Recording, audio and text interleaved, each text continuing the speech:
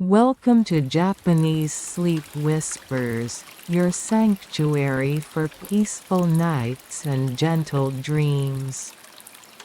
Here, you will find calming bedtime stories inspired by the timeless beauty and traditions of Japan. Each story is read slowly in a soothing voice, accompanied by natural sounds such as flowing rivers and the tranquil rhythm of shishi-odoshi. Whether you seek relaxation, relief from stress, or help falling asleep, these tales invite you to drift away into a world of serenity. Imagine quiet temples, moonlit gardens, and the whispering bamboo forests as you listen. If you'd like these soothing stories to be part of your nightly routine, consider subscribing so they're always with you when you need them. Subscribe and let these stories be your nightly ritual of calm and rest. Thank you for being here. May you always find peace in every moment.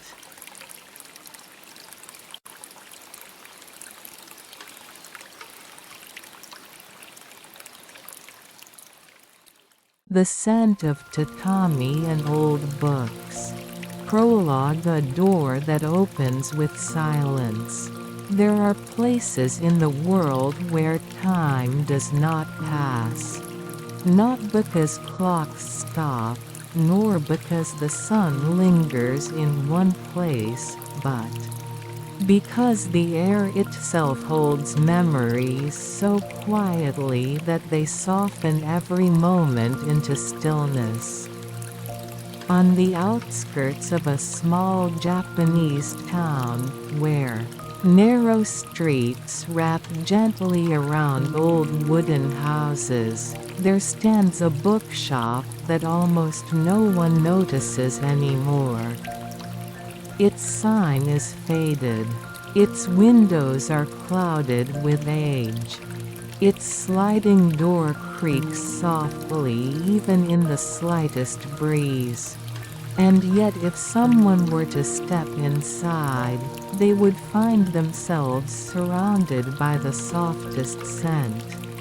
Tatami warmed by decades of sunlight, and old books breathing out the stories they've kept for years.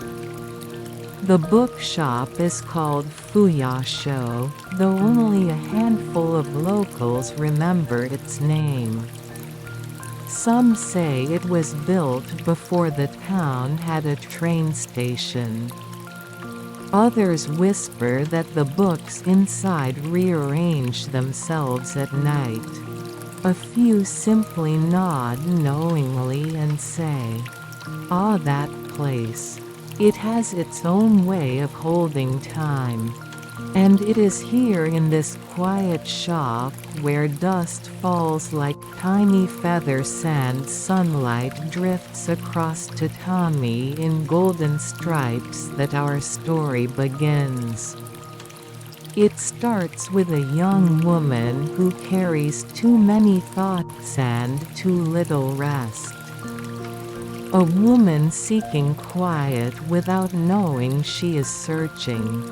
A woman named Kana, and on a certain gentle afternoon, she will open the sliding door of Fuyasho, a door that welcomes only those who need the kind of silence that feels like breathing again. Chapter 1: The Bookshop at the Edge of the Afternoon. Kana had been walking longer than she expected. Her workday had ended early, and for the first time in weeks, she found herself without a plan. No urgent tasks, no deadlines pulling at her sleeves, no notifications blinking on her phone.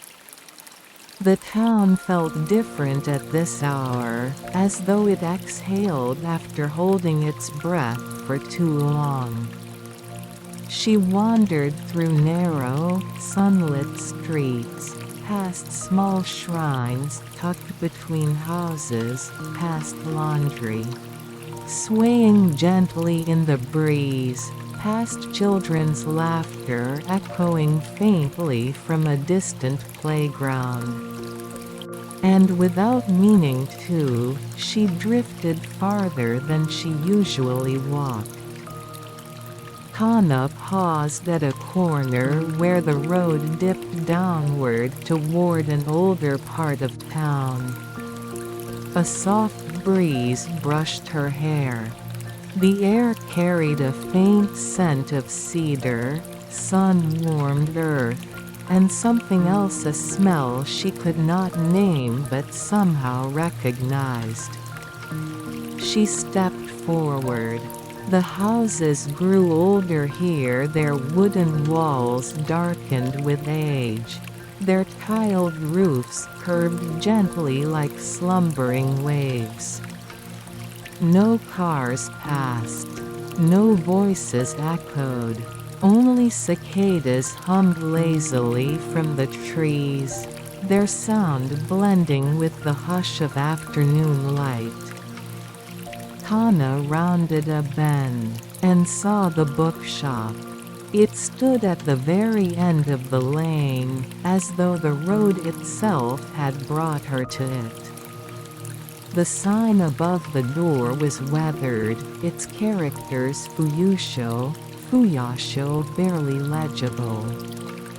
Strips of sunlight slipped through the dusty windows, casting soft patterns across the wooden frame. Kana tilted her head. "I've never noticed this place before." Her voice sounded small in the quiet air. She stepped closer. The scent from earlier grew stronger, tatami warmed by years of sunlight, and the comforting hush of old books. It wrapped around her like a familiar blanket. With a gentle breath, Kana slid the door open. It moved with a low, slow creak that sounded almost like a greeting. Inside the stillness, the moment she stepped inside, the world softened. Not visually, though the shop was lit with only a few warm lamps, but in feeling. Kana felt her shoulders lower without thinking. Her heartbeat slowed to match the stillness of the room. Every sound, even her own breath, became quieter. She stood on tatami that had mellowed into a deep, golden brown. Its scent rose steadily, mixing with the aroma of paper, ink, and years-long silence. Rows of shelves extended into the dim interior, some straight, others leaning slightly as though tired from holding their stories for too long. Books were stacked in gentle disarray. Some were old enough for their spines to crack softly when opened. Some were wrapped in cloth. Some sat atop wooden crates like quiet guardians. Kana took a few steps inside. The tatami creaked beneath her feet in a slow, rhythmic pattern as though matching the calm rise and fall of her breath. A bell did not ring. No shopkeeper called out. The silence welcomed her like warm water. She whispered to no one in particular. "It's peaceful here." Her voice disappeared into the air, absorbed by thousands of pages resting patiently on their shelves. A book out of place. Kana wandered deeper into the shop, her fingertips brushing gently against book spines as she passed. Some titles were faded beyond reading. Others bore elegant strokes of old calligraphy. A few were written in languages she didn't recognize. She reached a narrow aisle where the shelves bowed slightly toward each other, creating a small pocket of shadow. There, lying atop a wooden stool, was a single book. Unlike the others, this one was pristine, its cover smooth, the paper crisp and pale. Almost too new for such an old shop. And yet, Kana stepped closer. The book seemed to glow faintly in the dim light, as though dust refused to settle on it. She hesitated, then reached out and touched the cover. It was warm. Not from sunlight. Not from someone else's hands. Warm like something living. Her breath hitched softly. She lifted the book. It felt light, like holding a memory rather than a physical object. The title was written in delicate brush strokes. Where Silence Sleeps. Kana traced the characters with her thumb. A strange title, yet it resonated with her in a way she couldn't explain. Her pulse slowed, matching the quiet rhythm of the shop. She opened the book. Inside, the pages were blank. All of them. She flipped through from beginning to end. Not a single word. Kana frowned gently, not confused, but curious. Why would a book with no writing be sitting out in the open?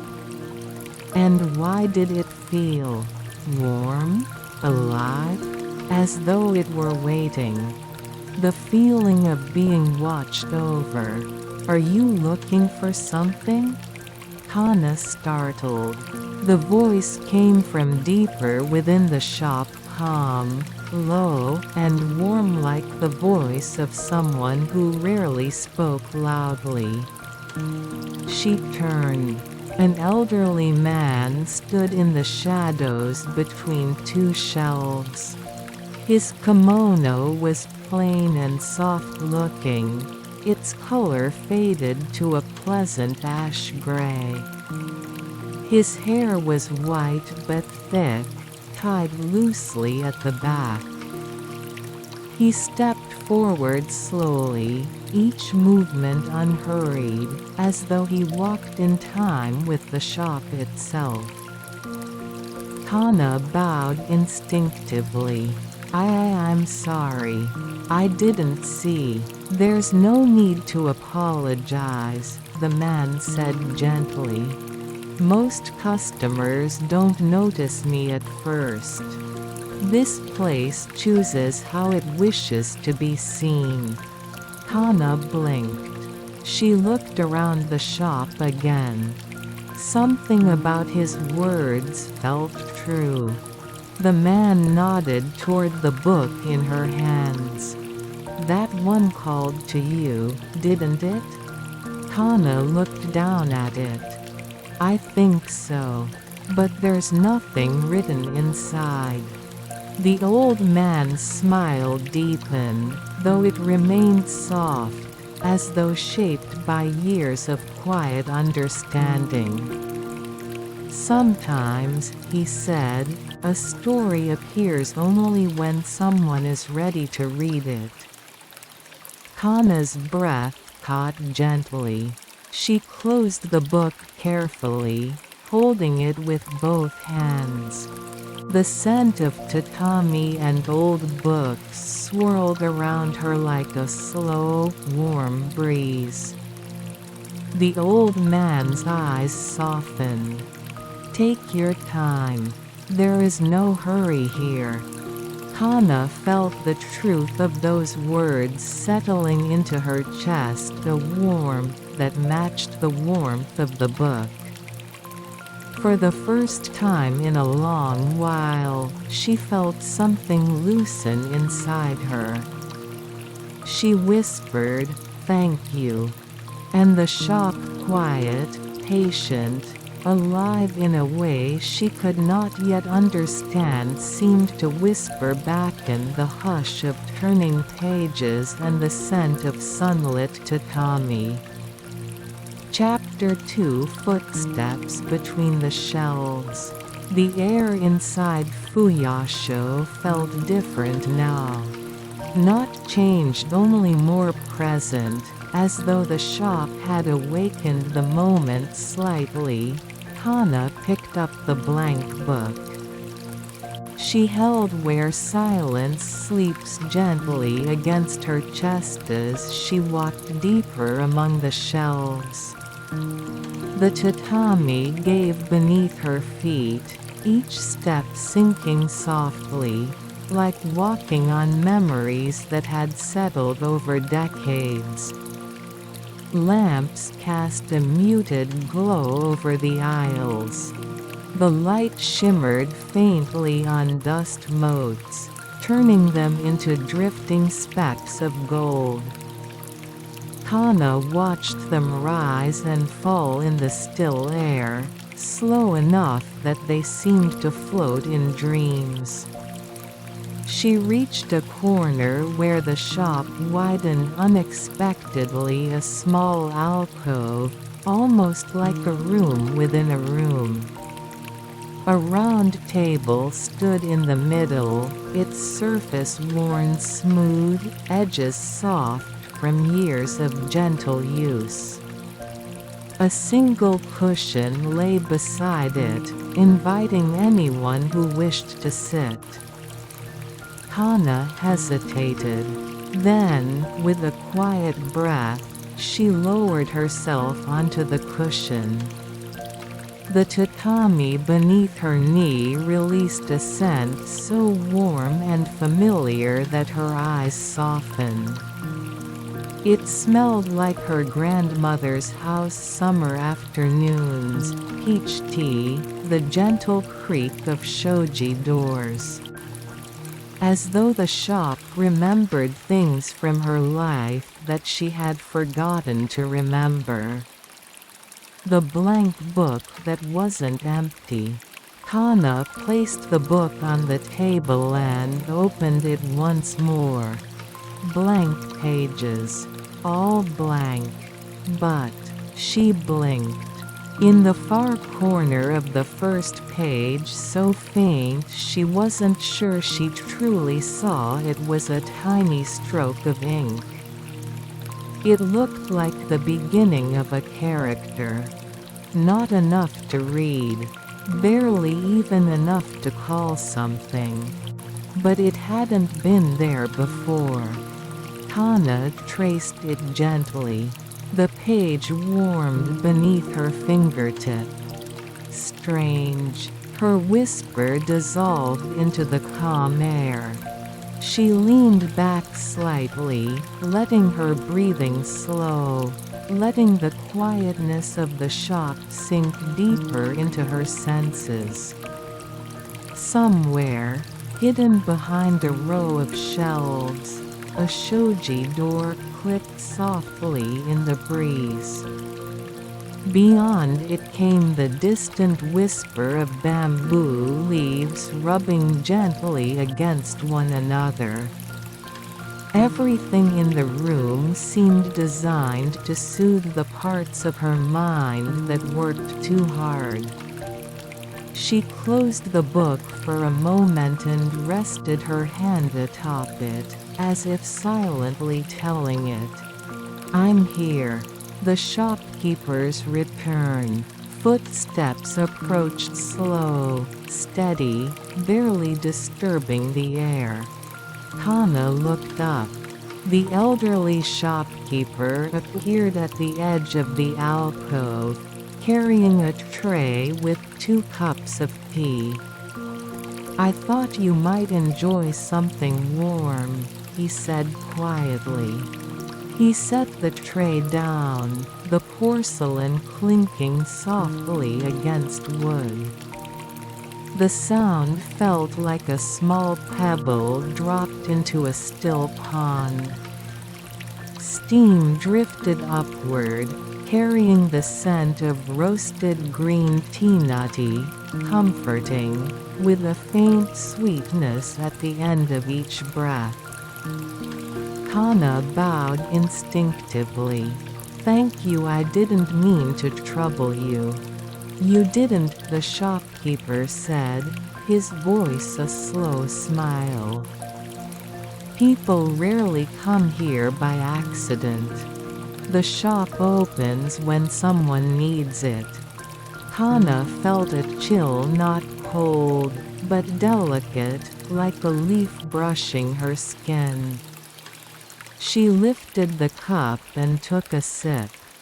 Warmth spread from her tongue down her throat to her chest, curling there like a gentle animal preparing to sleep.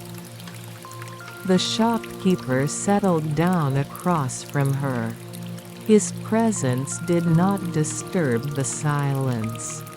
He felt like part of it woven into it, as natural as the faint groan of a settling floorboard. After a moment, he asked, "That book chose you. Do you know why?" Kana shook her head softly. "I'm not sure, it feels familiar, somehow.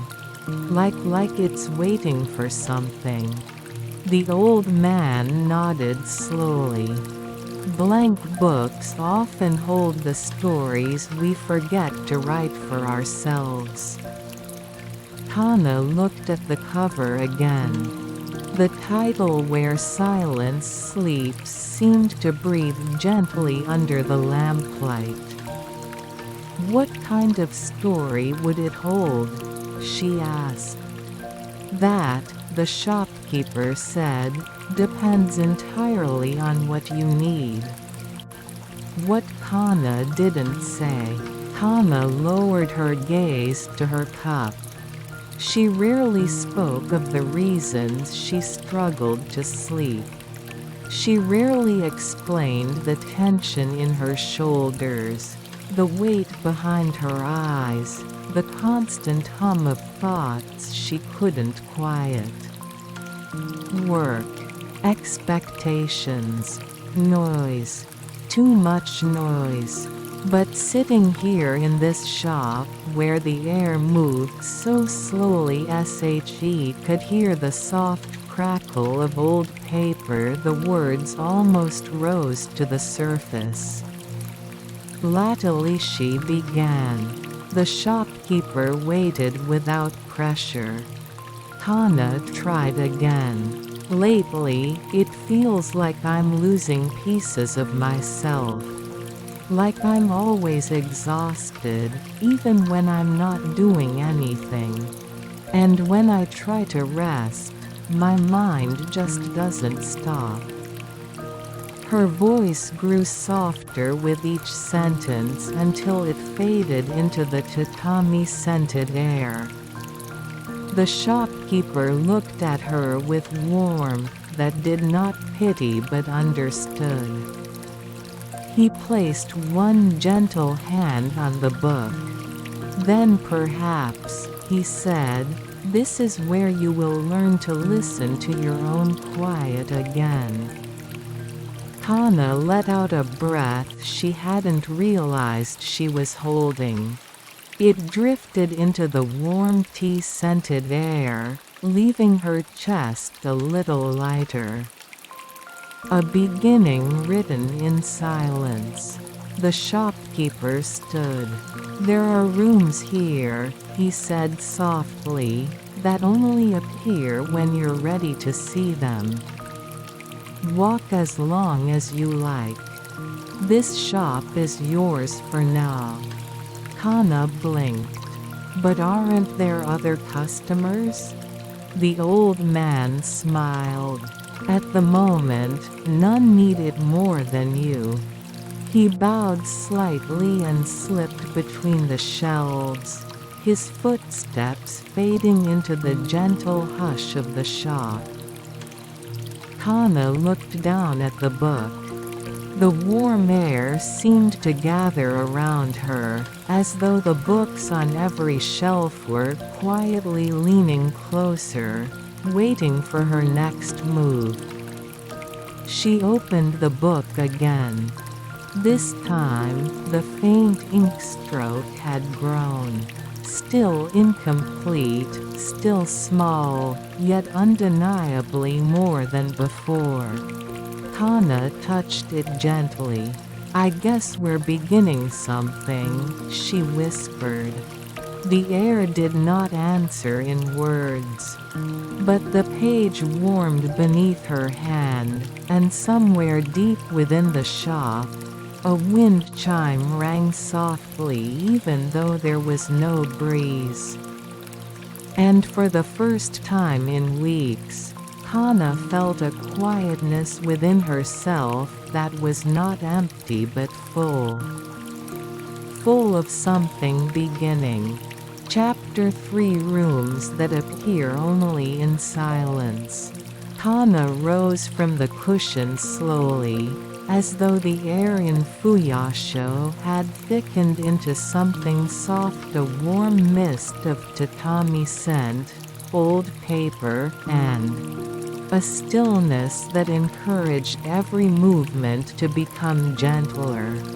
She slid the blank book into the crook of her arm and stepped away from the alcove.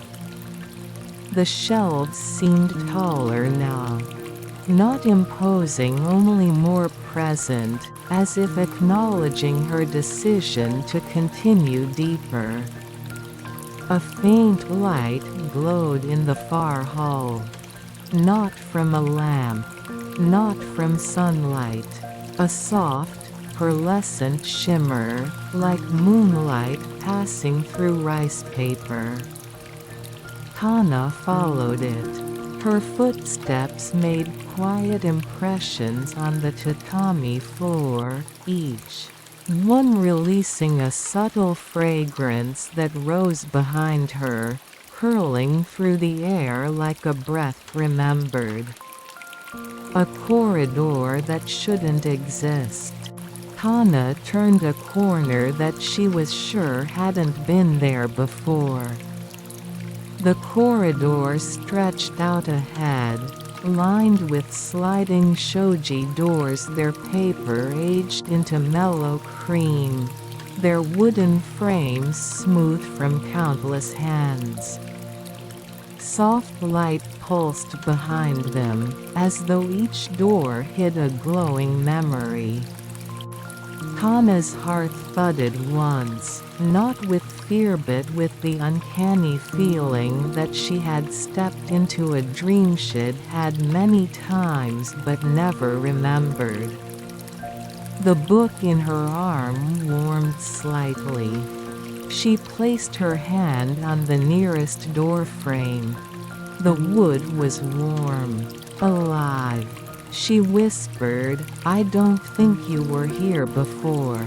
The paper door murmured faintly beneath her fingers, like a long exhale after years of waiting. Kana slid it open. The room of quiet weather. Beyond the door was not a room but a garden. Kana froze. She stood beneath a wooden overhang, looking out at a small courtyard garden bathed in soft, silver-toned light. The sky above was twilight blue, even though she knew the real sky outside should still be bright afternoon. Small stone lanterns flickered gently. Moss carpets glowed faintly along the stepping stones. The pond at the center rippled, though no wind moved. A delicate drizzle fell from the sky, a sound so fine and gentle that it resembled someone whispering a lullaby. Kana stepped out onto the veranda. The wooden boards creaked softly under her feet, their warmth seeping into her skin. She extended a hand. The raindrops vanished just before touching her palm, dissolving into a faint coolness like the breath of early spring. She whispered, "It's beautiful." Her voice blended with the quiet rain. The air smelled of earth after a gentle shower, of distant incense, and of something clean, the scent of a thought unburdened. A garden made of feelings. Kana wandered along the veranda slowly, each step careful not to disturb the moment. The rain remained steady but never touched her, as though the weather were only an illusion shaped by her presence. She paused at the pond. On the water's surface, she saw her reflection softened, as if part of a painting. But as she looked deeper, the reflection changed. Her eyes widened slightly. The reflection didn't show her tiredness. It didn't show the heaviness she carried. It showed her resting, peaceful, calm, like someone who had let go of something long held. Kana pressed a hand to her chest. "This isn't real, is it?" The pond rippled gently, as though telling her that real and true were not always the same thing. Behind her, the book warmed. She opened it. A new mark had appeared. This time, not just a stroke but the delicate curve of a character beginning to form. A fragment of meaning. A sign of quiet progress. The soft voice in the rain. As Kana watched the page, a faint voice drifted through the air, not from a person, but from somewhere within the garden. It was not speech, but a feeling shaped into sound, like melody without notes. Kana listened. The voice seemed to echo the steadiness of her breath, the slowing of her heartbeat, the uncoiling of tension inside her.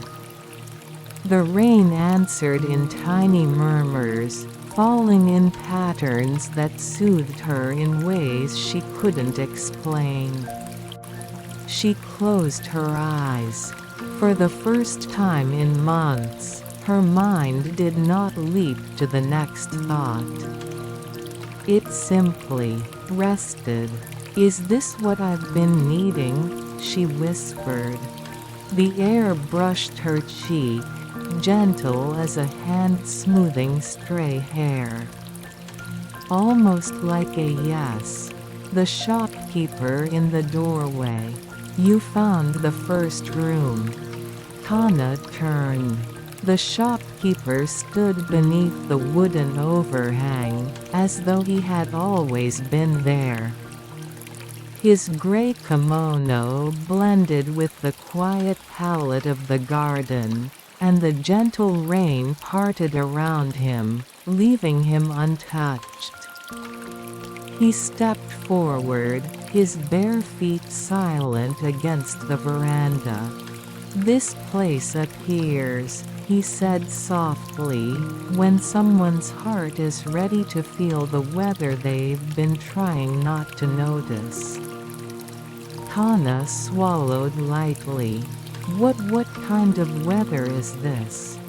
The old man looked out over the twilight garden. "This," he murmured, "is the rain that falls when you finally give yourself permission to slow down." Kana's breath hitched. She looked at the sky, the soft drizzle, the calm pond rippling in slow motion. She felt the truth in his words settle into her chest with the quiet weight of relief. "A place to rest." The shopkeeper approached her gently. "You don't need to stay long," he said. "Just long enough for the rain to wash away a little of the noise." Kana looked down at the book again. The forming character on the page pulsed faintly, like a heartbeat. She whispered, "Will more rooms appear?" "When you are ready," the old man answered. "This shop is a mirror of your quietest self." Kana ran her thumb along the book's warm edge. The rain fell in delicate whispers, steady, soothing, endlessly patient. She sat on the veranda and let her body relax, each muscle releasing slowly like petals opening to the soft twilight air. For a long time, she simply breathed. Just breathed. And the entire garden breathed with her. Chapter 4: The Whispering Shelves. When Kana returned from the garden room, the corridor behind her had changed. Not in a startling way, nothing in Fuyasho ever moved suddenly, but in the subtle manner of a dream shifting shape without announcing itself. The shoji door she had passed through glowed faintly for a moment, as though acknowledging her visit before. The light softened and blended back into the quiet hallway. Kana held the book gently, its warmth now familiar, almost comforting. As she walked, the tatami underfoot released the faintest sighs, each one a gentle note in the library's ancient lullaby. This time, the shelves she passed did not feel like ordinary shelves. Books leaned toward her just a little more than before. Pages rustled faintly, despite the still air. And soft pulses like the holding of a breath seemed to shimmer from deeper within the aisles. Kana slowed her pace. "Is it talking to me?" she whispered. A book's spine quivered faintly in response, as if pleased she finally noticed. A map of memories. Kana stepped into a wider room lined with shelves ordered in no discernible pattern. Some shelves were tall and imposing, their books thick and worn from decades of touch. Others were short and low to the ground, filled with slim volumes wrapped in cloth. The air hummed quietly. Kana lifted a hand toward one shelf and a book slid forward, just an inch, as though nudged by an invisible fingertip. Startled, she stepped closer. The book's cover was indigo, decorated with intricate gold patterns that resembled interlocking clouds. When she touched it, the gold lines shifted, unfolding like a map. Not a map of streets or mountains, a map of feelings. She traced one gold line with her finger. Where she touched, The line glowed softly. The shelf behind her whispered. Not with words, but with the faint rustle of pages turning somewhere out of sight. Hana breathed slowly. What is this place? Her question dissolved before reaching the air, absorbed by the endless quiet of the shop. Books that listen. As she explored deeper, the shelves' whispers grew clearer though never loud. They were soft sounds, as though each book held a voice dreaming in its sleep. Some murmured with the lightness of spring breezes. Others with the weight of winter snow. Some hummed warm and low, the way distant temple bells hum after being struck. Hana moved carefully, not wanting to disturb their dreaming. She passed an open shelf where several books were stacked haphazardly, their pages fanned out like delicate wings. A book with a pale pink cover rustled softly as she approached. The pages turned one by one, though no wind touched them. They stopped on an illustration, a quiet tatami room lit by the amber glow of sunset. Hana felt her breath catch. It looked like her childhood home. Her sandals are by the door. The cushions her grandmother sewed. The small wooden table where she used to draw pictures for hours. Hana reached out with trembling fingers. Thasmi old room. The illustration shimmered, as if aware of her recognition. But before she could touch it, the pages folded closed softly, not shutting her out, but tucking the memory away again. The book seemed to bow slightly, as if saying, "You remember now. That is enough." Hana's heart ached softly. Not painfully, more like the ache of remembering warmth you had forgotten you missed. The shelves guided her forward. At the far end of the room, a narrow aisle opened.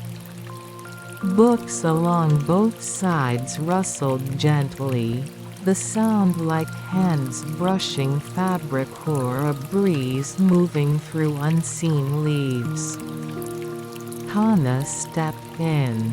With each step, a soft hum swelled around her, not loud enough to disturb, but warm enough to comfort. She realized then, the shelves weren't whispering randomly. They were guiding her, leading her toward something. The book in her arms warmed again, almost in rhythm with the shelves' murmurs. Hana followed the hum. Her breathing slowed. Her shoulders softened. She walked as though the floor itself carried her gently forward. A room made of air and memory. The aisle opened suddenly. Hana stood at the entrance of a new room, its boundaries indistinct, as though made of soft, drifting air. The walls shimmered faintly, their outlines shifting like faint ink in water. In the center of the room sat a low table with a single cushion. The sight filled her with a sense of déjà vu, not because she had ever been here, but because it resembled the peaceful places she had imagined on nights when she couldn't sleep. A place to rest that belonged only to her. Hana stepped inside. The air settled softly around her, warm as sunlit tatami. She knelt on the cushion and placed her book on the table. The moment she did, the walls of the room brightened slightly as though the book's presence completed something the room had long been waiting for. The second mark. Kana opened the book. A second fragment of a character had appeared next to the first. Still faint, still small, but undeniably growing. She brushed the page gently. "Are you writing something for me?" The room answered with a warm hush, as though a soft hand pressed lightly against her back. Kana closed her eyes. She felt the air around her shift, not moving but settling. Like the entire room was exhaling in relief that she had arrived. She breathed in with it. And for a few moments, there was nothing else. Just the quiet. Just the scent of tatami and books. Just a stillness that held her gently. A place inside herself that had been waiting for her to return. Chapter 5: The Keeper of Small Lights. Kana remained seated for a long moment, the hush of the room holding her like a warm blanket. The faint glow of the shifting walls seemed to breathe with her in and out, slow and gentle, a rhythm meant to remind her that she didn't need to rush. Eventually, she opened her eyes. The room felt slightly brighter, though she couldn't identify the source of the light. It was as if the air itself had chosen to glow.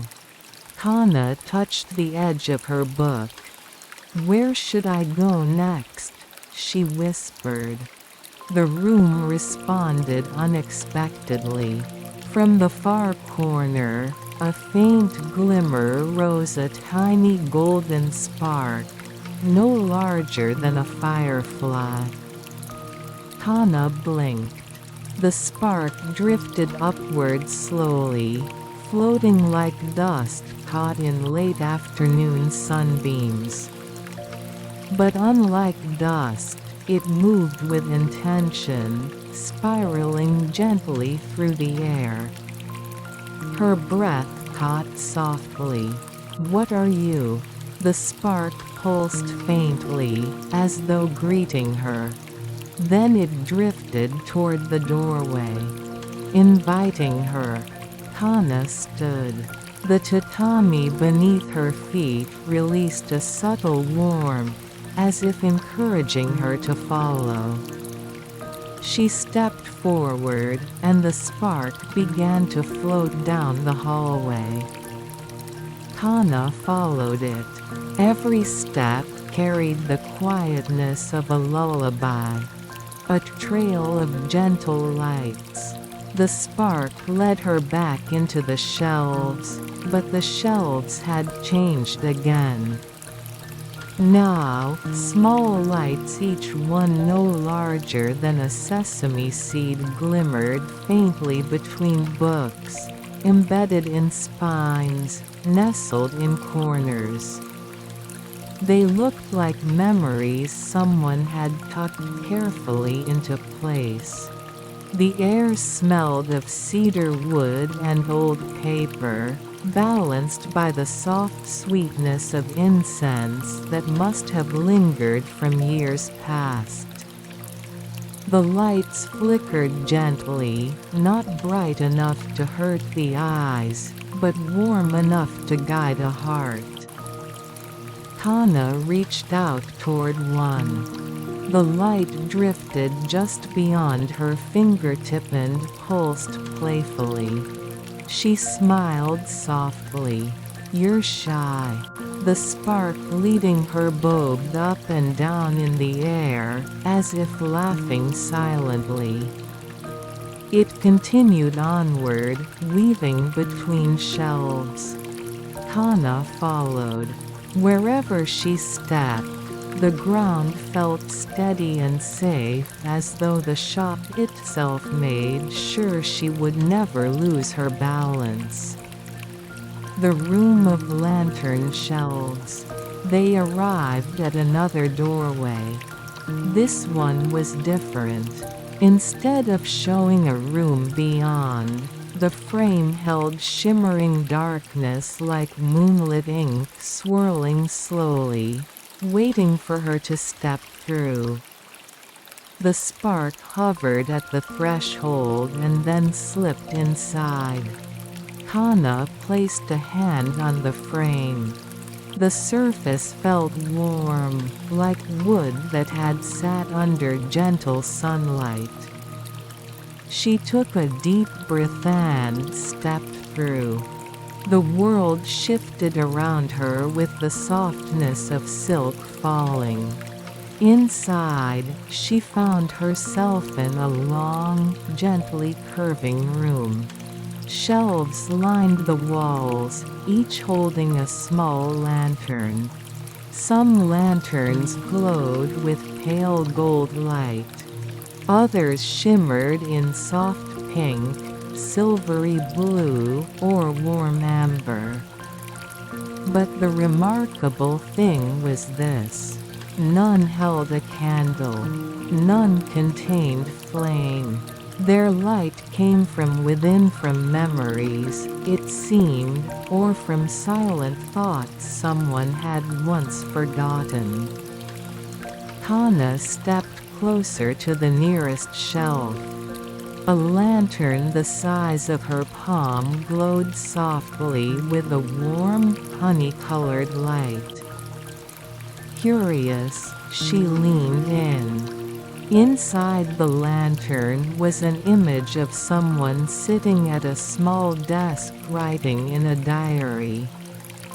The figure was indistinct, blurred like a watercolor memory. Yet Kana could feel the mood of the moment: quiet comfort. Reflection. The gentle peace of personal time. Kana whispered, "A memory." The spark floated beside her, pulsing with subtle warmth. Lanterns of forgotten moments. Kana walked slowly down the aisle. Each lantern held a different scene. A person laughing beside a river. Someone falling asleep under a kotatsu. A child chasing bubbles in a shrine courtyard. A couple sharing warm bread on a bench. An elderly woman enjoying the scent of plum blossoms. Some memories were grand. Most were small. But every lantern radiated a kind of peacefulness so soft it felt like being wrapped in a favorite blanket. Kana's heart tightened gently. How many memories does this place hold? The spark floated upward, circling her once before drifting to a lantern on the opposite shelf. Kana approached. This lantern glowed with a pale blue light, calm, cool, like winter air through an open shoji door. Inside, she saw herself, younger, sitting alone at a train station bench late in the evening. A faint drizzle fell. Her younger self looked tired but strangely peaceful, a rare quiet moment during her college days, when life had felt both overwhelming and limitless.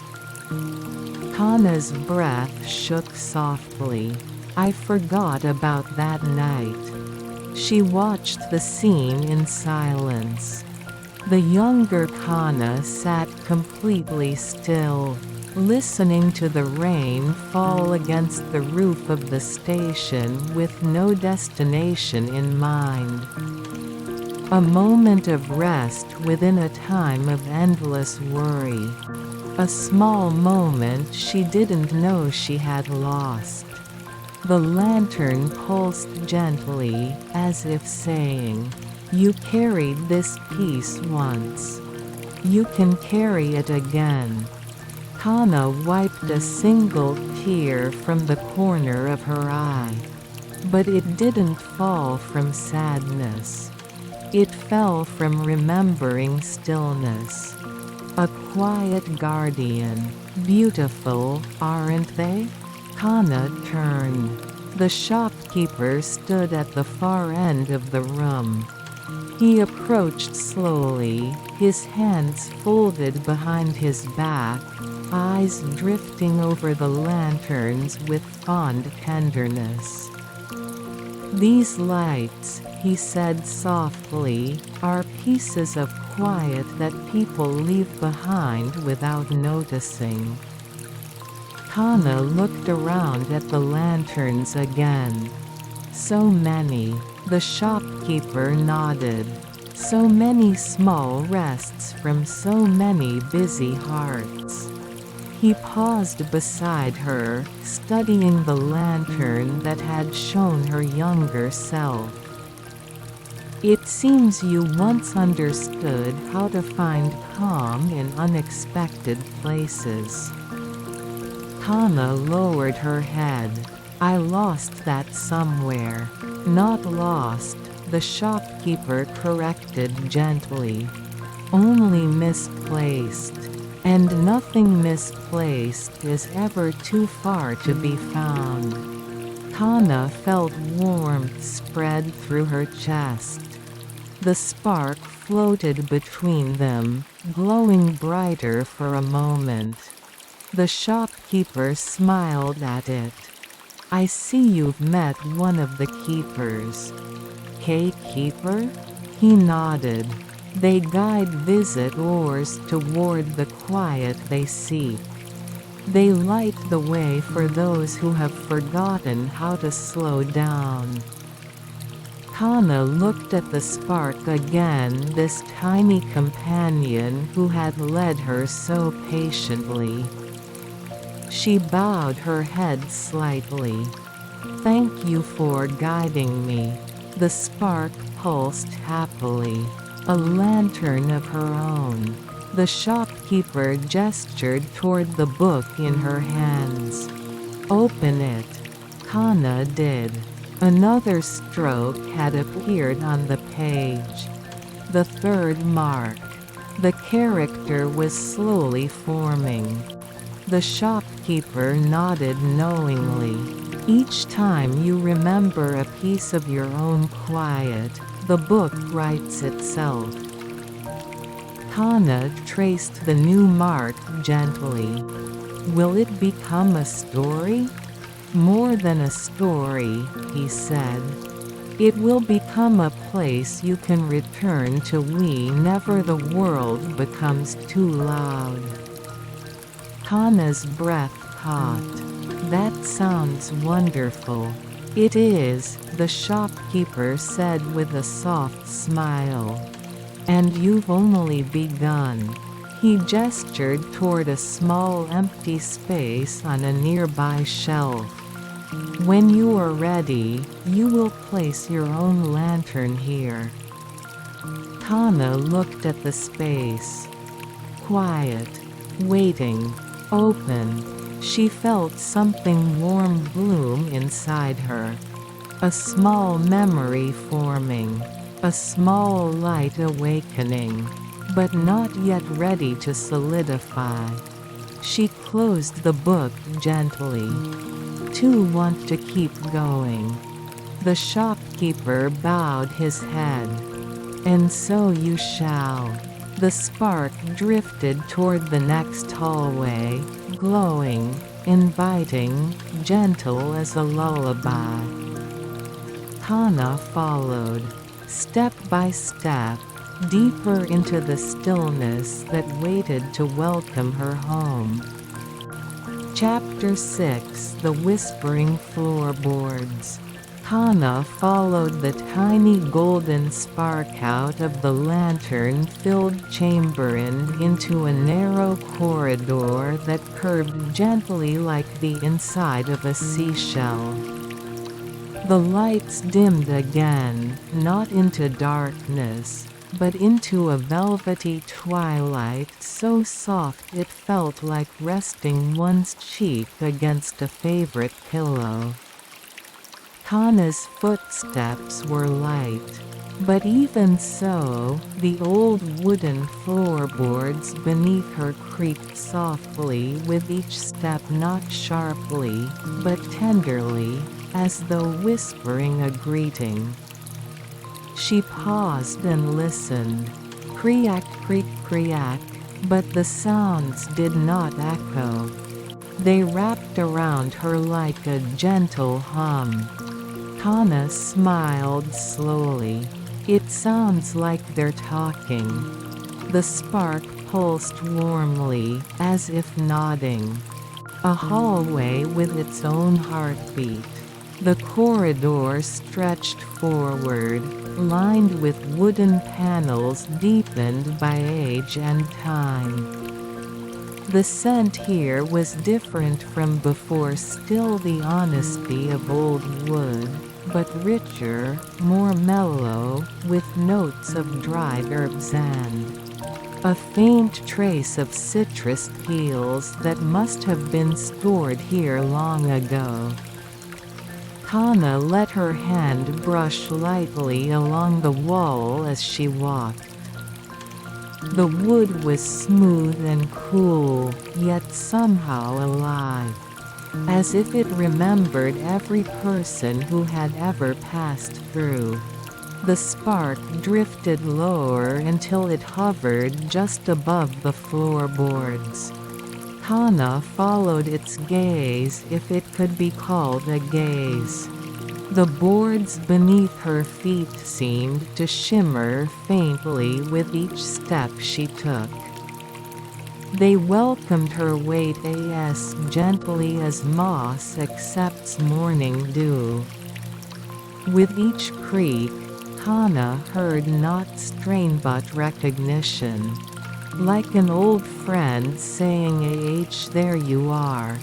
I remember the sound of your quiet steps. A room hidden behind the sound. A few paces ahead, a particular floorboard made a deeper sound. Kotan. Hana stopped. The spark hovered over that spot, pulsing brighter. Is there something there? When Hana stepped closer, the deep, warm kotan repeated. She crouched down, pressing her ear softly to the wood. Instead of silence, she heard a soft hum. A vibration that felt almost like a purr. Hana whispered, "There's something underneath." The spark drifted to the side of the hallway, where a narrow sliding door was half hidden behind a support beam. Hana hadn't noticed it before. When she touched the handle, the wood responded warmly, almost like a pulse of greeting. She slid the door open. Inside was a small room, dark at first glance. But when the spark drifted in, the walls brightened with a faint, bluish glow. The room of resting stories. This room looked even older than the rest of the bookstore. Stacks of cushions, zabuton of faded indigo, soft beige, earthy brown, were piled neatly along the walls. A single low table sat in the center of the room. and on that table lay a large square object wrapped in deep green cloth. Kana approached it slowly. The spark circled the object with quiet reverence. Kana rested her hands on the smooth fabric. It felt warm, as though it had been waiting for someone to open it. She untied the cloth carefully. Underneath was a book, but not like any she had seen. It was thick, bound in lacquered wood, with a cover inlaid with tiny flecks of silver and gold that shimmered like stars caught in a night lake. Kana lifted it. It was heavy, but its weight felt comforting, like holding a sleeping cat. The spark drifted close, pulsing faintly. "It's beautiful," Kana whispered. She opened it. A book that breathes. Inside, the pages were blank. But as Kana watched, thin lines of ink began to bloom quietly across the page. They curled gracefully, forming shapes that resembled brush strokes but with a softness not quite of human hand. Line by line, a single image formed. A quiet room. A person sitting beside a window. A gentle rain outside. Kana's breath softened. That's the room I used to nap in at my grandmother's house." The spark pulsed warmly. Kana touched the page lightly. The ink shimmered as though shifting under her fingertip. Memories not spoken, not consciously remembered had gathered here. She turned the page. Another blank sheet slowly filled. Her grandmother's hands, carefully folding laundry while humming an old lullaby. Kana's eyes burned gently. "I haven't thought about this in such a long time." She turned another page. A childhood summer afternoon. The scent of tatami. A fan clicking back and forth. A cicada is singing somewhere distant. The light was warm and soft, shade and sunshine blending lazily. Kana closed her eyes, letting the memory settle inside her chest. It felt like sinking into a warm futon after a long day. The floorboards whisper again. When she opened her eyes, the spark drifted to the door. The floorboards outside creaked softly again, the same warm, welcoming sound. Kana whispered to the book, "Thank you for giving this back to me." She wrapped it again in the green cloth and placed it gently on the table. Then she bowed, not out of obligation, but from quiet gratitude.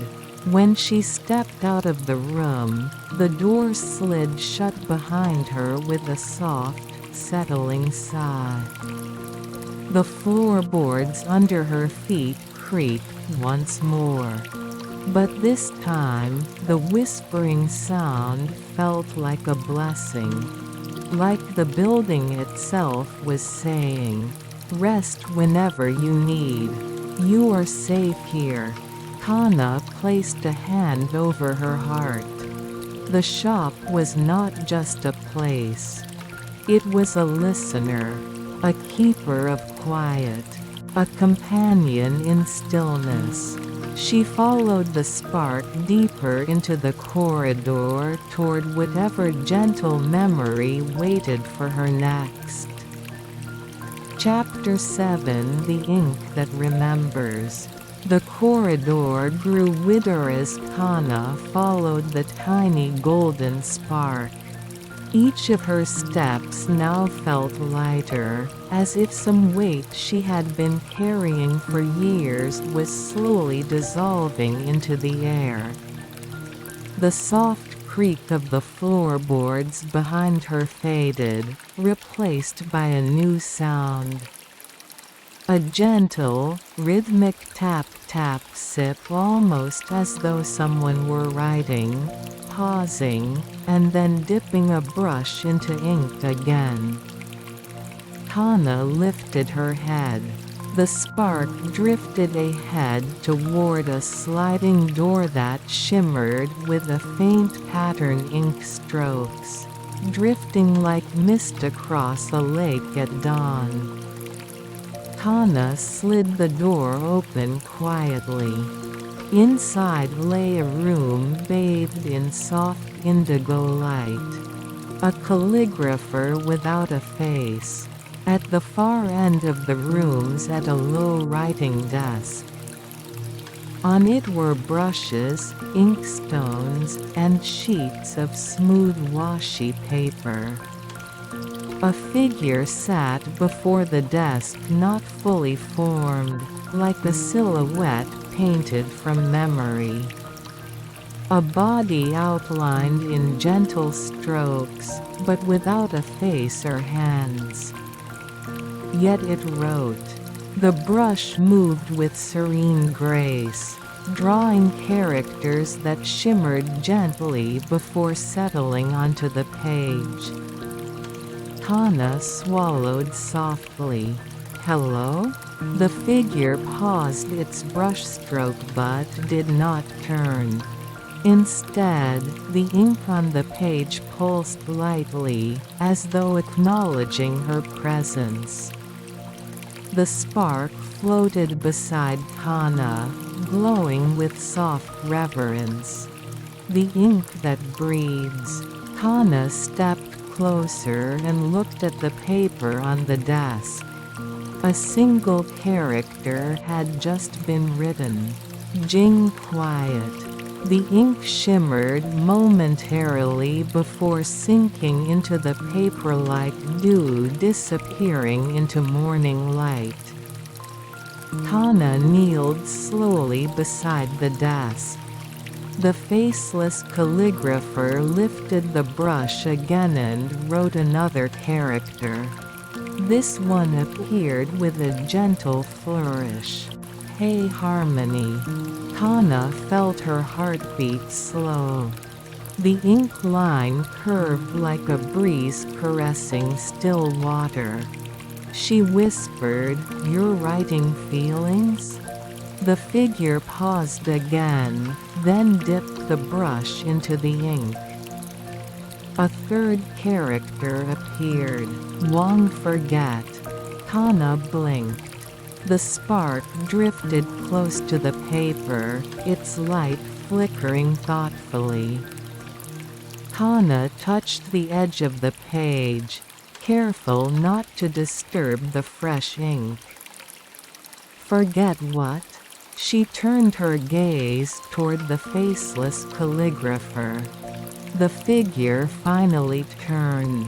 Not fully, its form only shifted slightly, like a shadow changing direction.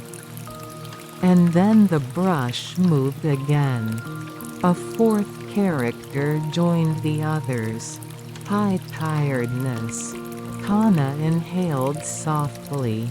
The ink pulsed once, twice, as though telling her, "Forget your tiredness. You don't have to carry it now. Not here." Kana's chest tightened with an emotion too soft to name. She whispered, "May I try?" The calligrapher placed the brush down gently and slid it toward her. Though it had no face, she felt its permission. Kana's first stroke. Kana picked up the brush. It felt warm, as if held moments ago by sunlight rather than shadow. She dipped it into the ink. The scent rose around her deep, rich, like old stories distilled into fragrance. She hovered the brush above the paper. Her hand trembled. The spark drifted close, pulsing as though whispering, slowly, "You are not being judged. This is for your breath, not for perfection." Kana exhaled gently and lowered the brush. The first stroke was uneven at the start, then smoothed out. She finished the character in one fluid motion. She breath. The ink glowed softly, as though pleased. Kana smiled, quiet, humble, surprised at the warmth that filled her. The calligrapher outlined the figure, reached for another brush, and wrote beside hers. "Shin heart." Kana whispered breath heart. Together, the two characters hummed faintly as if resonating with each other. Ink memories rising. One by one, the calligrapher filled the paper with new characters. Yawa softness nemu sleep odayaka calm he lantern tatami ka scent futokoro nostalgia. With each word, the room's indigo glow deepened into something warmer. The air thickened but in a comforting way, like the weight of a blanket placed gently across one's legs. Kana lifted her head. The walls around them had begun to shift subtly, ink strokes drifting across the surface like clouds drifting over a twilight sky. The characters on the paper rose softly into the air and floated around the room, each one glowing faintly. Kana reached up, and a single character landed gently on her palm. Yumed dream. Her breath caught.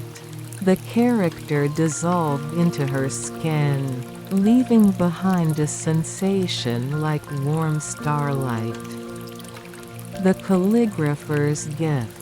When Kana turned back, the faceless calligrapher was writing something new. A single phrase, drawn with great care. Kokoroni yasumu basho otsukuri nasai, create a place of rest within your heart. When the final stroke dried, the calligrapher set the brush down and bowed deeply to Kana. She felt moved in a way she couldn't name. Thank you," she whispered. The figure shimmered faintly as though smiling and slowly faded into the air, its outline dissolving like mist in morning sunlight. No sadness, only peaceful release. The spark drifted to Kana's shoulder, nudging her gently. Kana stood, tucking the memory of this room carefully into her heart. She bowed toward the desk and stepped out. The sliding door closed behind her with a soft, loving hush. And the ink inside continued to glow, waiting for the next quiet soul to find it. Chapter 8: The Corridor of Hidden Doors. Kana stepped out of the ink room. The soft glow faded behind the sliding door, and the corridor ahead felt familiar but subtly changed. as if every wall had exhaled after holding its breath for too long. Her footsteps echoed softly on the tatami. Light here was faint and forgiving, shadows shifting like slow water. She clutched the wooden book tightly against her chest, feeling its warmth as a steady presence. Inside, the characters she and the calligrapher had written rested quietly like embers under soft ash, waiting to kindle again when she needed. The little golden spark flickered ahead, floating down the hallway like a candle flame in still air. It paused at an unremarkable door, plain wood, no handle, no sign. Just a blank facade. Kana hesitated. Is this another room? The spark pulsed once, then drifted closer to the door, hovering gently in front of it. Kana exhaled, then reached out. Her hand brushed the wood. The surface was warm, smooth, alive. She slid the door open. A room without light. Inside was darkness deeper than any night she remembered, but not heavy. Not oppressive. It felt quiet, soft, waiting, curious. She paused on the threshold. The door slid closed behind her with a soft sigh. Silence settled around her like a cloak. Her eyes adjusted slowly. At first, she saw nothing. Then faint shapes emerged, outlines of shelves, of books, of things unnamed. Dim as dreams half forgotten. Kana moved forward slowly. Each step was careful, reverent. She held the book close. Its warmth pulsed gently, as if reminding her you are not alone here. Whispers in the darkness. As she ventured deeper, she noticed movement. Pages fluttered softly on bookshelves. A low rustle like breath against paper drifted through the air. The darkness didn't frighten her. Instead, it felt safe. Like closing your eyes under blankets on a stormy night, and hearing someone hum a lullaby. Kana found a shelf and ran her fingers lightly across the spines. One book fell forward, landing at her feet with a soft thud. She picked it up. Its cover was midnight blue, embossed with gold script that glinted even in the murk. The title read simply Night Whispers. She opened the book. The pages were blank as the ones in her own book once were.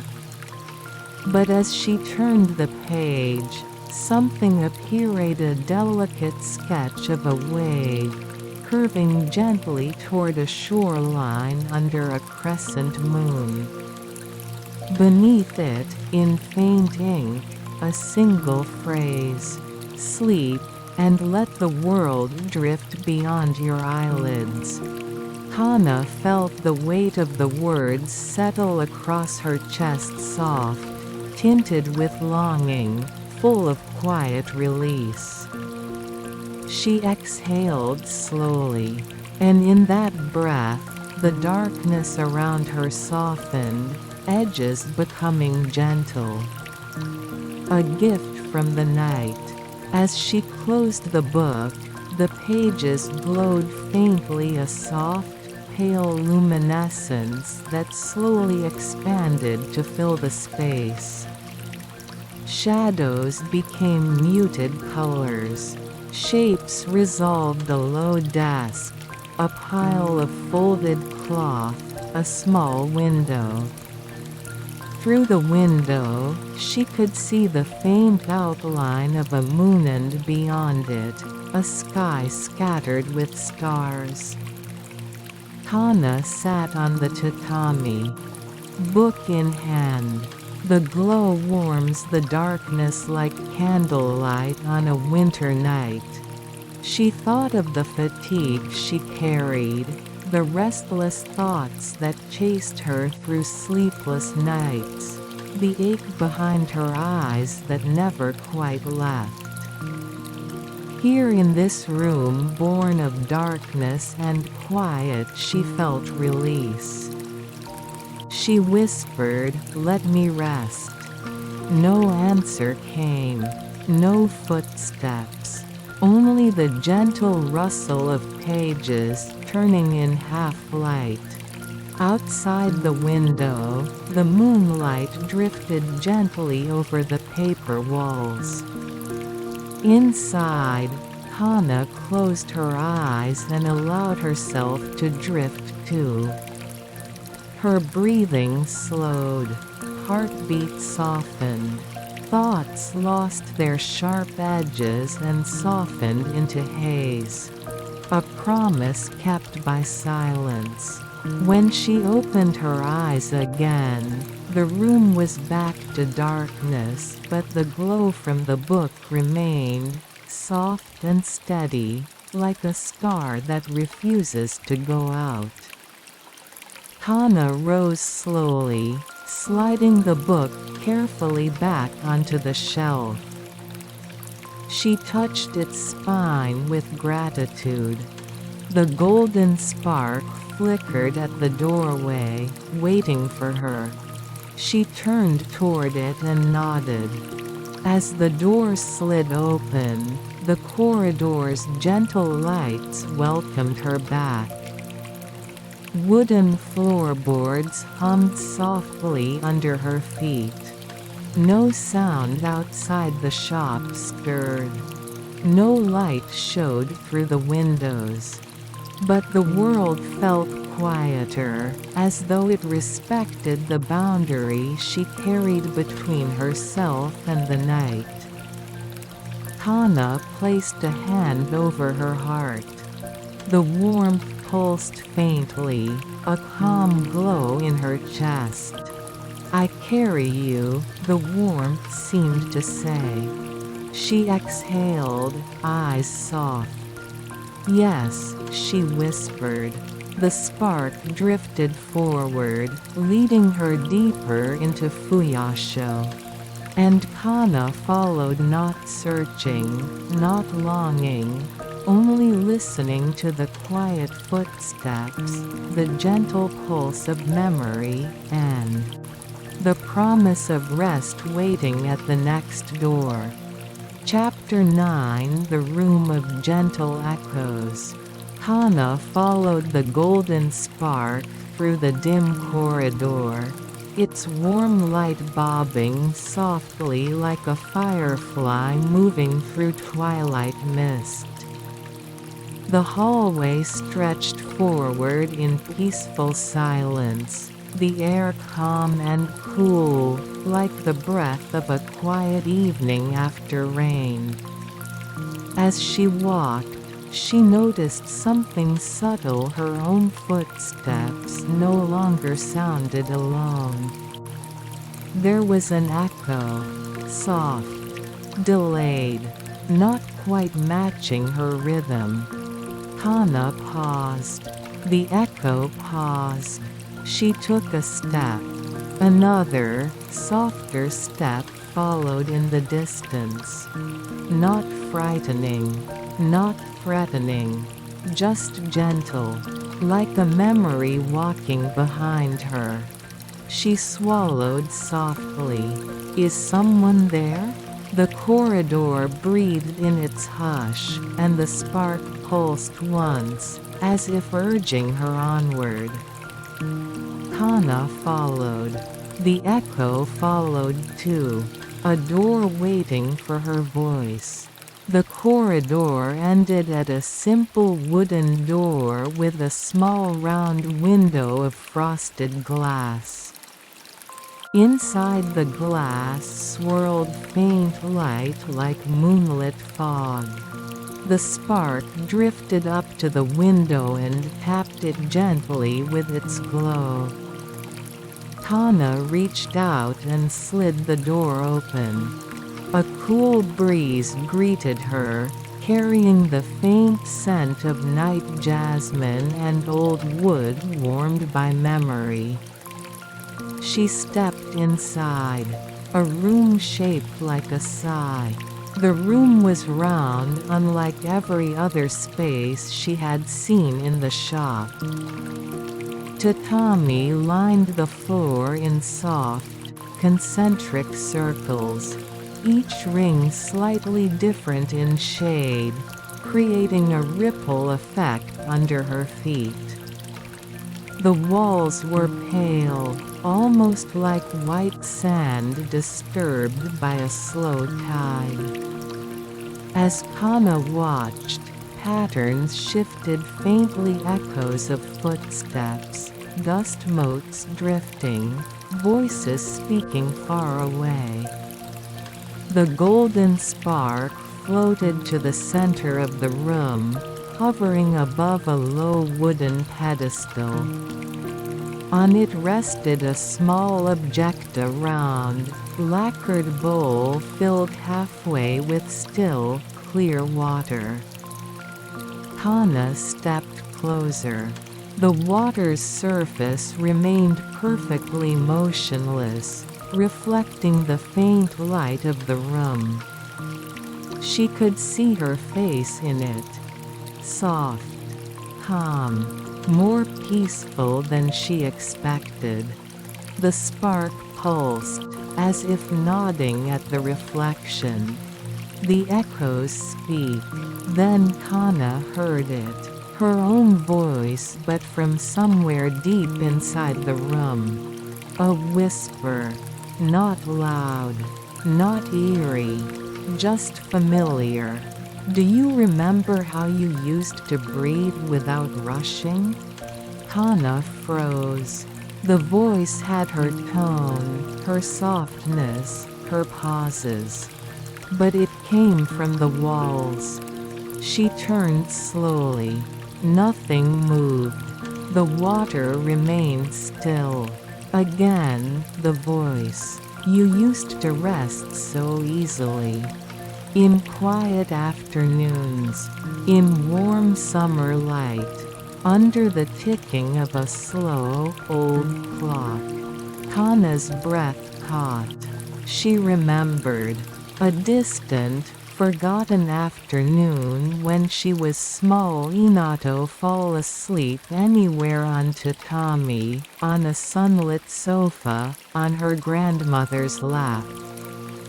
She whispered back, "I forgot how." The walls shimmered faintly. A ripple passed across them, like a sigh of understanding. The voice returned gentler now. "It's all right. That's why you're here." Kana stepped closer to the bowl of water. Her reflection wavered slightly, though she hadn't touched it. "The water listens. Sit," the voice whispered. Kana lowered herself onto the tatami. The floor was warm, like sunlit wood, even though no sun shone here. The golden spark dimmed as though giving the room space to speak on its own. Kana gazed into the water again. Inside the reflection, she saw something else. A younger version of herself, curled up in bed on a quiet morning, hair messy, breathing softly. A window open just enough to let in the sound of distant birds. She felt her chest soften. "I remember that morning." The voice answered, "You remember more than you think." The reflection shifted again. A rainy evening. High school years. Staying behind in an empty classroom, head resting on folded arms, the soft patter of rain making her eyelids heavy. Her throat tightened gently. She whispered, "I used to fall asleep anywhere." The walls breathed with her words. The voice replied, "You can still rest. You only forgot the way." Kana returns herself to herself. Kana dipped her fingertips into the bowl. The water was warm. Warmer than expected. Like touching memory itself, a place she had been before but never recognized. The water rippled, and the echoes deepened. Your tiredness isn't a fault.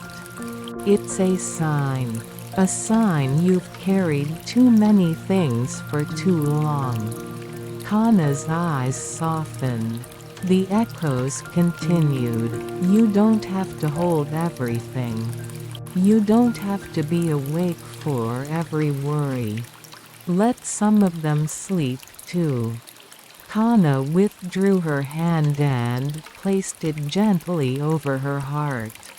A slow calm expanded in her chest. A soft release. The feeling of unclenching. The reflection in the water shifted once more to the present her, to the quiet face she carried into this shock. And the voice whispered, "You're doing well. More than you realize." The echo becomes light. The water glowed softly. The walls brightened. And the echo, her own voice, grew quiet, fading into the gentle rustling of the tatami beneath her. The golden spark brightened again, returning to her side. Kana stood slowly. She bowed to the room. "Thank you for reminding me." A faint warmth brushed her cheek like a hand made of memory offering a gentle caress. Kana stepped toward the door. As she opened it, the room behind her dimmed again, returning to peaceful darkness. But she carried its stillness with her.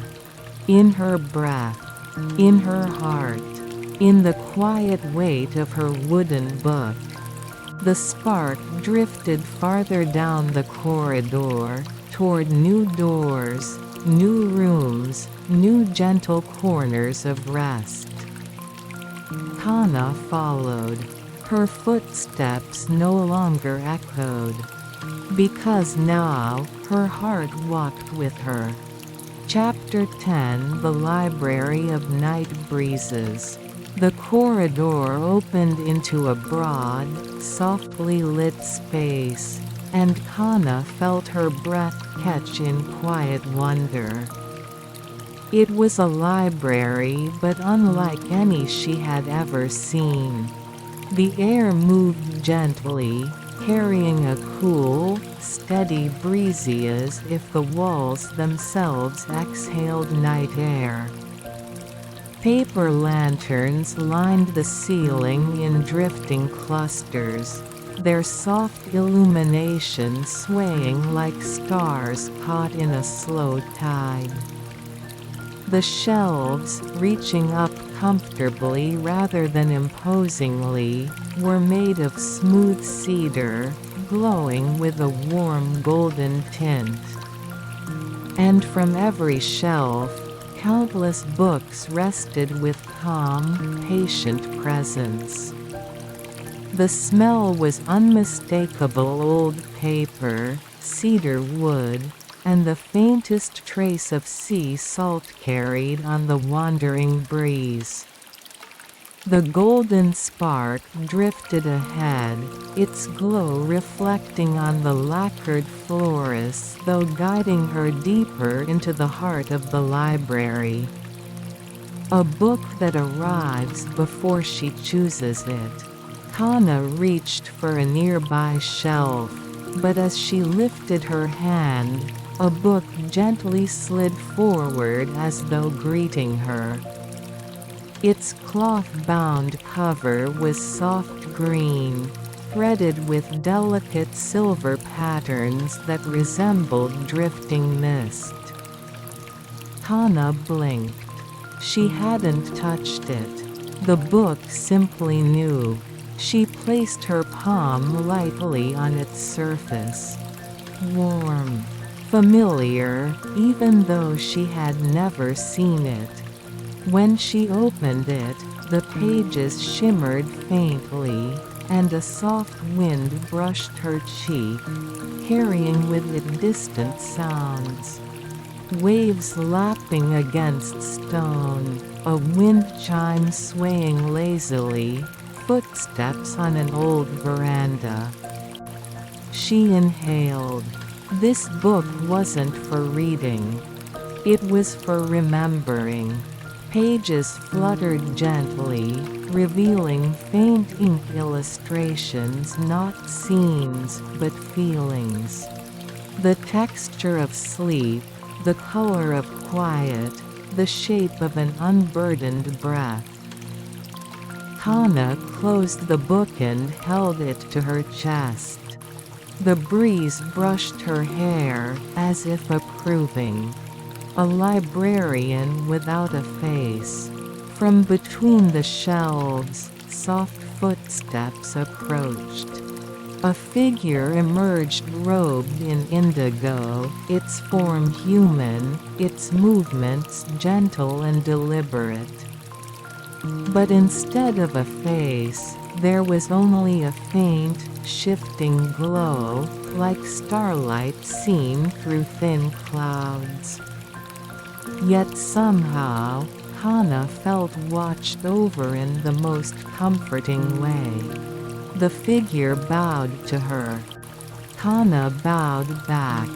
A voice rose from it, like wind flowing across bamboo. "You carry the scent of tatami and memory," the figure said. "Welcome to the library of night breezes." Kana's voice was quiet, but steady. "What is this place?" The figure's glow pulsed softly. "A resting place for thoughts that have grown tired from being carried too long." Kana's heartbeat slowed. Then these books. They are fragments of peaceful moments that once belonged to someone, the librarian whispered. "Sometimes, to travelers. Sometimes, to you." Kana swallowed gently. "To me?" The figure nodded. "You have forgotten many quiet things. This library remembers them for you. Shelves that hum with memory." The librarian motioned for her to follow. Together they walked down an aisle, passing shelves that hummed with faint melodies, not songs, but the soft vibration of memories resting. Kana touched one book. It emitted the warm scent of summer grass.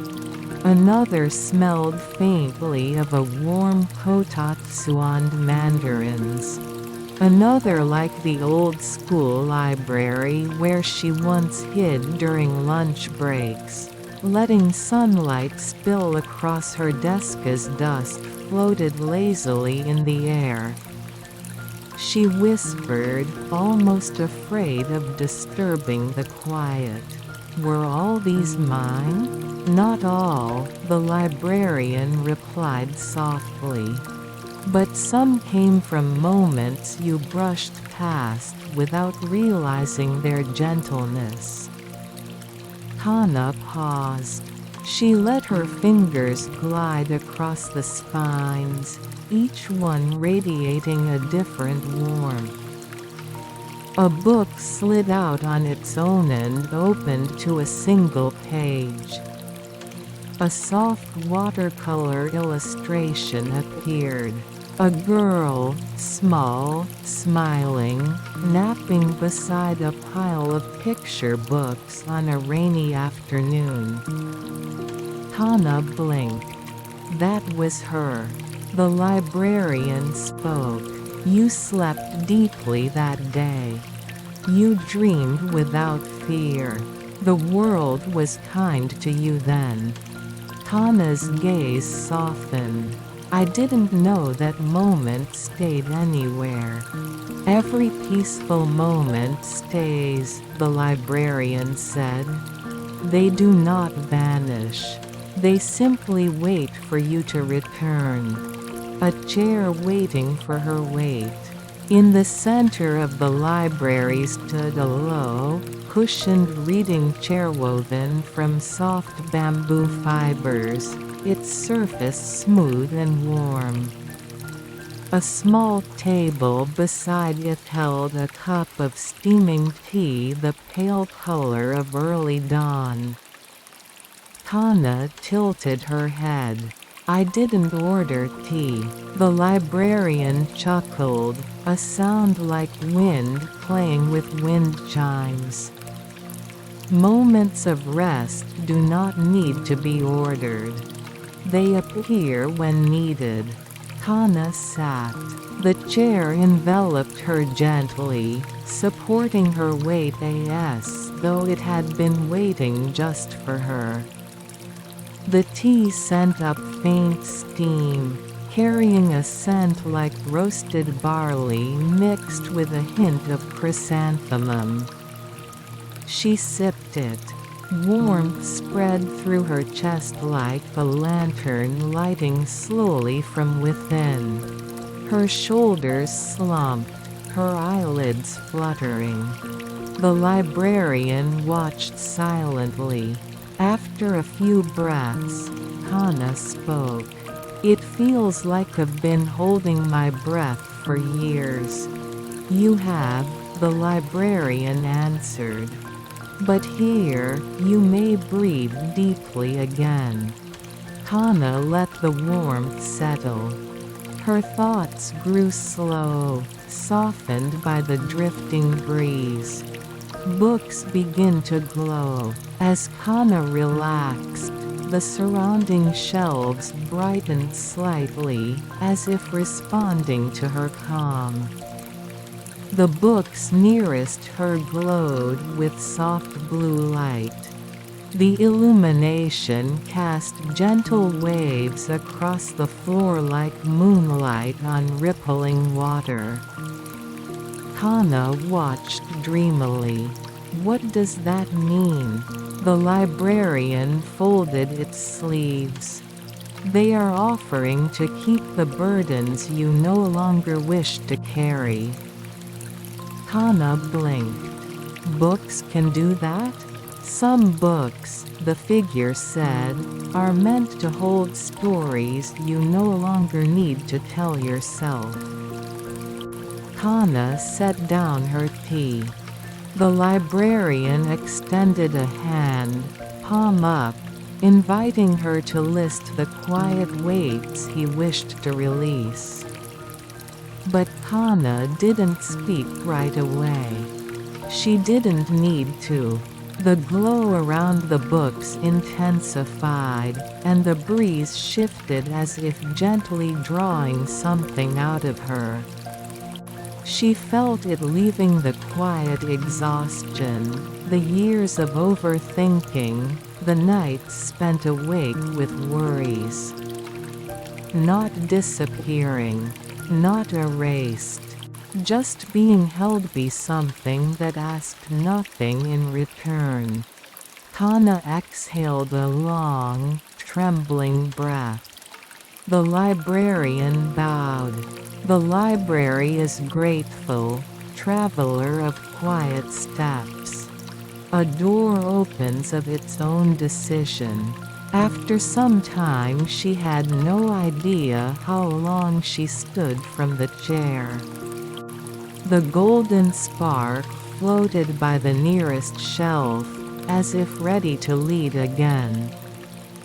Kana turned to the librarian. "Thank you for keeping those things safe." "We will guard them gently," the figure said. "And we will keep them quiet so you may rest." Kana bowed deeply. The librarian bowed in return, the glow around its face softening to a warm twilight hue.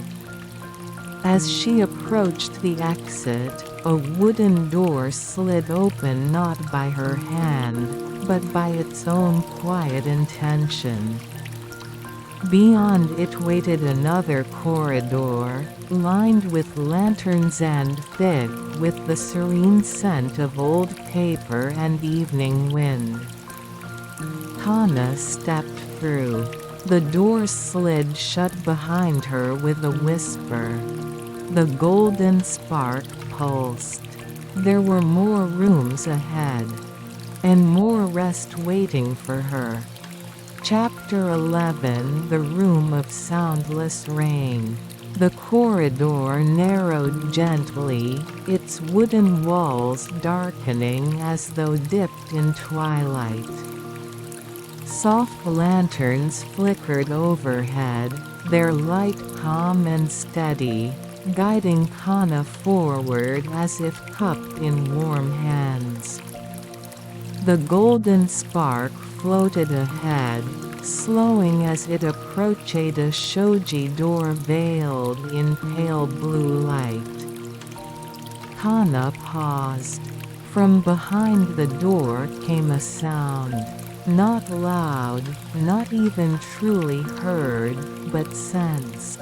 The hush of distant rainfall. Not rain on rooftops, nor rain against windows.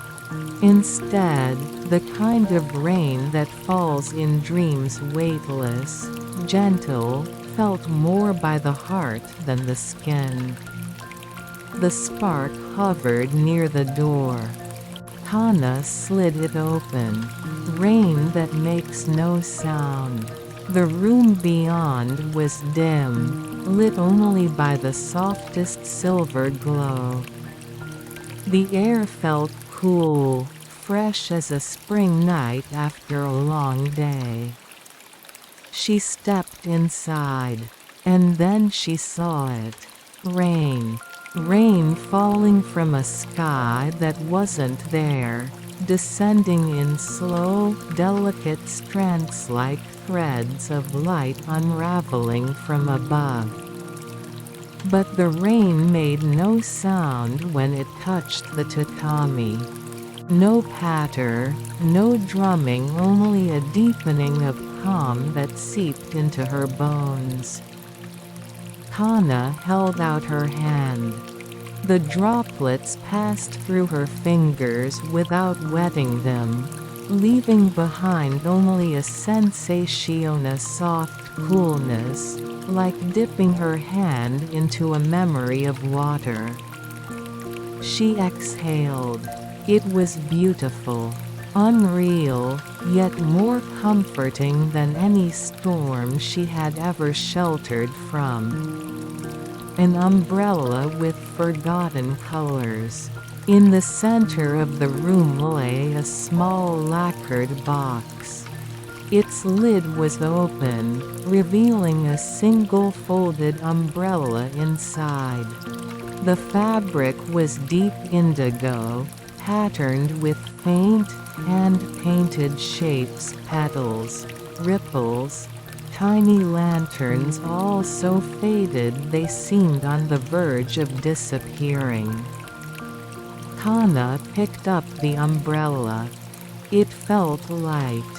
warm in her hands, almost familiar. She opened it. The colors brightened, growing vivid as blooming flowers. A breath caught in her throat. The umbrella had been hers. She remembered now walking home from school on rainy days, swinging it lightly, pretending the drops bouncing off its surface were tiny stars falling from the sky.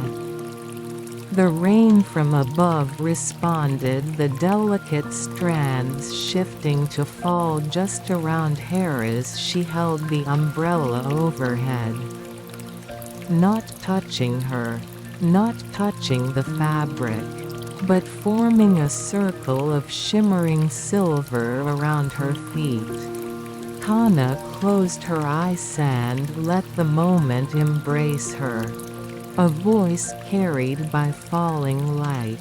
As she stood beneath the shifting rain, a voice drifted softly through the room, a voice not from a person, but from the light itself. "You have walked through many storms," it murmured, "and you have kept so many of them inside you."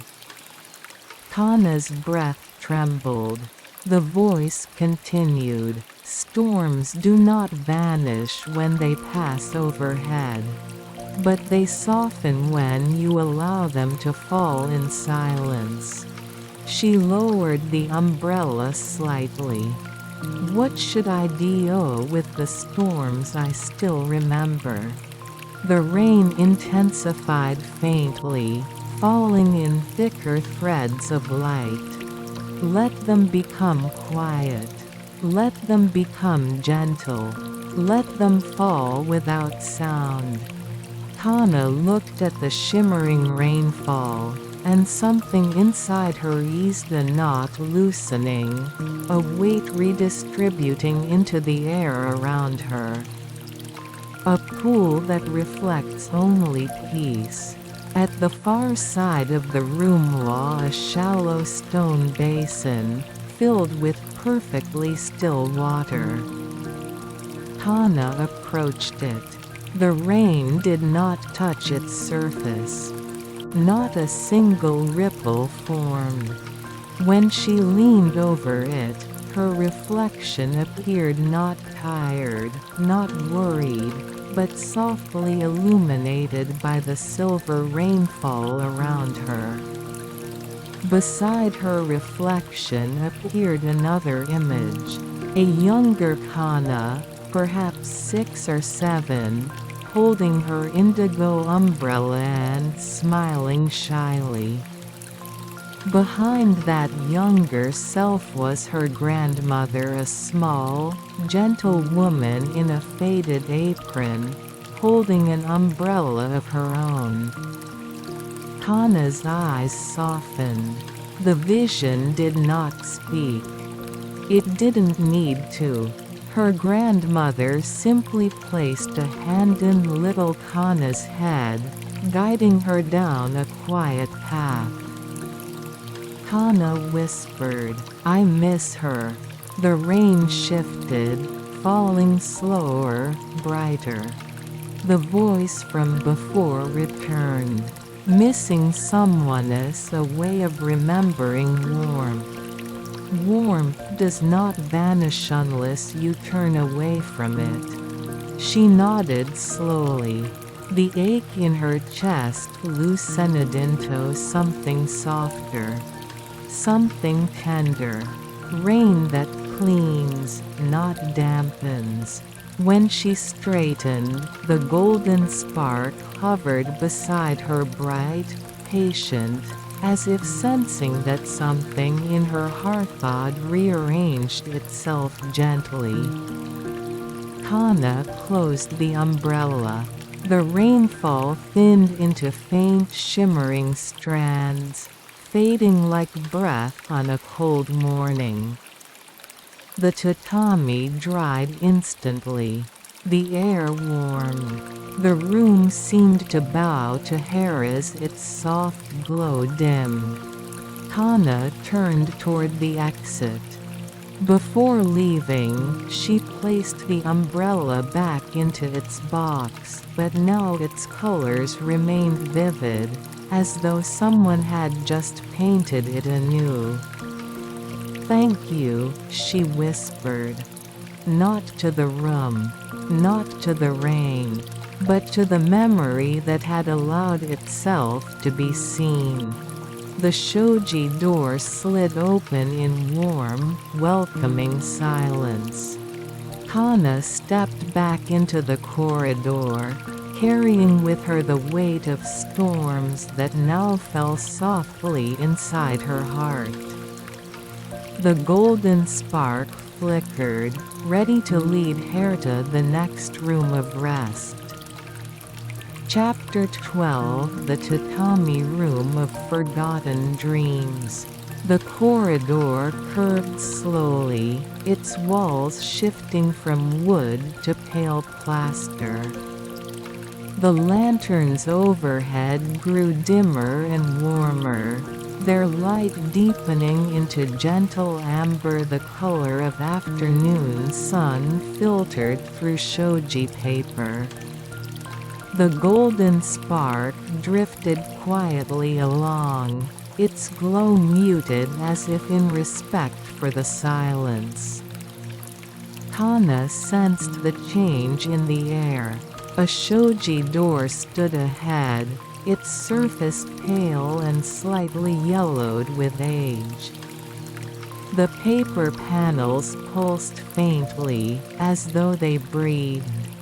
Kana paused. The spark hovered near the door, fading almost to invisibility, inviting her to enter. She slid the door open. A room suspended in soft sunlight. The room inside was simple, just tatami mats, a low wooden table, and shelves lined with small objects carefully arranged as if placed there by unseen hands. Light filled the room, not from lanterns but from an impossible source. Soft sunlight spilled through the paper window, though no sun existed in this world. The glow was warm, gentle, static, like a memory, a perfect, unmoving afternoon preserved in stillness. Kana stepped inside. Her feet sank slightly into the tatami, the familiar texture grounding her. A wave of nostalgia washed over her, something calm, something old, something she had forgotten she missed. She whispered, "This feels like my grandparents' house." Her voice faded into the warm air, and the room hummed in quiet agreement. The drawers that wait to be opened. On the table sat a small wooden chest with 3 drawers. Kana approached it slowly. Her fingers brushed its surface. Warm, worn, loving. It reminded her of childhood afternoons when she played alone in a guest room, sorting through forgotten trinkets that held someone else's memories. The first drawer opened by itself with a soft click. Inside lay folded pieces of origami, cranes, boats, and small squares yet to be shaped. Kana picked up a crane. It was made of thin washi, printed with faint sky blue waves. She felt something stir inside her. A forgotten afternoon surfaced sitting beside her grandfather as he taught her to fold paper. Boats, telling her that if she placed one in a stream, it would carry her wishes downstream toward a future she had yet to meet. Kana blinked, the memory warm and heavy. She whispered, "I forgot about this." The crane unfolded in her hand in its own, opening into a square that glowed faintly. And a small breeze swept through the room, carrying the faint sound of a distant stream. Kana smiled softly through a tremor in her breath. The second drawer, a dream she almost lived. The second drawer slid out silently. Inside was a single object, a soft piece of cloth, faded yellow, that looked like part of a child's yukata. Kana touched it. A warm, subtle memory unfurled. A summer festival. She must have been 9. Her parents were too busy to go with her, but her neighbor, an elderly woman, took her by the hand and helped her into a small yukata. They walked together among golden lanterns and stalls filled with sweet scents. Kana had forgotten the woman's name, forgotten her voice, forgotten her warmth. But here in this room that forgotten warmth returned and placed a gentle hand in her shoulder. Kana held the cloth close to her heart. It smelled faintly of old cotton and summer. She whispered, "Thank you for bringing this back." The cloth dissolved into light, absorbed gently by the air. And the room brightened, as if acknowledging her gratitude. The final drawer, a dream she once lost. The last drawer remained closed until Kana placed her hand on it. It opened slowly, hesitantly. Inside was a small, thin notebook. The kind of children who use doodles and messy handwriting. Kana picked it up. The first page showed a drawing, a small house under a vast sky, windows glowing, chimney curling smoke into the air. She stared at it. Her breath caught. "I drew this." The memory struck her hard, a dream she once had of becoming an illustrator, of drawing warm, gentle worlds for others to rest inside.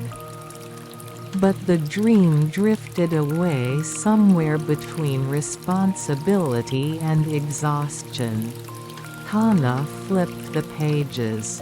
Each one showed drawings she barely remembered, making a fox beneath falling leaves, a moonlit river, a girl sleeping under a sakura tree.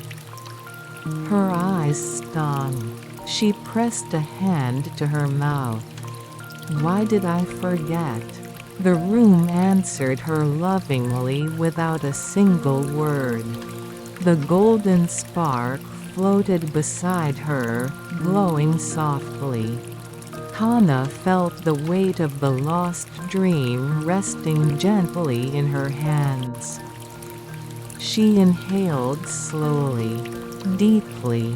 "I still want this," she whispered.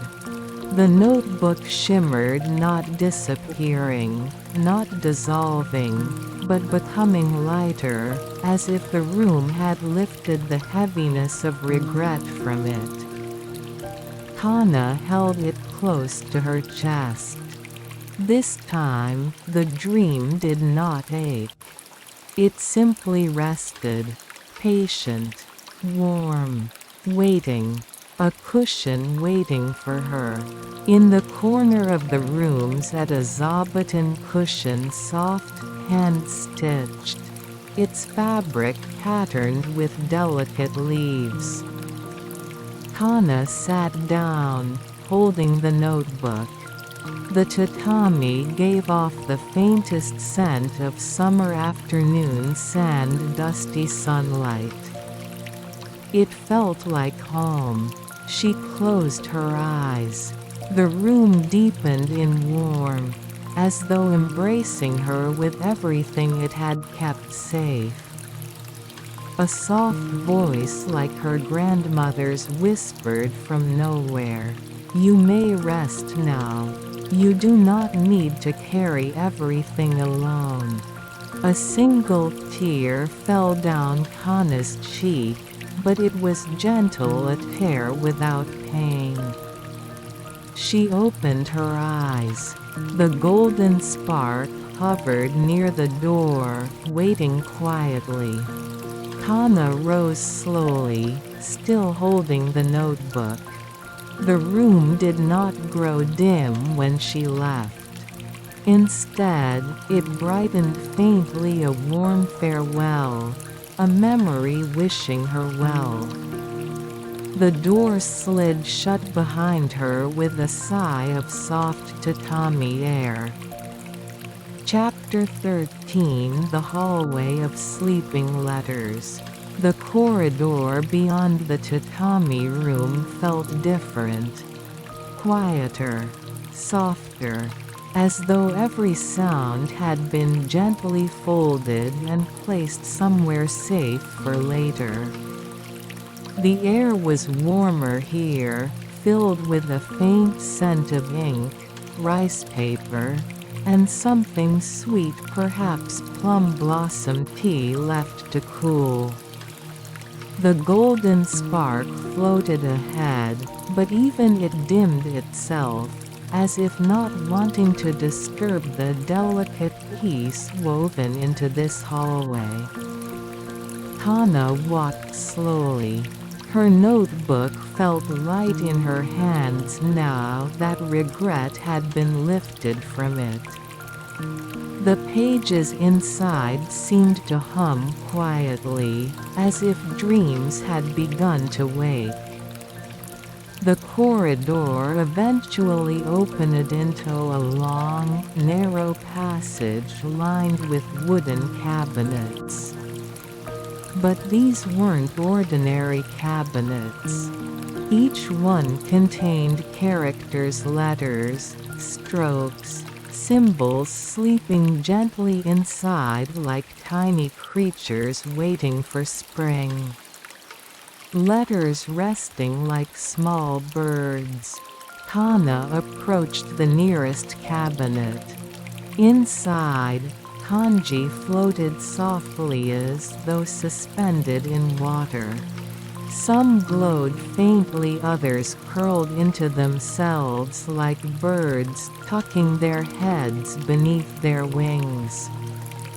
And beneath the cabinet's glass was a wooden plaque, "For the words you never spoke." Kana stared, breath catching slightly. She touched the glass. Warmth seeped into her fingertips. A few characters stirred. A small arigato glowed faintly, as if it had been waiting to be spoken aloud for many years. Kana whispered it in a soft, trembling voice.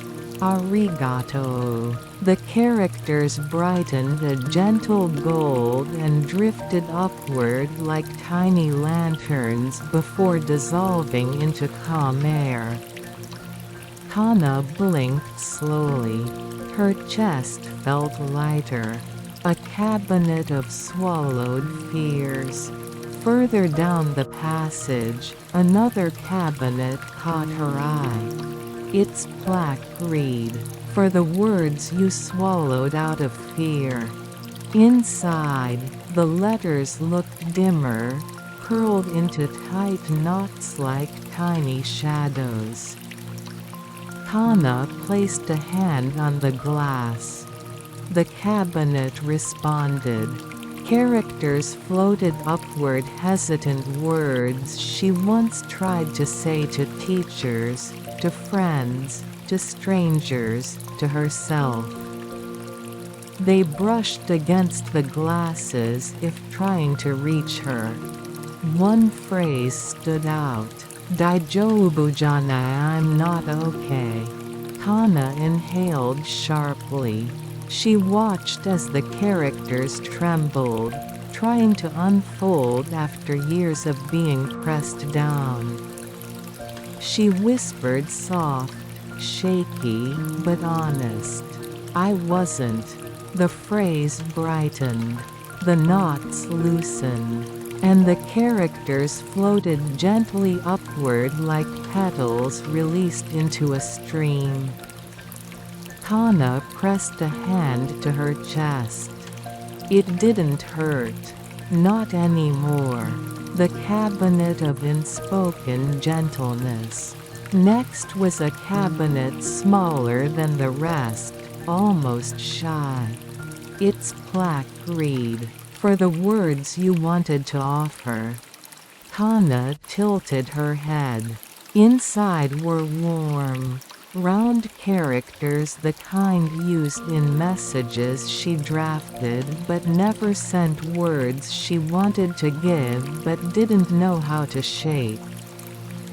Ganbattane, you did your best. Murishinai-dene, don't push yourself too hard. Kokoni-iruyo, I'm here. Kana felt a lump rise in her throat. These weren't things she wanted to hear. They were things she wanted to say. Words she carried quietly, hoping someone might intuit them, yet never letting them take form. The cabinet door opened without her touching it. The characters drifted out soft as breath and circled gently around her, lighting her hair and shoulders with a warm glow. They whispering voices made of light. You may speak kindly to yourself as well. Kana closed her eyes. 2 tears slipped free, not heavy, not sharp, but warm like morning dew. The characters dissolved into gentle radiance that soaked into her skin. A scroll that unfurls on its own. At the very end of the hall was a scroll mounted on the wall. Plain, at first glance.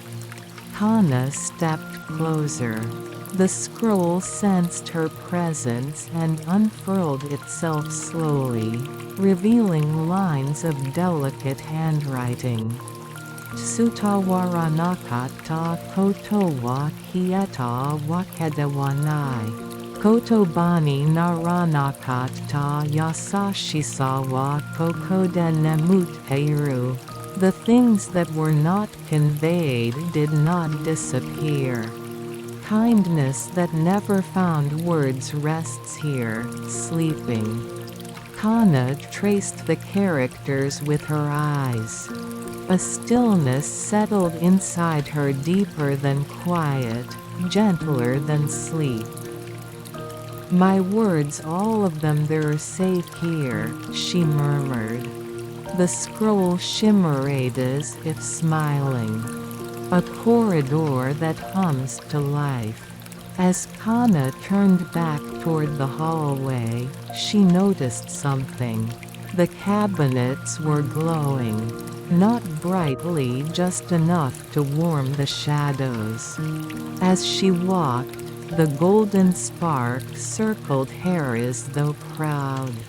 Each step she took seemed to awaken a gentle hum, the sound of letters stretching, breathing, stirring from their long slumber.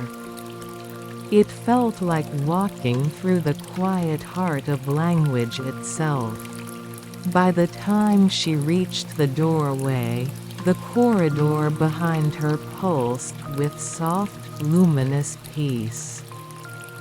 Kana exhaled. I can move forward. The spark brightened. A new door appeared ahead, one she hadn't noticed before, painted in soft gray-blue with a small moon carved at the top. Kana stepped toward it, steady and slow, the scent of ink and tatami still warm on her skin. She slid the door open and entered the next room of rest. Chapter 14: The Room of Moonlit Paper. The door slid shut behind Kana with a soft, wooden sigh, as though the room itself exhaled. Inside, the world was hushed. The only light came from a round moon window, a perfectly carved enso through which a pale, bluish glow poured into the space. The room was empty except for sheets of paper scattered across the floor like patches of snow. Some lie flat, some curled at the edges. Some fluttered gently, though there was no wind. The golden spark drifted ahead of her, but even it dimmed, as if honoring the moon's quiet. Kana stepped onto the tatami. The paper did not crunch under her feet. Instead, each sheet softened, almost welcoming her weight. She knelt slowly. One sheet of paper lifted itself as though drawn by invisible threads and drifted into her hands. A page that remembers her silence. The sheet was blank, snow white, calm, but warm to the touch, like it had held sunlight at some point. Kana frowned gently. She turned it over. Still blank. But when she held it closer to her chest, characters began to bleed through, slow, hesitant strokes emerging like breath on glass. They formed a short sentence. Nani mo ia nakatahi, the day I couldn't say anything. Kana inhaled. The memory surfaced immediately, a day at school when everything inside her had tangled into a quiet knot. She had tried to speak. Her voice had cracked. So she said nothing at all. The paper trembled softly, as if sharing the memory with her rather than showing it to her. Kana whispered, almost to herself, "I remember." The ink sank deeper into the page. It was relieved that the memory was no longer alone. A page that shows what could not be written. Another sheet drifted up from the floor and floated before her face. Before ink appeared, Kana already felt its meaning, a familiar weight, a familiar ache. Words emerged slowly. Ganbara nakatahi, the day I couldn't be strong. Kana's throat tightened. She touched the page lightly. It warmed beneath her fingers, not accusing, not heavy, just acknowledging. "I tried," she whispered. The paper brightened faintly, as if agreeing. It knew. It had always known. A page that never asked anything from her. A third sheet rose, much smaller than the others, almost shy. It drifted close and pressed lightly against her palm. Words appeared as tiny, round characters. Yasumi taihi, the day you needed to rest. Kana's breath caught. She remembered it clearly, the weight in her limbs, the fog in her head, the whisper inside saying, "I just can't today." Kana closed her eyes and held the paper to her chest. "I'm allowed to rest," she said aloud, as though testing the truth of it. The page glowed gentle, moonlit blue and then dissolved into light, soaking silently into her skin. Kana felt warmth spread through her ribs, a warmth that did not demand anything of her. The moon window breathes. The room stirred. Moonlight gathered on, thickened, like mist called into shape. It curled around Kana, lifting her hair and brushing against her cheeks like cool fingertips. Then the light formed letters, slow, drifting strokes drawn directly in the air. Tsuyosawa Shizukesano Nakade Sodatsumono. Strength grows in places of quiet. Kana reached toward the glowing characters, and they broke apart softly into silver dust. The dust settled onto the floor and onto her sleeves like faint snowfall. The golden spark circled her head gently, glowing brighter now as if the moonlight had strengthened it. A final sheet that chooses her. Just as Kana began to stand, one last sheet rose from the floor larger than the rest, with edges shimmering faintly as though touched by starlight. It hovered before her, waiting.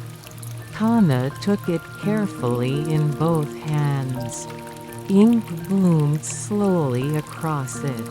Suzuki o Kakuno wa Anata. The one who writes the rest is you. Kana's breath stilled.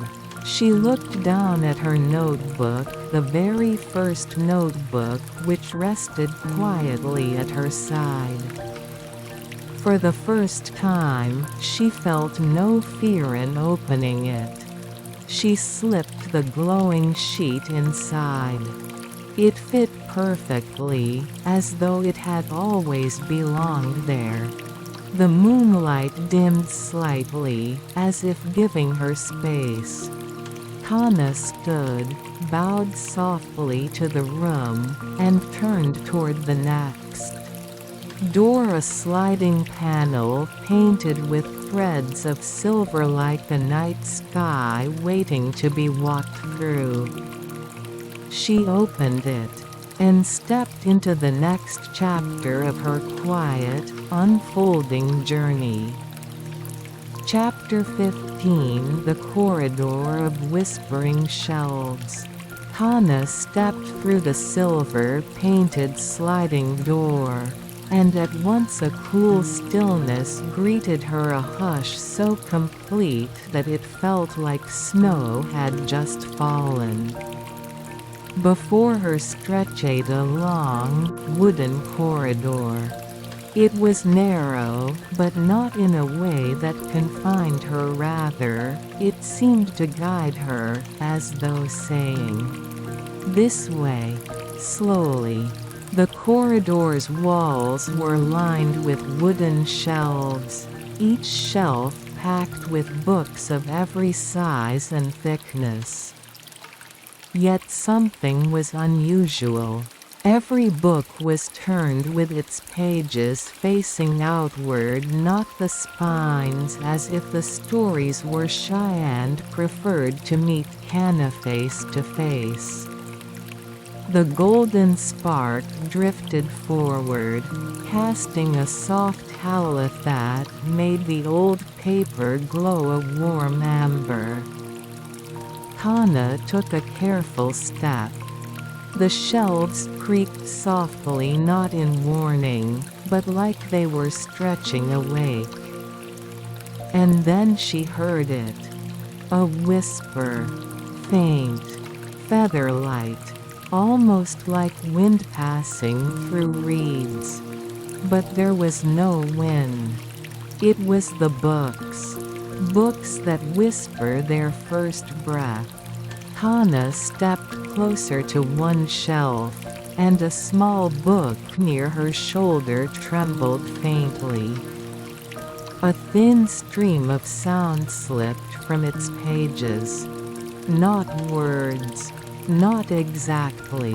More like a sigh, a memory exhaling after being held too long. She leaned closer, and the whisper swelled just enough to understand. "The first time you opened me." The voice was gentle, almost embarrassed. Kana blinked. The book was speaking in her own voice, a younger version, soft and breathy. She reached toward the pages. A warm breeze rose from them, carrying the scent of old dust and quiet afternoons. She whispered, "Thank you for remembering." The book shivered once in what almost felt like delight and then rested again. A shelf that remembers without judgment. Further down the corridor, another whisper rose deeper, slower. Kana turned to see a thick, heavy book swollen with age. Its pages fluttered slightly, and a voice emerged. "The day you stopped reading me." Kana froze. The voice wasn't accusing, just factual, gentle.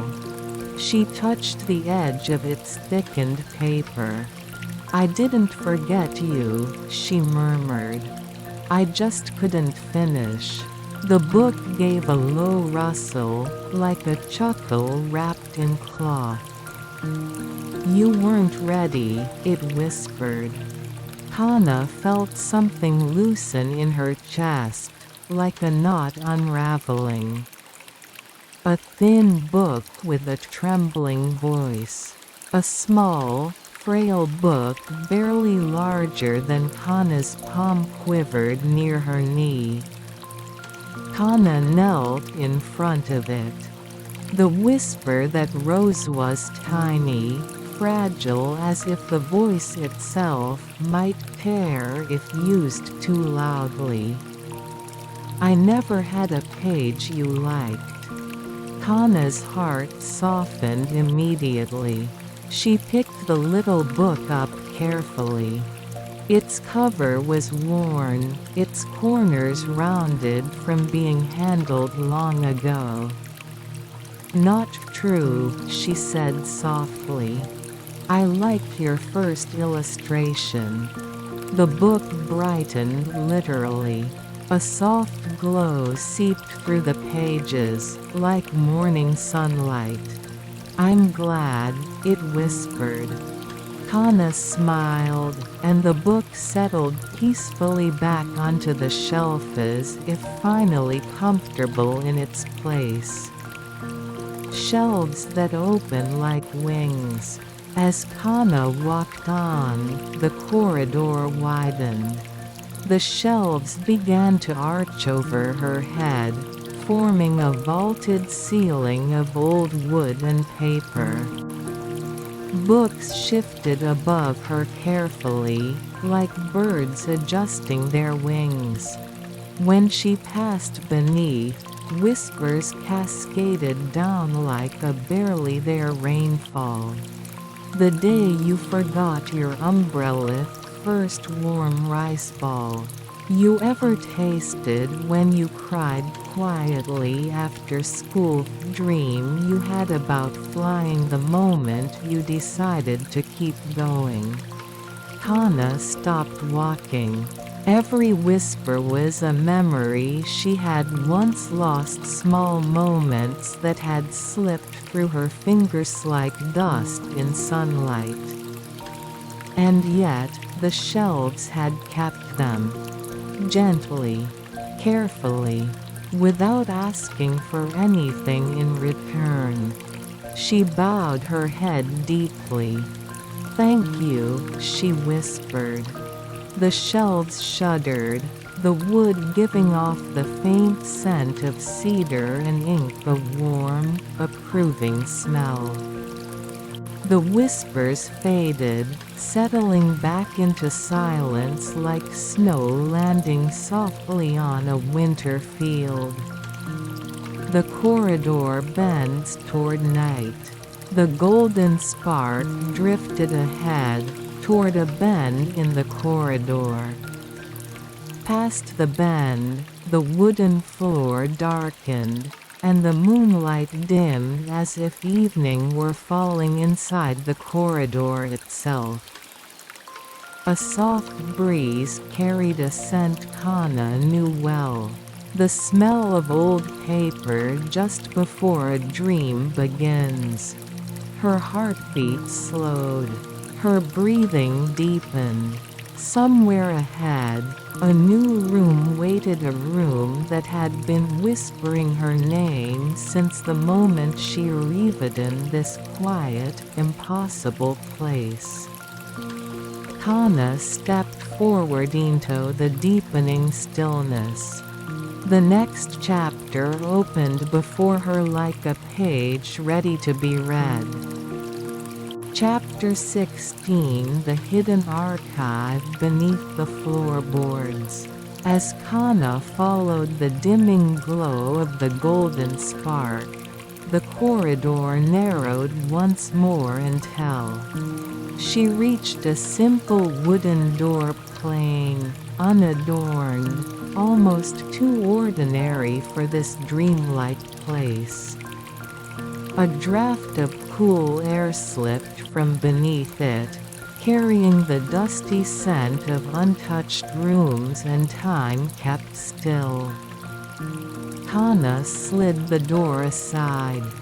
The room within was almost empty, just tatami mats, a paper lamp in the corner, and a square section of flooring that did not quite match the rest. The golden spark drifted above that mismatched square, circling it in slow spirals, as though marking it. "Here. This is where you need to look." Kana approached and knelt quietly. She pressed her palm against the wood. It felt slightly warmer than the surrounding floor, as if something beneath had been waiting. With gentle effort, she lifted the panel. A soft creak sounded, not sharp, not startling, but long and relieved. As though the room itself had finally opened an old, tired eyelid. Beneath the panel lay a staircase descending into darkness. But not an unfriendly darkness, more like the shade beneath a willow tree, cool and calm, inviting her to rest. Kana took a breath and descended. A cavern of low shelves and floating light. The stairs led to an underground chamber larger than she expected, low-ceilinged, full of shelves placed close to the ground, as if built for children or for memories that preferred to stay small.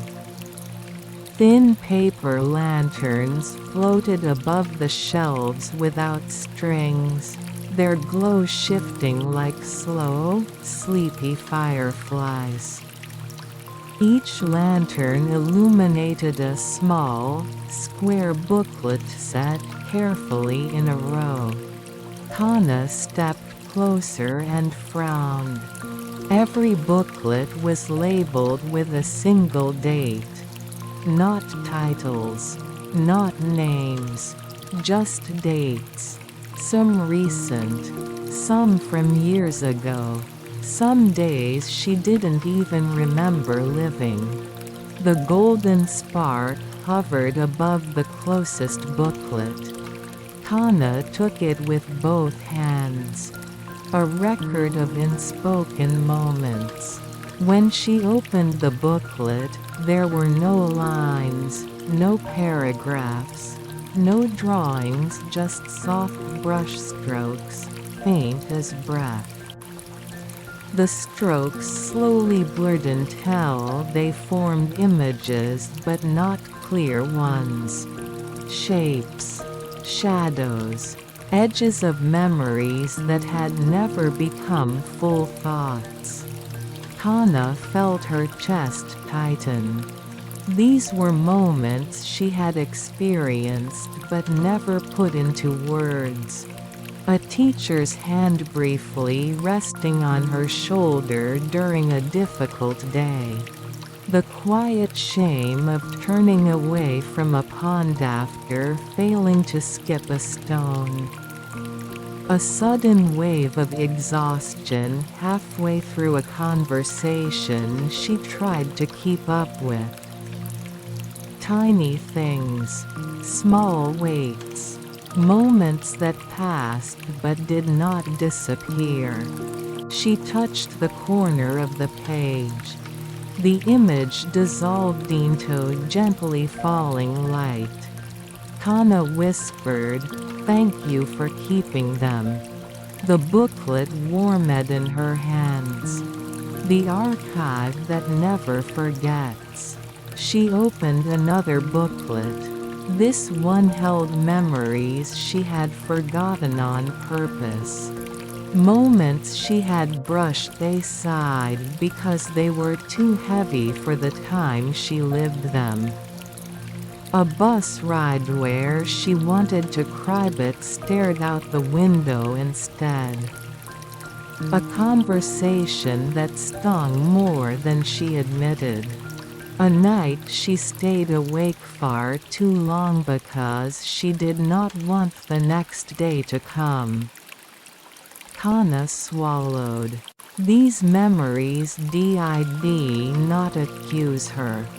They simply existed quietly, patiently, waiting for her to have the strength to acknowledge them. She closed the booklet gently and returned it to the shelf. The lantern above it flickered once, as if bowing in thanks.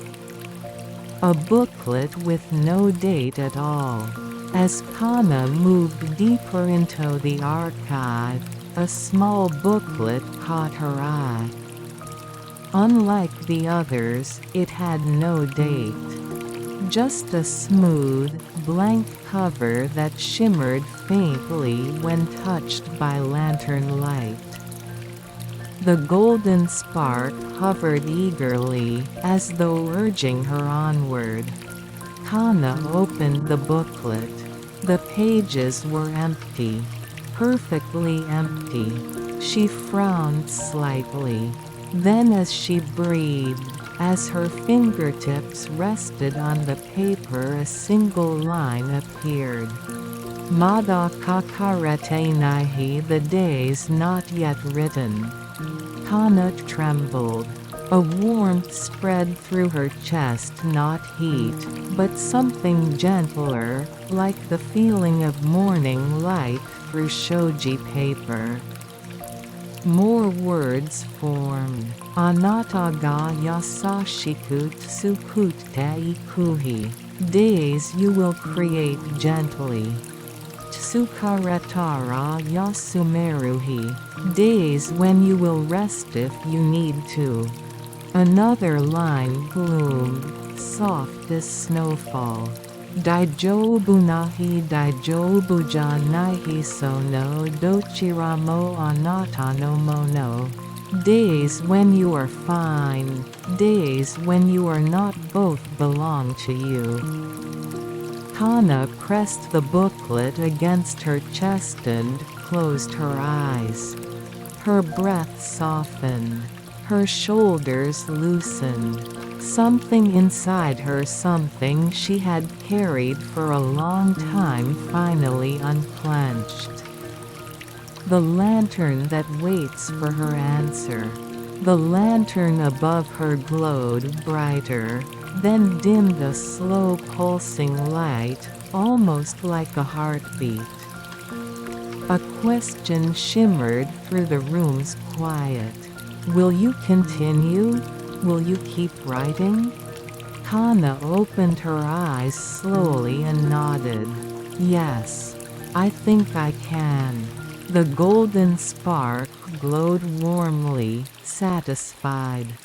The lanterns brightened in unison, a silent applause, soft and gentle. Kana turned back toward the staircase, the blank date booklet held close. She climbed the wooden steps, feeling lighter with each rise. When she returned to the room above, the floor panel closed behind her with a quiet thud, as if sealing the archive until she needed it again. The golden spark waited by the next door, a door painted with a single, delicate image of a tatami mat corner and a scattering of old paper. A room that was ready to show her something new. Kana took a breath and stepped forward. Chapter 17, The Room Where Tatami Remembers Footsteps. The next door slid open with a soft flutter of dust, as if the room behind it had been waiting a very long time. The scent reached Kana first.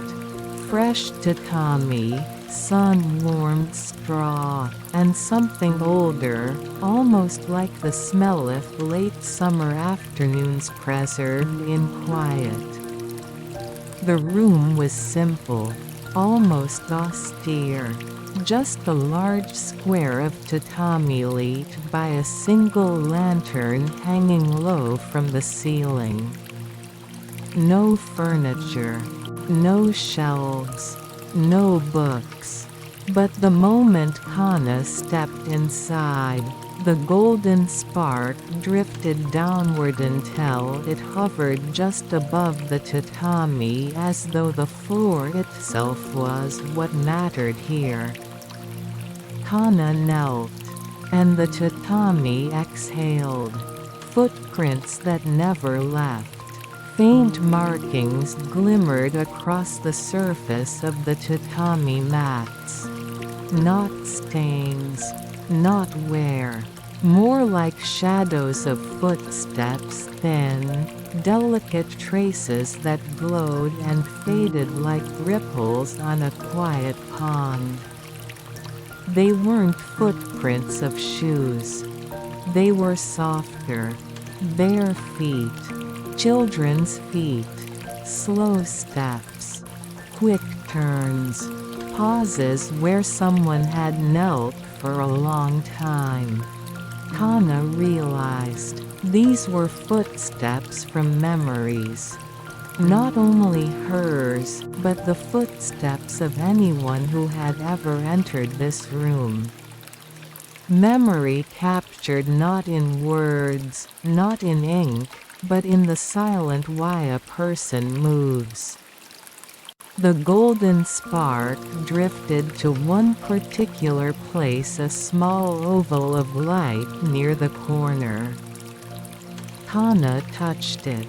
The room shifted. A quiet afternoon she had forgotten.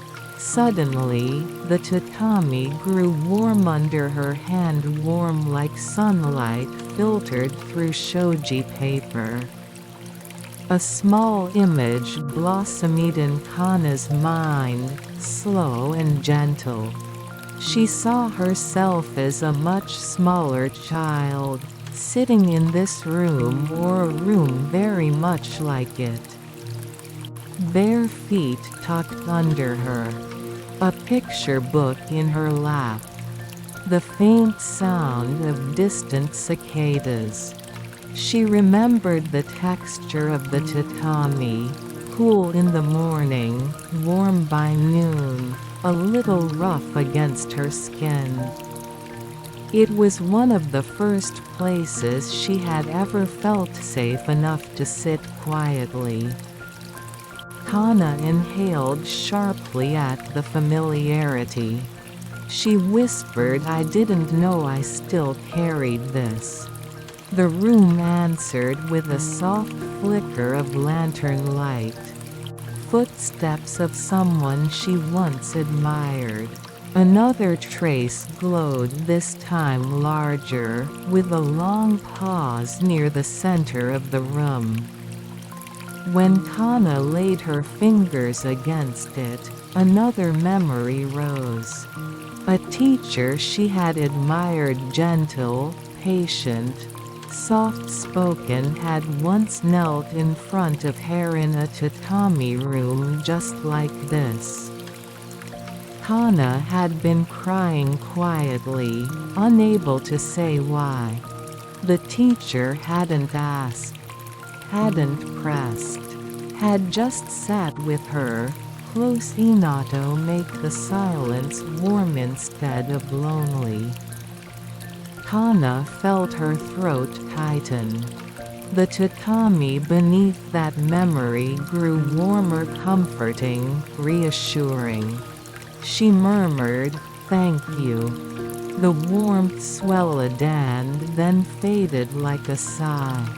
A set of footsteps she does not recognize. Near the center of the room, a pair of footprints glowed brighter than the others. They were not hers, not a child's, not the teacher's. These steps were steady, measured, and yet somehow soft, as though the person had walked with great care. Kana touched them. But for the first time, no image rose. Just a feeling of presence that was gentle, unhurried, and unexpectedly familiar. Someone she had not met yet. Someone whose calm would matter. Kana's breath caught. Who? But the tatami only pulsed with soft, warm light, not revealing, not hiding, simply waiting. A tatami that listens when nothing is said. The golden spark circled her once and drifted toward the center. Kana followed. There, the tatami glowed faintly beneath her knees.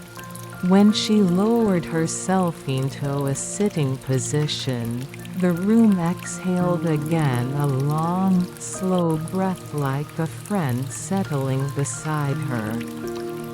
The lantern dimmed to a soft amber. The air warmed as though holding her gently. The tatami beneath her seemed to shift, not physically, but in a way she felt through her heartbeat. A new memory was being written. A quiet moment of simply being here, present, breathing. Kana placed her palms flat on the mat. "You're recording this too, aren't you?" The tatami's faint warmth was her unmistakable answer. A doorway woven of twilight. As Kana rose slowly, the footprints around her dimmed one by one, not vanishing, but returning to rest. The golden spark, bright and dawned, drifted toward the wall. There had been no door there before, but now, threads of purple light wove themselves into the shape of a sliding panel. Like twilight made into fabric. The tatami glowed once more beneath Kana's feet, as if giving her a final, gentle nudge. "It's all right. You can go on." Kana slid the new door open.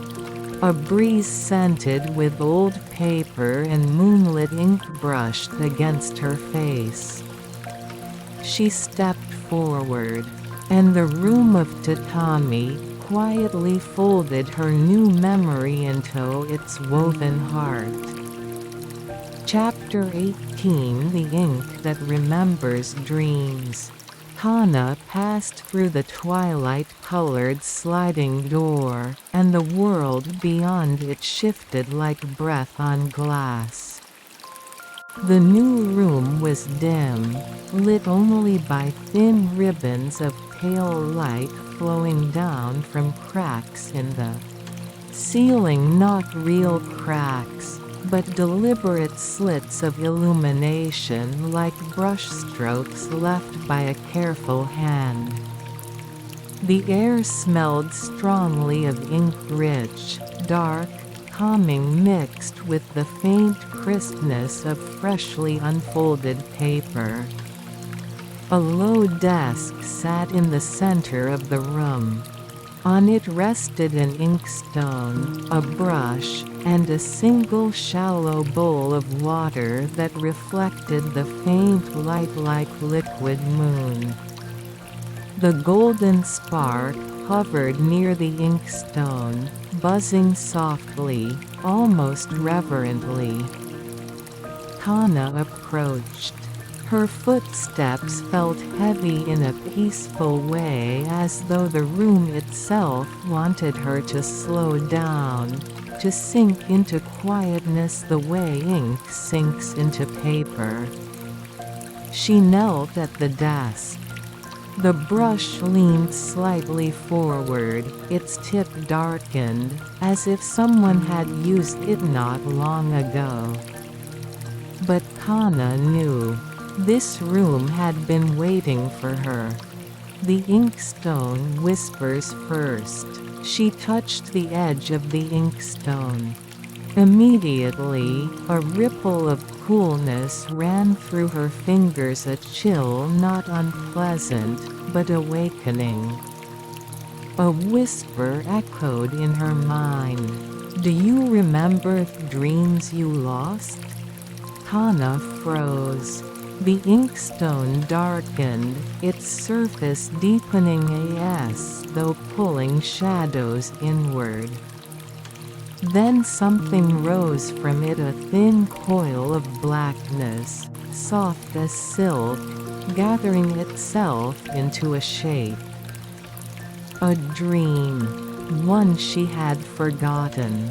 The shape shifted between a flock of birds and falling petal sand. A path lined with lanterns, all things her sleeping mind had once conjured on, dissolved by morning.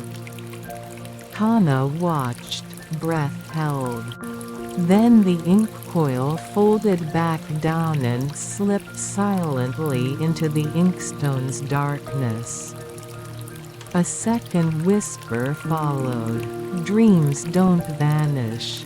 They return when called gently." Kana felt a warmth gather behind her ribs. She whispered back, "Then show me more." Ink that paints memories made of night. The golden spark brightened on, circled the brush. Kana took the brush gently, its slender handle cool to the touch. When she lifted it, a few drops of dark ink ran down its tip, even though she had not dipped it yet. The ink had a will of its own. She hesitated, but then brushed the tip through the shallow bowl of water. The clear surface rippled and immediately darkened, turning into swirling patterns like smoke beneath glass. Shapes formed. A door. A corridor. Lanterns floating along a riverbank. The outline of a plum tree in early spring. Kana leaned closer. "Oh," she murmured, realizing. These were her dreams from years ago. Dreams she had forgotten the moment she awoke, lost to morning light. Now they returned as ink shadows dancing in water. The bowl glowed faintly underneath.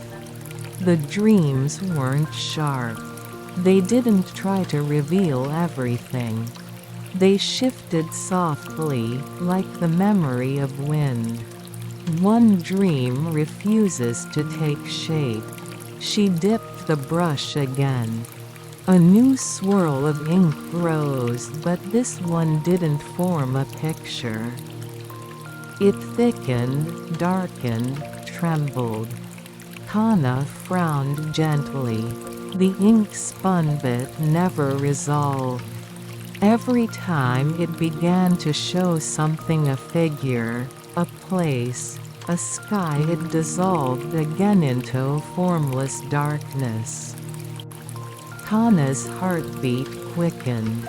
"Why won't you show me?" she asked softly. The water rippled. A single faint line appeared. "Mada miru junbi ga dekitenai." You are not ready to see it yet. Kana's breath caught. Not ready. Not wrong. Not failing. Just not yet. The ink grew still. The brush begins to write on its own. Suddenly, the brush in Kana's hand twitched a small, gentle tug as if pulled by a breeze. She let it move. The brush touched a sheet of paper that had not been there moments ago, a clean page, sprawled across the desk like skin ready for a story. Kana's hand glided without effort. She watched words appear in soft black strokes. "Nemura na yoru hitori de ita yoru soredemo asagaki ta yoru." Nights you couldn't sleep. Nights you were alone. Even then, morning still came. Kana's eyes stung. The brush moved again. "Shizuka na negayo jibunimo wasureta himo hosoku kokoroni no koteiru." Even wishes you forgot left thin traces in your heart. Kana placed a hand against her chest. Her breathing trembled not from fear, but recognition. The brush returned to the inkstone with a quiet tap. The ink leaves her a gift. From the inkstone, a final curl of blackness rose, gentle, slow, like steam from warm tea. It gathered into a single character on the blank sheet. Shen. Deep. The ink shimmered. Not ominous. Not heavy. Just deep. A reminder that her quietness had depth. That her dreams had depth. That her journey was taking her somewhere deeper still. The golden spark hovered, glowing softly like a star behind frosted glass. The paper folded itself neatly and floated into Kana's hands. A keepsake. A promise. She stood. A new door materialized in the wall ahead, painted with a faint pattern of drifting ink clouds, revealing nothing yet inviting everything. Kana stepped toward it, heart steady. The inkstone whispered one last time, "Go gently. Your dreams are listening." She slid the door open and walked into a deeper quiet. Chapter 19: The Library of Turning Seasons. The new room opened not into walls, but into a vast, open hall so large Kana couldn't see its far end. Yet despite its size, the hall was quiet in the same way early mornings are quiet, full of stillness that has a heartbeat. The air was cool, carrying the scent of tatami mixed with something faintly sweet like the first breath of spring.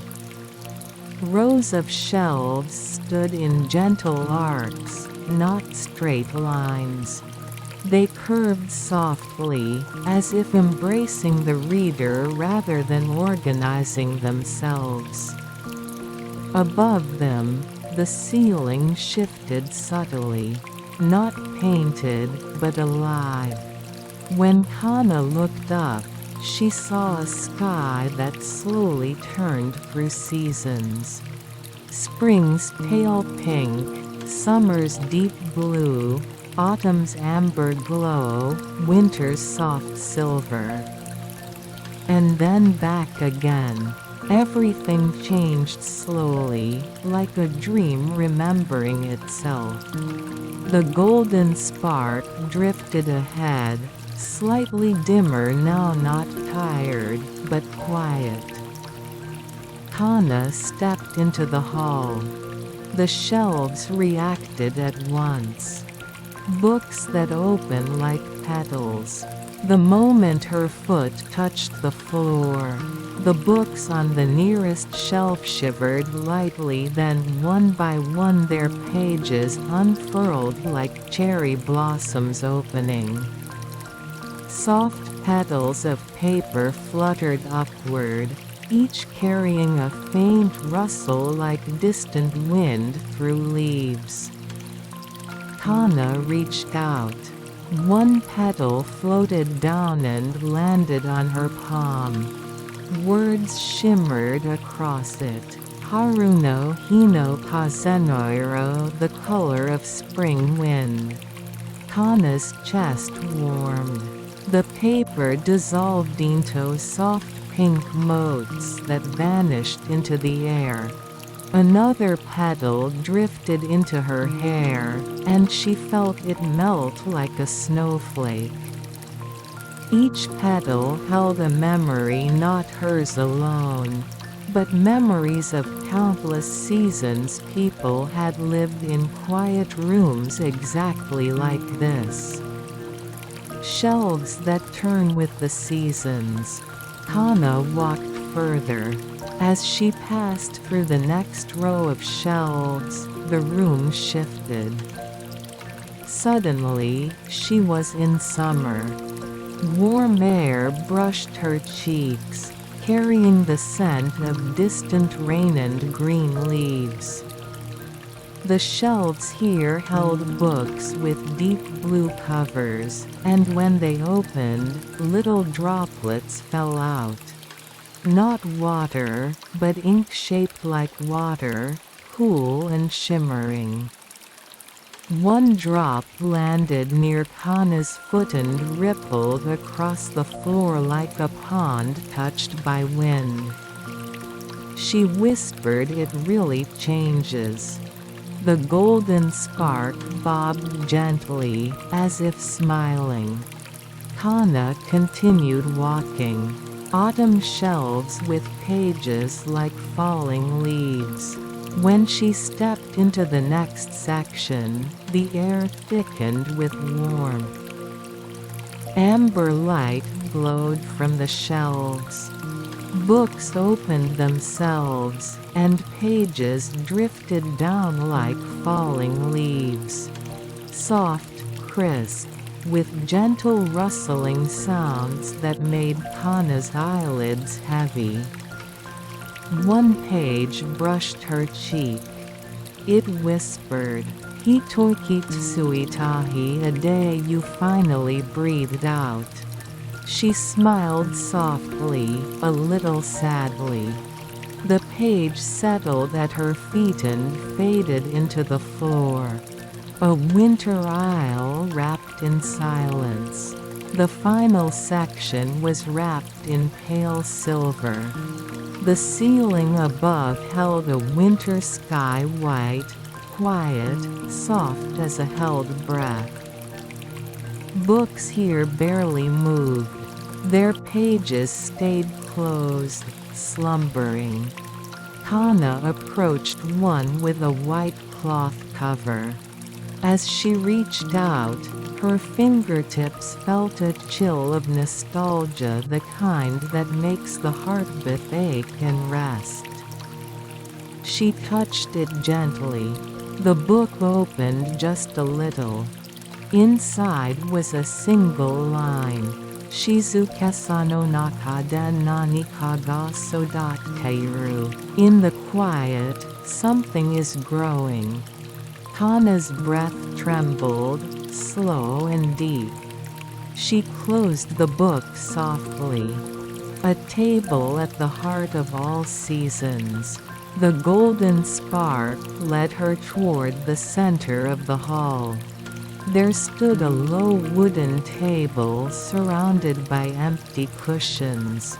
On the table sat a single notebook, simple, brown, its surface a little worn. Kana approached. When she opened it, she found no words. Just drawings. Simple line sketches of the 4 seasons. A single plum petal. A summer ripple on water. An autumn leaf. A winter lantern. Then on the final page a drawing of a girl walking through all of them. Kana stared at it, heart quiet. The golden spark drifted close and touched the page. New ink appeared slowly, forming neat, careful characters. Anata no aruki kata wa dono kisetsu ni mo yasashi. The way you walk is gentle line every season. Kana lowered her head. She didn't cry. Just breathed a long, soft breath that loosened something deep inside. A door made of shifting seasons. When she looked up, the seasons around her began to swirl quietly, pink, blue, amber, silver merging into one soft color like morning mist. From that mist, a sliding door formed. Its surface shimmered with all 4 seasons at once. Petals, ripples, leaves, and quiet snow. Kana stood. The golden spark waited, hovering just beside the door, its glow steady, warm, almost protective. Kana placed her hand in the shimmering panel. It was warm, like a memory she hadn't reached yet. She slid it open. A deeper quiet awaited her inside. And she stepped forward. Chapter 20 The Whispering Archive. The room beyond the sliding door was smaller than the vast seasonal hall, yet it felt immeasurably deeper. It was a chamber of soft shadows, lit only by a handful of warm lamps set into alcoves along the walls. The glow was gentle. A faint scent drifted through the air, not quite tatami, not quite old books, but a delicate blend of both. The fragrance of pages that had waited patiently to be touched again. Kana stepped in, and the door slid closed behind her with the quietest sigh. The golden spark floated ahead, its light subdued, as though out of respect for something ancient. Shelves carved with breath-like patterns. Along each wall stood shelves far older than the ones in the previous hall. Their wooden surfaces were etched with small, flowing grooves patterns that resembled gentle breaths drawn in and out. Tana traced one with her fingertip. The wood was warm, almost alive. As she touched it, a slow exhale drifted from the shelf, a sound so soft it was more sensation than noise. The spark hovered near her shoulder as if encouraging her to open one of the many books lined neatly before her. But these books didn't have titles. Instead, each had a small, blank tag dangling from a thread. Tana chose one at random. When she opened it, the pages were empty, completely blank. No ink, no words, no sketches, just silence. At first. Then, as she held the book open, ink began to appear like mist forming on a cold morning. Books that write themselves with memory. Lines curled across the page, soft and slow, as though the book was remembering at its own pace. Tana watched as the first words shaped themselves. A morning when the scent of warm rice drifted through a quiet home. The next line appeared, delicate as breath. Light spilled across the tatama like a soft blanket. Tana's heart tightened. This wasn't her memory, and yet it felt familiar. Inato rest inside her. She turned another page. More words emerged. Someone long ago left this moment behind in case they forgot how gentle a morning can be. Tana closed the book softly. The shelf behind her exhaled again. A humble, tender sound. As though relieved that someone had read the memory it had guarded for so long. A corridor of personal echoes. The golden spark drifted toward a far corner where a narrow hallway began. Tana followed. Here, the shelves changed. They no longer held books. The names were written with great care. Some bold, some childlike, some trembling with age. Tana stopped in front of a box with her own name written on it. She froze. This wasn't here before. The spark hovered close, circling the box in a slow, comforting motion. Tana lifted it. It was incredibly light, as if filled with something soft. When she opened it, she found not an object, but a single slip of paper. Folded neatly, lovingly, she opened it. On the paper was written, "The moment you first loved the scent of tatami and old books." Tana Blinkada's warmth spread through her. A faint memory surfaced.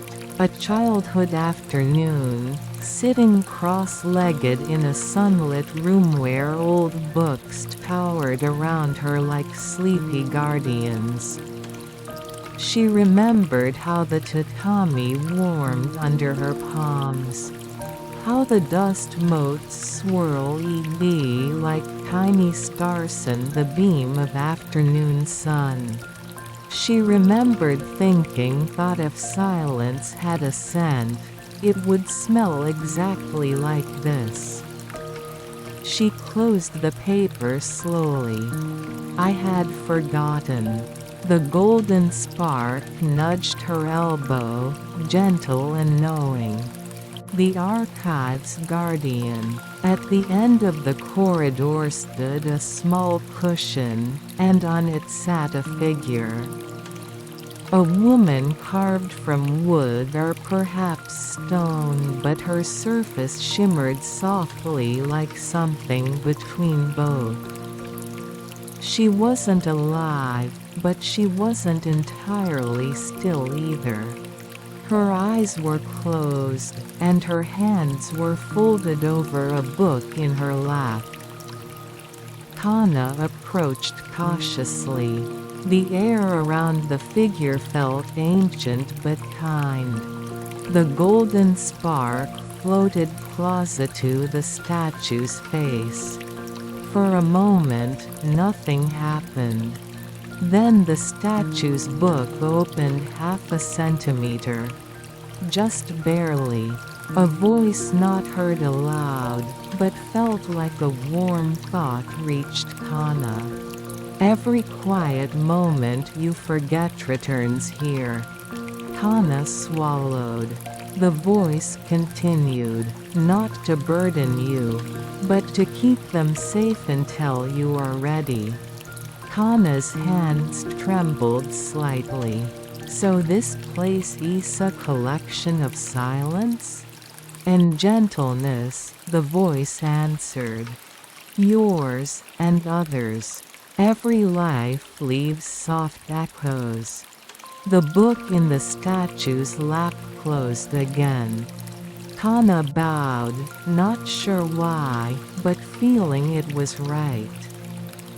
The golden spark dimmed slightly, not fading, but becoming tender.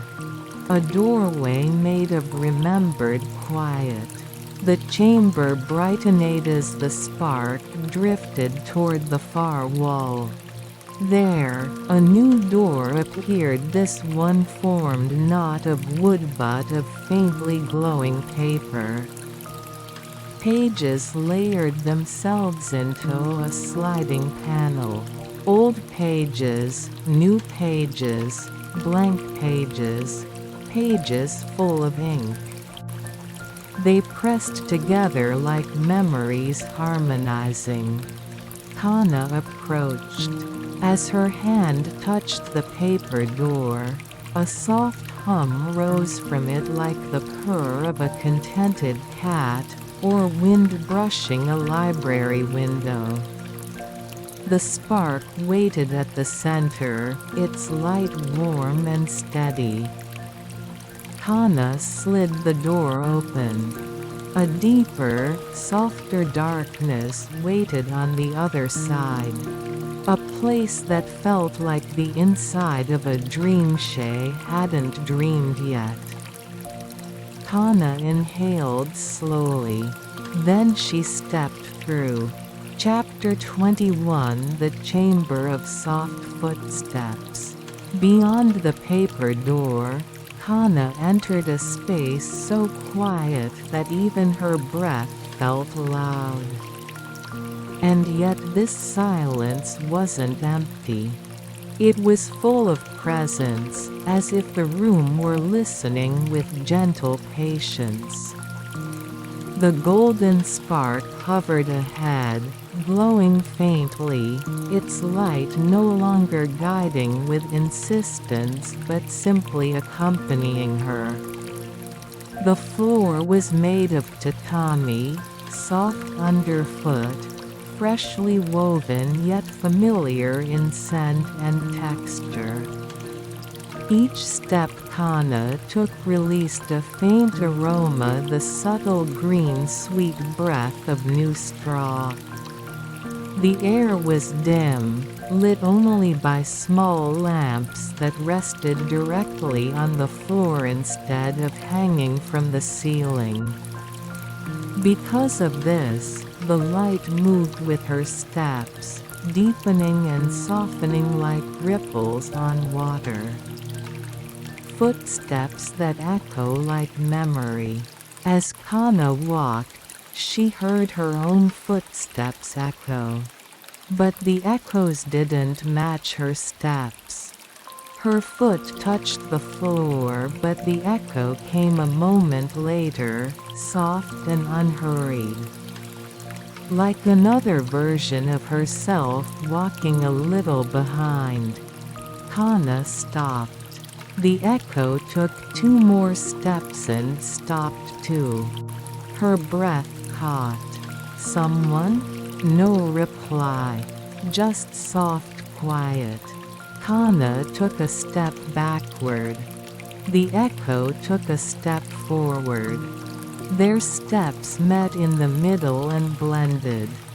The golden spark floated close, its light pulsing in a slow, reassuring rhythm. The echoes weren't frightening. They were tender, familiar, as if every past version of Kana, every age she had been, every person she had grown through were walking here, each leaving behind soft footsteps that settled into the tatami and remain. Walls that shift like folded screens. The room expanded as she moved deeper. The walls weren't fixed, they rippled slightly like shoji screens made of fog. When Kana looked closely, she saw faint silhouettes moving behind them. Not people but moments. A girl kneeling on the tatami to tie her shoes. A boy is blowing dust off a book. An older woman gently airs out old volumes in the morning sun.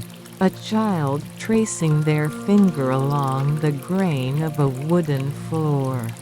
The silhouettes moved silently, softly glowing with memory light. Whenever Kana approached, the silhouettes bowed slightly as though acknowledging her. She returned the bow, without fully understanding why. But the moment she did, a warm breeze flowed through the room like a sigh of gratitude. The garden of footfall lanterns. The corridor widened and opened into a small indoor garden surprisingly lush. Tatami gave way to patches of moss glowing faintly in the dimness. Tiny lanterns floated just above the moss, each no larger than a firefly. They bobbed gently as if moved by invisible footsteps. Kana knelt to observe one more closely. Inside the little lantern was a tiny imprint. A footprint. Not hers. Perhaps not even a person's. Some prints resembled a child's step, others a slippered foot, others an animal's paw. Kana whispered, "Are these everyone who visited this place before?" The golden spark drifted downward, touching the lantern softly. The print inside shimmered and shifted, transforming into a new shape for just an instant. Kana's own footprint. Then it returned to the original shape. The message was gentle, wordless. Everyone who walks here leaves a quiet brightness behind. Kana stood slowly. The tiny lanterns brightened as she moved deeper into the garden, as if lighting her path. A wooden platform of unspoken memories. At the far end of the garden was a raised platform made of dark, warm wood. It felt like the kind of place where someone might sit or read on a rainy afternoon. Kana stepped onto it. The moment she did, soft sounds emerged around her. Not music, but the quiet creaks and breaths of old floors remembering footsteps. It was a comforting sound, like an old house settling peacefully in the evening. She sat down cross-legged. The wood supported her with gentle firmness. Then from the shadows a shape emerged. At first, it looked like a lantern rolling toward her. But as it came closer, Hana realized it was a small wooden box. Its lid was engraved with a single character, Fu, to walk. The box stopped right at Hana's knees. The golden spark circled it once, as though offering it to her. Hana opened the lid. Inside was a pair of footsteps, drawn in ink, child-sized. She frowned softly.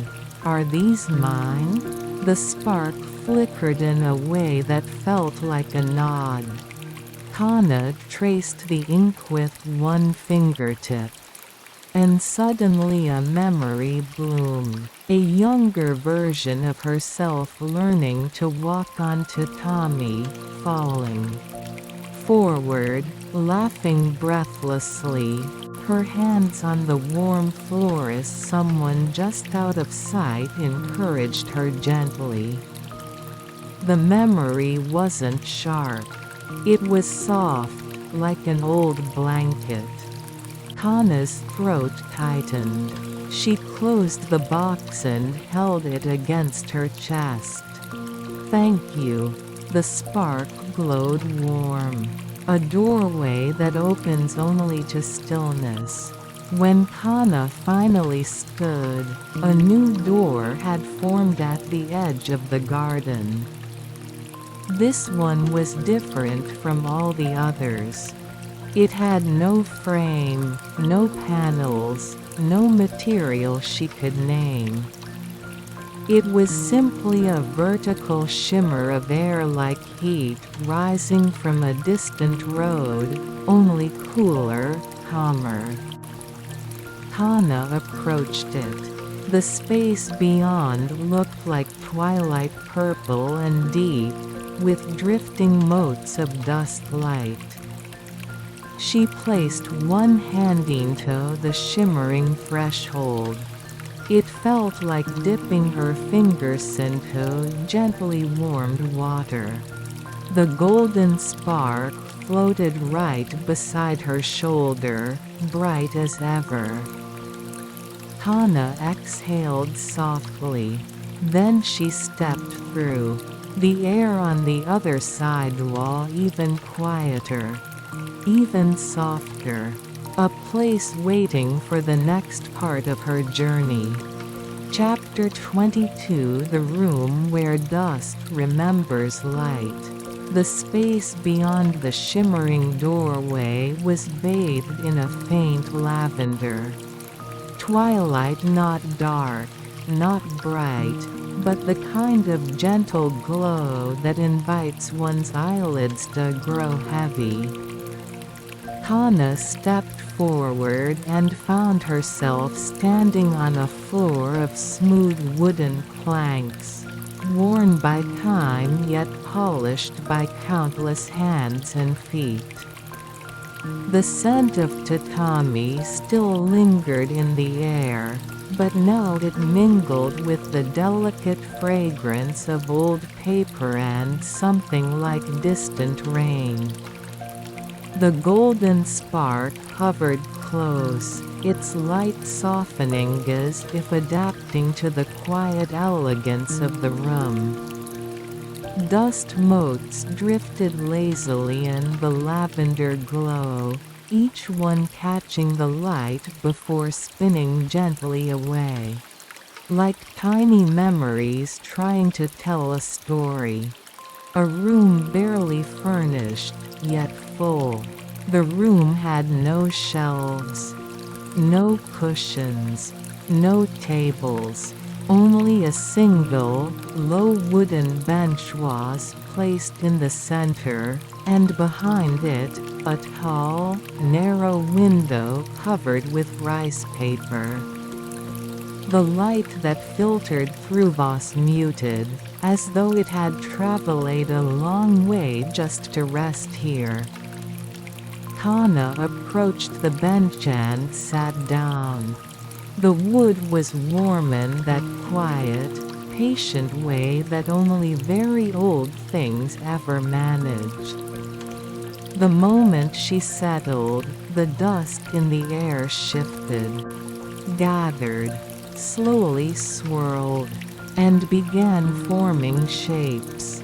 Memories shaped from dust and light. At first, the dancing motes resembled smoke. Then softly, almost shyly they gathered into a scene. Kana watched as a tiny room formed in front of her. A child sitting beside a window, tracing shapes on the tatami while the afternoon sun poured in. Kana inhaled quietly. "That's me." The dust-formed child reached for a stack of books, tugging one open even though the book was far too big for her hands. The tiny scene shimmered with warmth. Not bright, just comforting. Kana smiled faintly. "I used to do that a lot." The spark circled the scene, its movements slow, respectful. Then the dust reshaped again. This time into a teenage Kanai's resting her head on a desk in a quiet study room, surrounded by books with worn spines and soft covers. Her hair was a little longer. Her posture is a little tired. But the light around her was warm, quiet, understanding. Kana whispered, forgotten how peaceful it felt to fall asleep reading. The scene dissolved into drifting particles. Another form. Kana, in her early adulthood, was sitting beside a stack of books she meant to read someday. She touched their spines gently, promising herself she'd come back. But she never did. Not really. Kana lowered her gaze. That one still feels close. The golden spark floated near her shoulder, glowing with soft reassurance. The lavender window that listens. As the dust stories faded, a faint breeze slipped through the tall window. Kana raised her head. Though the rice paper was opaque, she felt something behind it. Not a view of outside, but a presence of quiet evening light. The kind of light that used to sneak into her childhood room in late summer when she stayed up reading too long. Kana approached the window and placed both hands against the cool rice paper. It felt like touching a gentle memory. The paper warmed beneath her palms. Faint lines appeared drawn in slow strokes of light. They formed words. Kana read them silently. "You do not need to remember everything." Then another line formed. "Gentle things return on their own." Kana felt her throat tighten, and she leaned her forehead against the papered window. "I guess I've always been afraid of forgetting the small things." The spark drifted low, its glow steady, softening the room. She whispered, "But maybe I didn't lose them after all." The window glowed warm and quiet agreement. The bench that reveals hidden echoes. Kana returned to the wooden bench. As she sat, a small click sounded beneath her. She glanced down. A hidden drawer had opened by itself so subtle she might have missed it. Inside lay a single sheet of paper, aged to a soft yellow. Its corners were bent. Its surface had faint marks as though it had been folded often. Kana lifted it carefully. On the paper was a simple drawing. A stack of books next to a tatami floor mat. Above them, scribbled in childish handwriting, "Koko wa shizuka desuki." Here is quiet, and I like it. Kana stared at it, her breath catching. "I drew this." She could almost hear her younger self humming while making it, legs swinging, hair falling in her face. She held the drawing close, hugging it gently. Not too tight. Just enough. The spark pulsed in warm understanding. A door made of swirling dusk and soft night. As Kana slid the drawer closed, the dust in the room began to rise again. This time, it didn't form memories. Instead, it spiraled gracefully toward the far wall.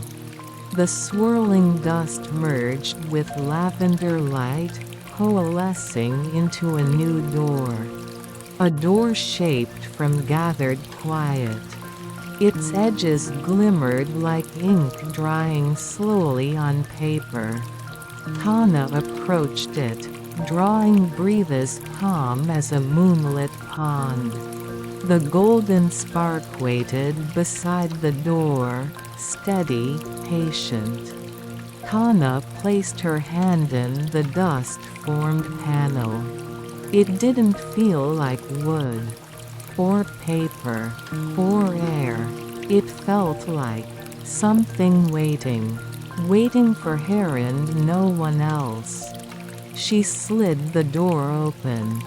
The space beyond glowed with warm, golden dimness, a deeper, more intimate quiet than anywhere she had walked before. Kana stepped through. The spark followed.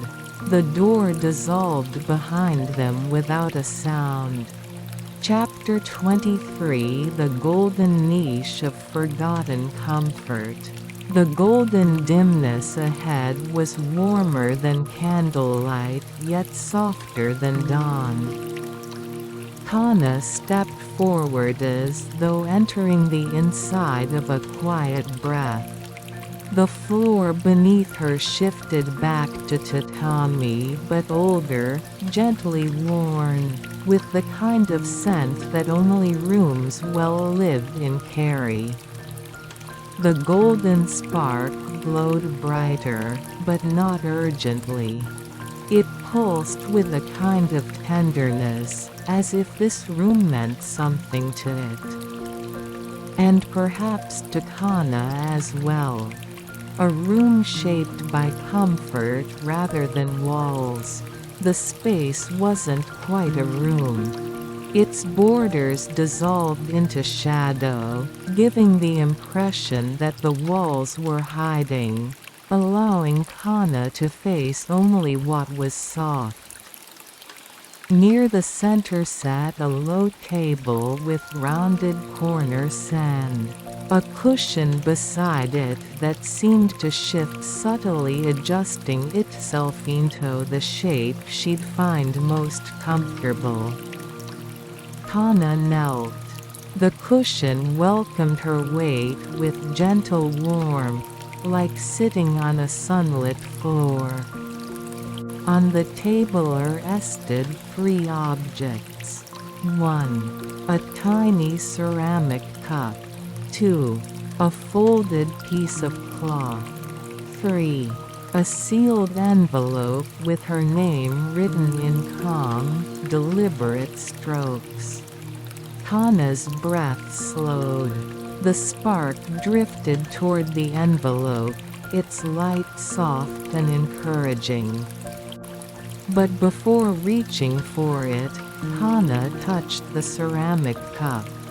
A cup that fills with what you need. The cup was empty. But the moment her fingers curled around it, a faint warmth traveled through its surface. Kana tilted her head. Tea? The cup filled gently from the bottom up, not with liquid exactly, but with vapor that condensed into a warm, pale brew. She lifted it to her lips. The first sip tasted like the tea she used to drink in her grandfather's study while flipping through old books she couldn't yet read. Soft, nutty, steeped lightly and served warm inato melt the edges of tiredness. Kana closed her eyes. A slow breath escaped her. It tastes like being safe. The spark glowed warmly. She set the cup down, feeling her heartbeat soften. The cloth that holds an old kindness. Next, Kana gently unfolded the cloth. Inside, a neatly folded bookmark rested in the center. Not fancy, not new, worn, loved. Its design was simple, a faded pattern of blue waves.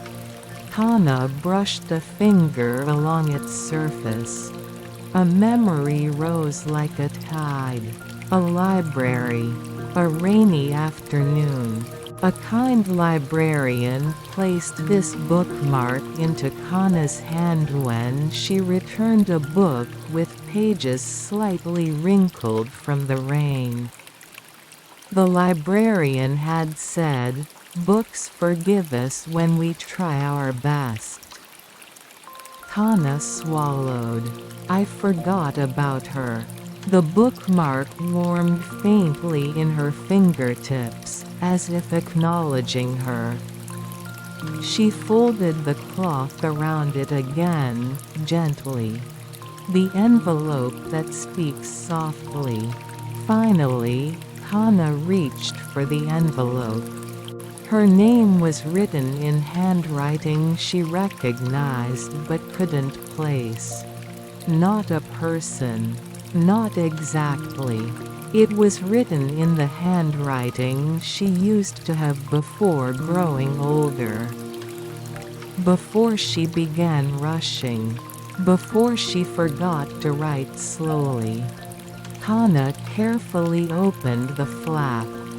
Inside was a single sheet of paper folded twice. She unfolded it. The message was handwritten, in that same soft, youthful script.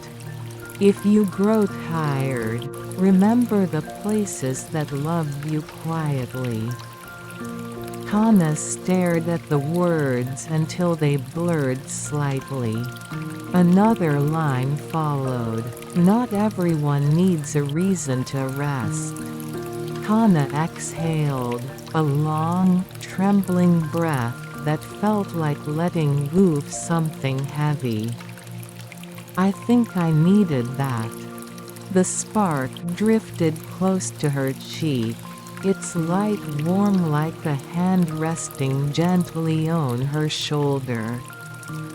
The table reveals its hidden light. As Kana placed the note back onto the table, The wood beneath it glowed softly. Then in the center of the table a tiny golden line appeared. It widened, becoming a gentle seam, and the table opened like a soft wooden flower.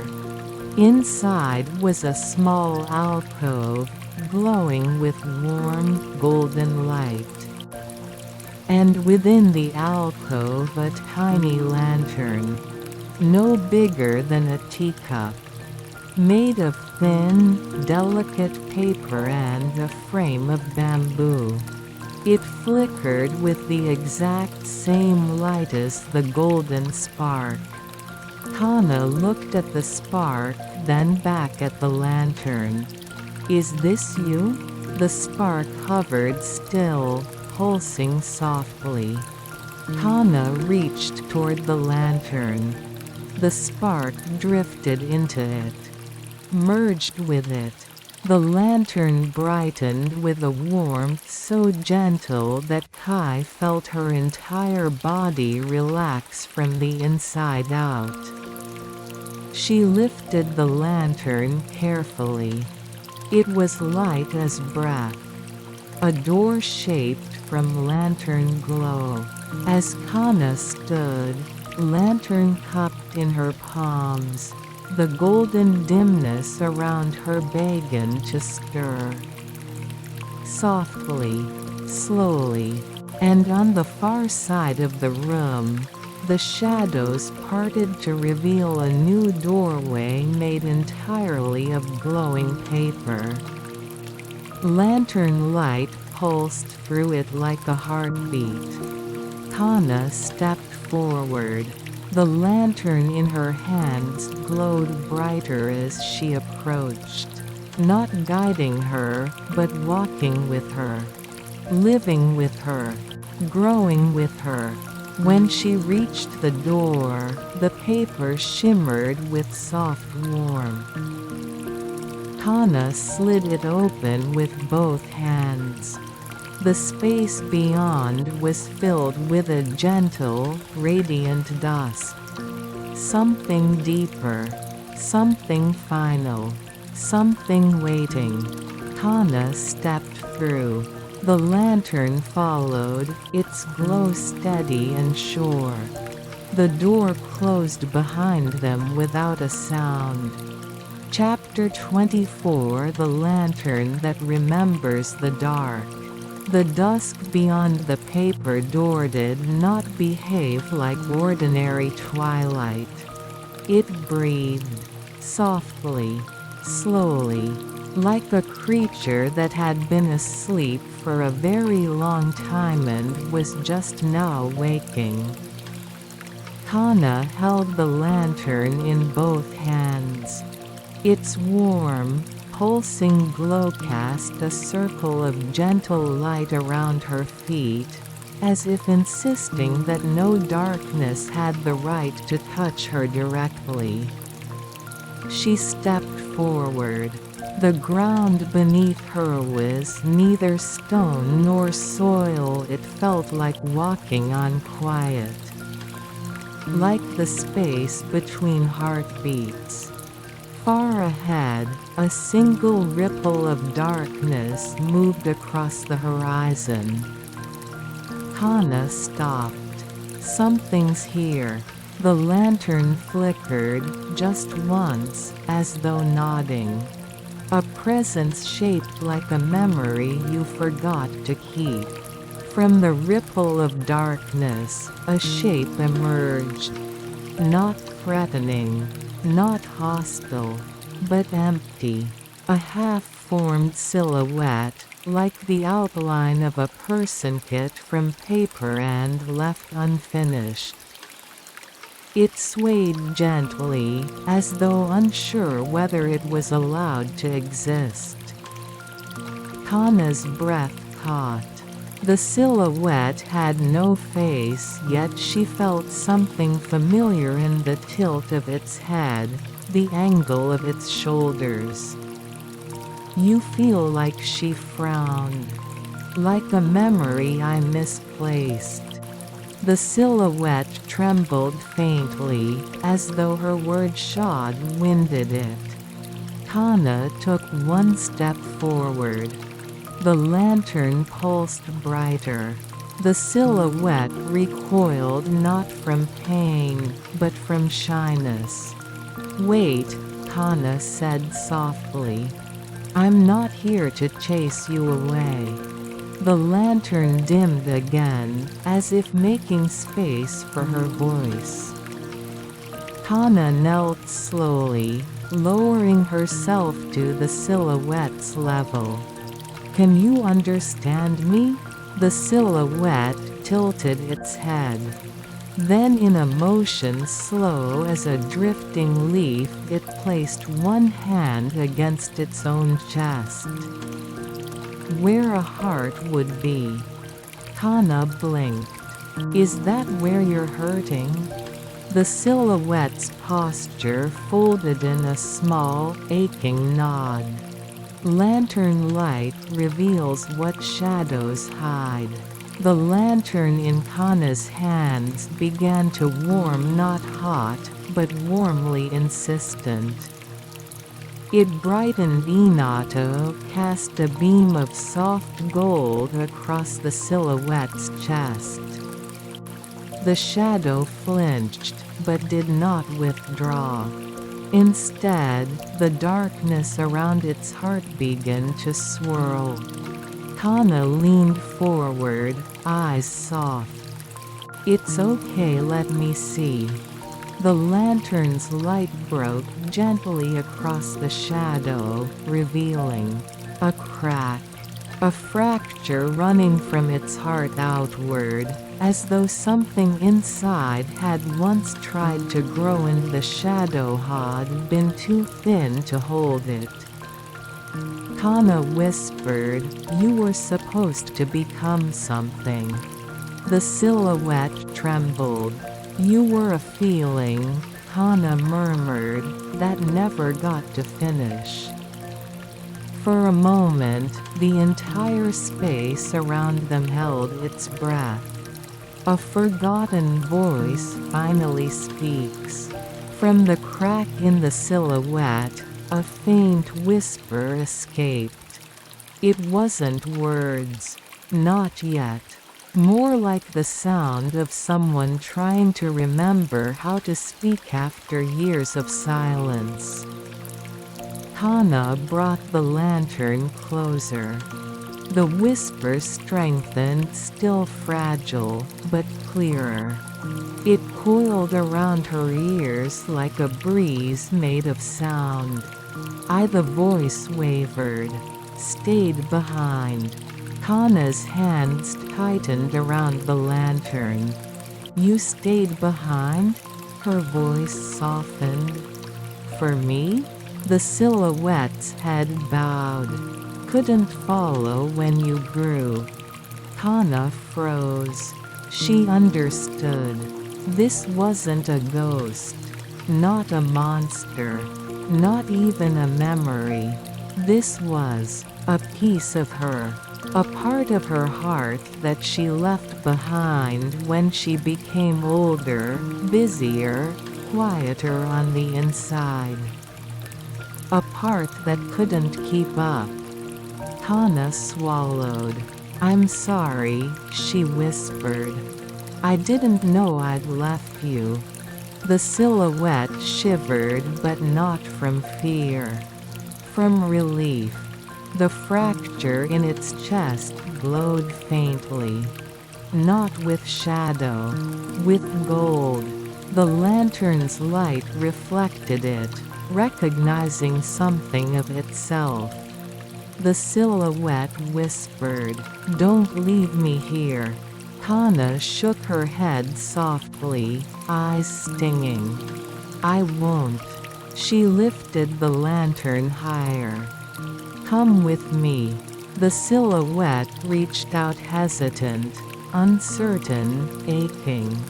Its fingertips brushed the lantern, and the golden glow rushed gently into it, filling the cracks, the emptiness, the unfinished parts. Where shadow had been, light seeped in slowly, like dawn warming frost. The silhouette steadied, still faint, still fragile, but no longer empty. Hana extended her free hand. "Let's go together." This time, the silhouette did not hesitate. It took her hand, and the darkness around them deepened, not in fear, but in anticipation, as though the dusk was waiting for them both. Chapter 25: The Hallway That Remembers Footsteps. The lantern's soft glow spread outward as Kana and the newly mended silhouette walked side by side. The world around them shifted. What had been an endless dusk slowly reshaped itself into the outline of an old hallway, the kind found in a traditional Japanese house, with polished wooden floors and shoji panels that hummed faintly when touched by wind. But there was no wind here, only memory, and the lingering warmth of footsteps long gone. Hana paused at the threshold. The silhouette beside her leaned slightly forward, as though recognizing the place. "Do you know this hallway?" Hana whispered. The silhouette tilted its head, a gesture of uncertainty, yet not denial. Hana stepped inside. The floorboards beneath her creaked familiarly, like the soft pop of cooling wood after a summer afternoon. She blinked. "This is my grandmother's house." The realization drifted gently through her chest, as calm as a sigh. Even the faint scent, that mixture of cedar, tatami, and something like dried persimmons, was exactly as she remembered. Except, everything had a dreamlike thinness. Edges blurred, colors softened, as though the hallway were painted in watercolor just before the water dried. The silhouette stayed close behind her, its form flickering slightly each time the lantern glowed brighter. "It's okay," Hana murmured. "You can stay near me." The silhouette's shoulders eased, whispers embedded in the walls. As Kana walked forward, she noticed something. The hallway was not quiet. Not truly. There were whispers, soft, distant, like sheets brushing together. They came from the walls. She stopped, listening carefully. The whispers grew clearer. Not voices. Not words. Footsteps. But not hers. Not now. Footsteps from a day long gone. A child running, laughing, sliding on socks across polished wooden floors. Kana felt her stomach flutter. "That's me," she whispered. "From when I was little." The silhouette lifted its head sharply, as though recognizing the sound with a pang of longing. Kana closed her eyes. The memory continued. Her younger self, darting down the hallway, arms outstretched, pretending to fly. Her grandmother's voice, warm and amused, calling after her. "Kana-chan, you'll slip." The silhouette trembled. It took a half step forward, toward the echo of the memory, then stopped as though afraid it wasn't allowed to approach. Kana reached back and touched its arm lightly. "It's okay, you can listen too. It's your memory as much as mine." The silhouette melted slightly into a warmer shape, still faceless, but no longer hollow. The door that wasn't there before. As they continued walking, a door appeared at the end of the hallway. Kana blinked. There was never a door there. The silhouette tilted its head, body shifting like a question mark. Kana raised the lantern and approached slowly. The door was old, with faded paint and a handle worn smooth as if many handshod turned it over for years. But she knew somewhere deep inside that no one had ever opened it. Not in waking life. Not in any memory she owned. "Kana," she whispered to herself, "this is something else." The silhouette stepped closer.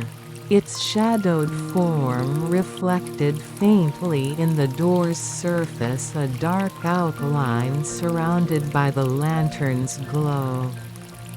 The air changed. Faintly. Barely perceptible. Not colder but deeper.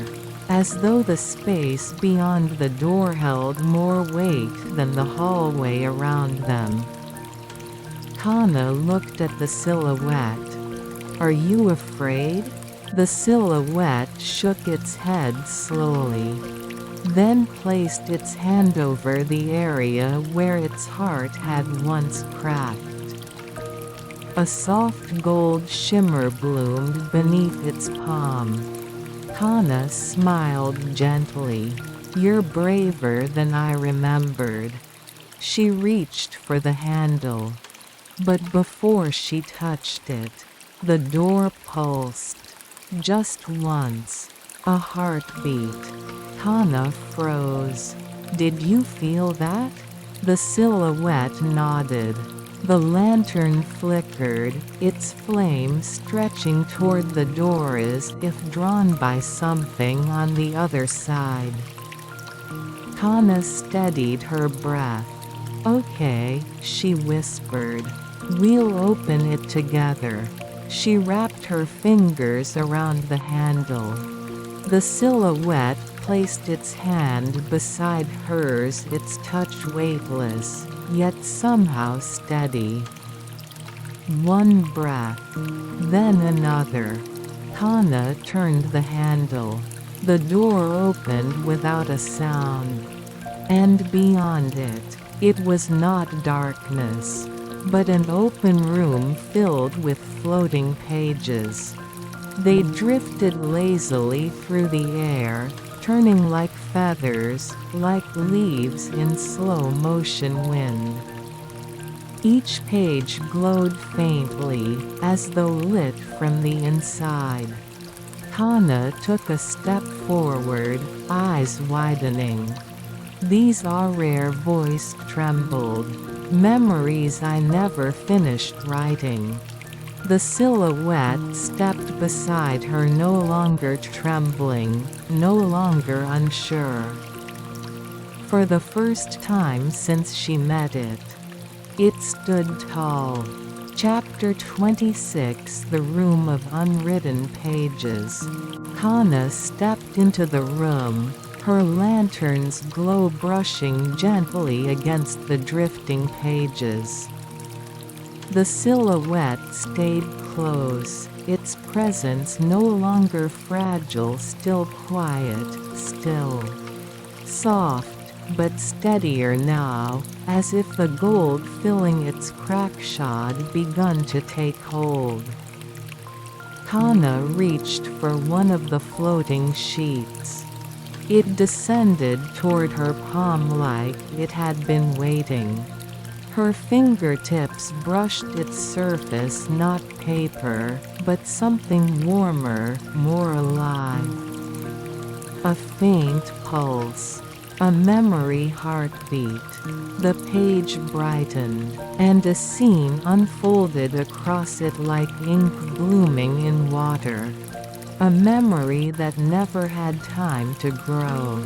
Kana saw herself, much younger, sitting at a small wooden desk in her childhood room.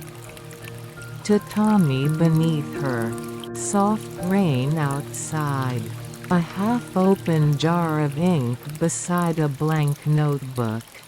She was trying to write something, brows furrowed, feet swaying lightly. But each time she pressed the brush to the page, she paused. Then paused again. Then closed the notebook with a small, frustrated sigh. Kana inhaled slowly. I remember this. It wasn't a dramatic moment. Not a turning point. Just an ordinary evening when she wanted to capture something, a thought, a feeling, a dream.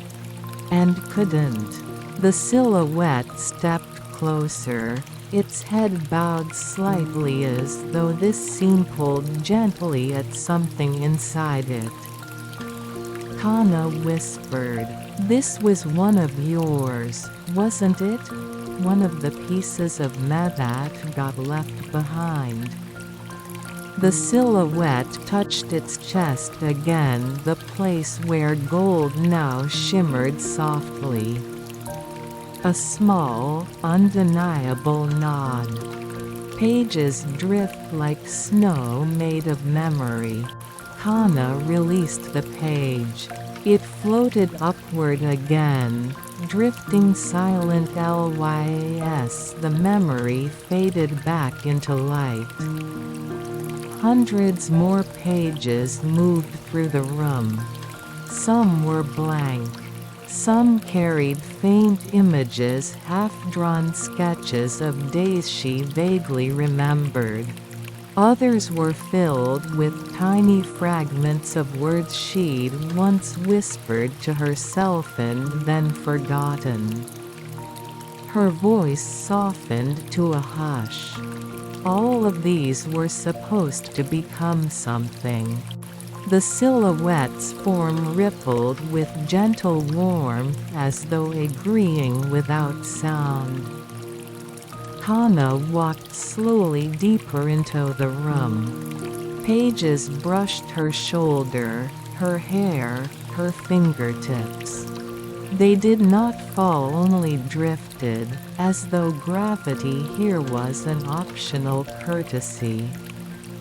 Each page shone faintly when the lantern's light touched it, as if acknowledging its keeper.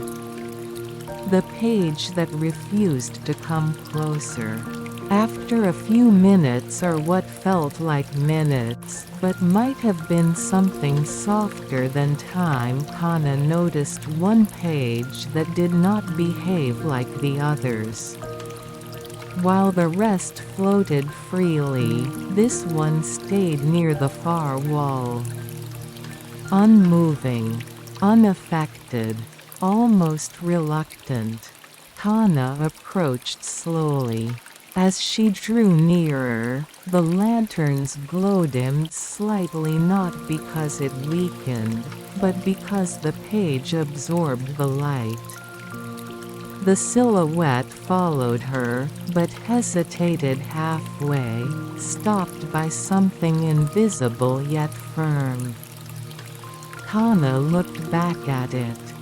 "You can't come closer?" The silhouette lowered its head. Not from fear. From understanding. Kana turned back to the page.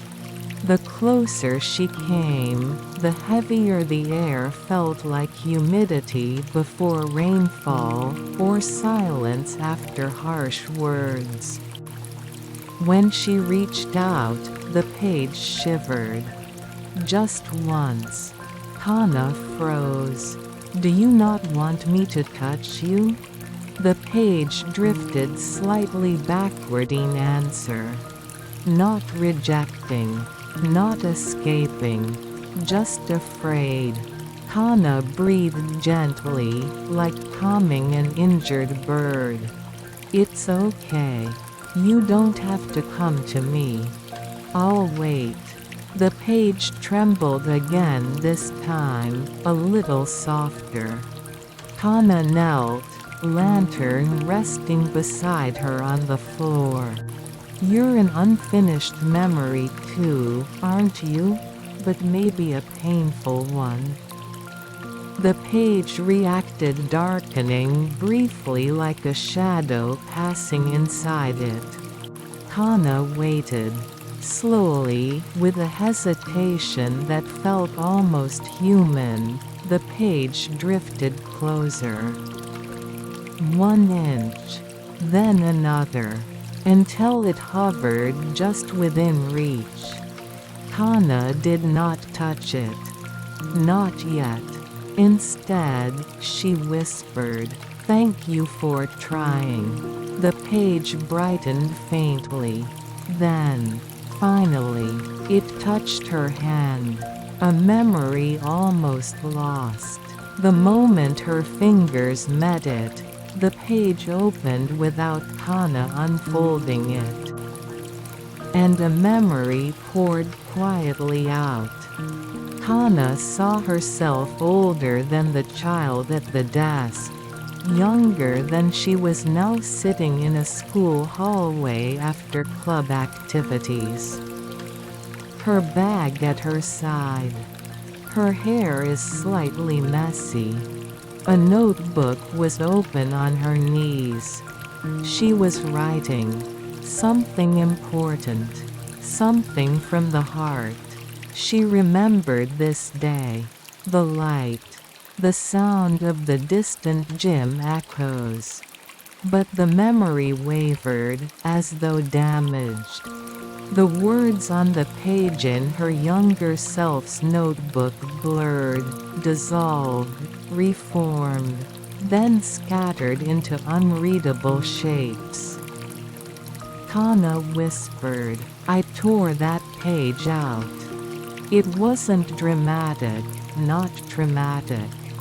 But she had written something she felt embarrassed about, a dream too big, a thought too earnest, and later, she had ripped the page out and thrown it away. A quiet self-rejection, small but real.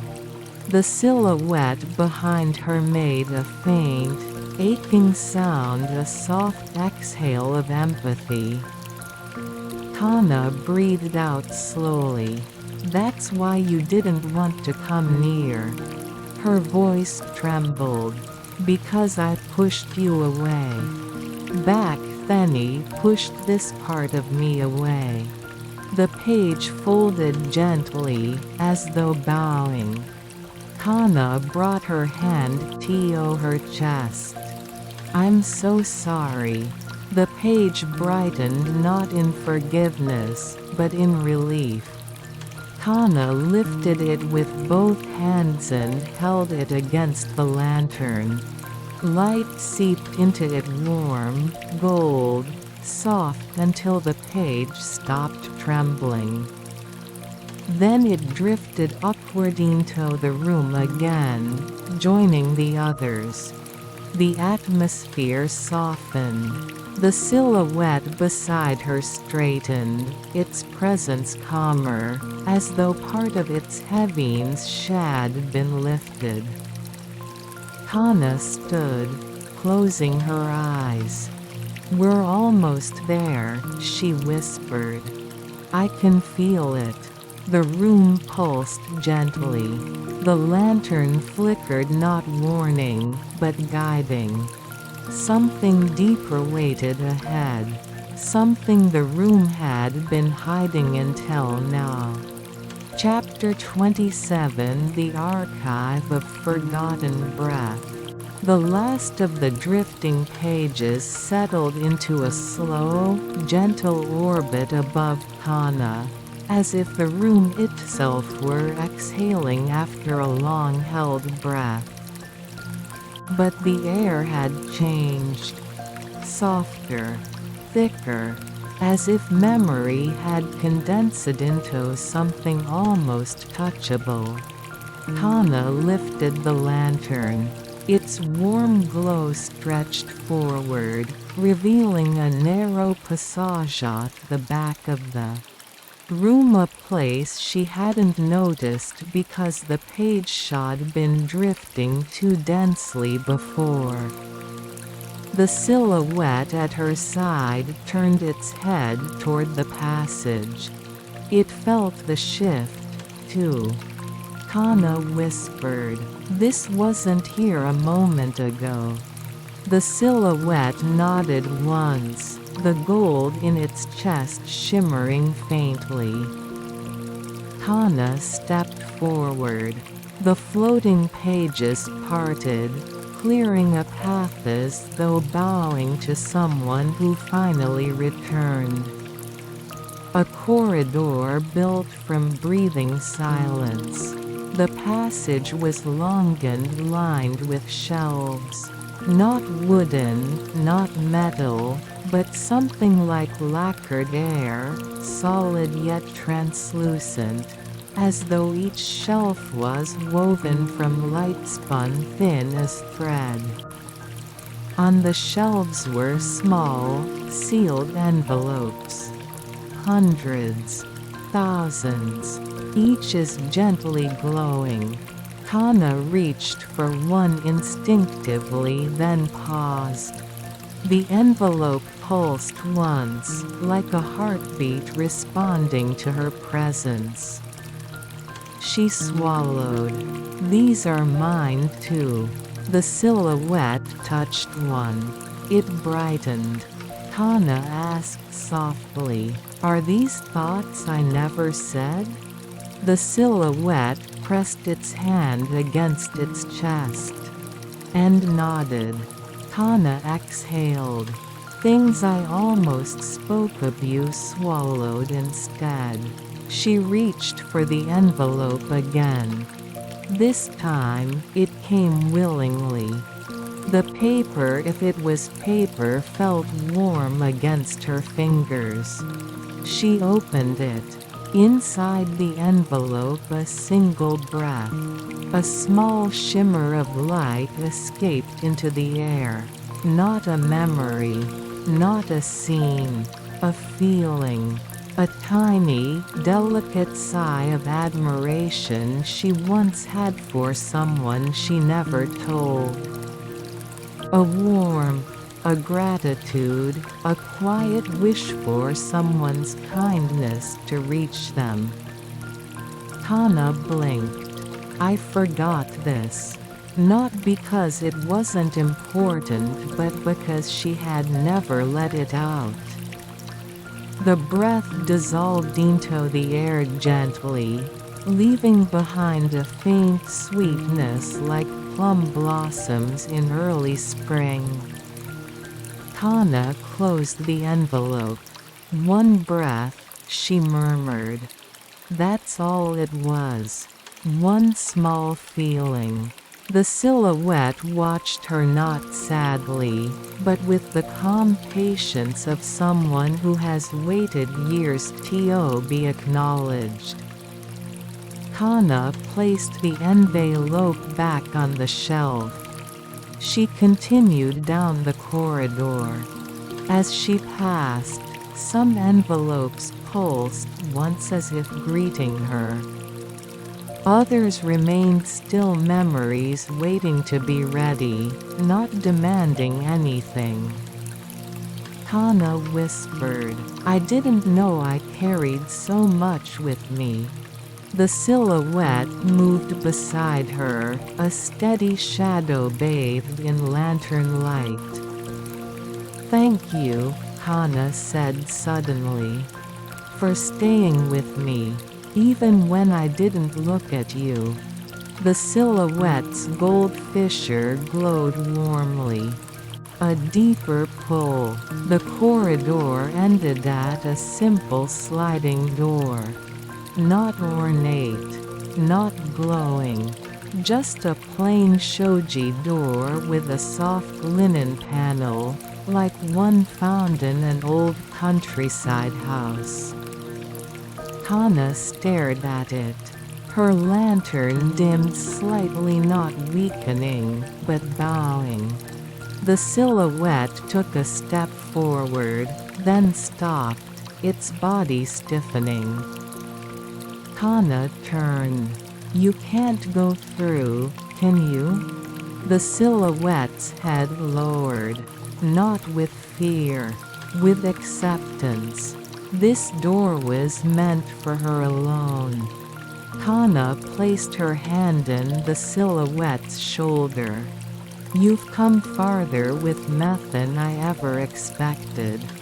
The silhouette leaned into her touch, the gesture soft, gentle, grateful. Kana smiled. "I'll come back to you. I promise." The gold at the silhouette's chest flared gently, as if sealing the promise. Kana slid the door open. The room inside was empty, but not silent.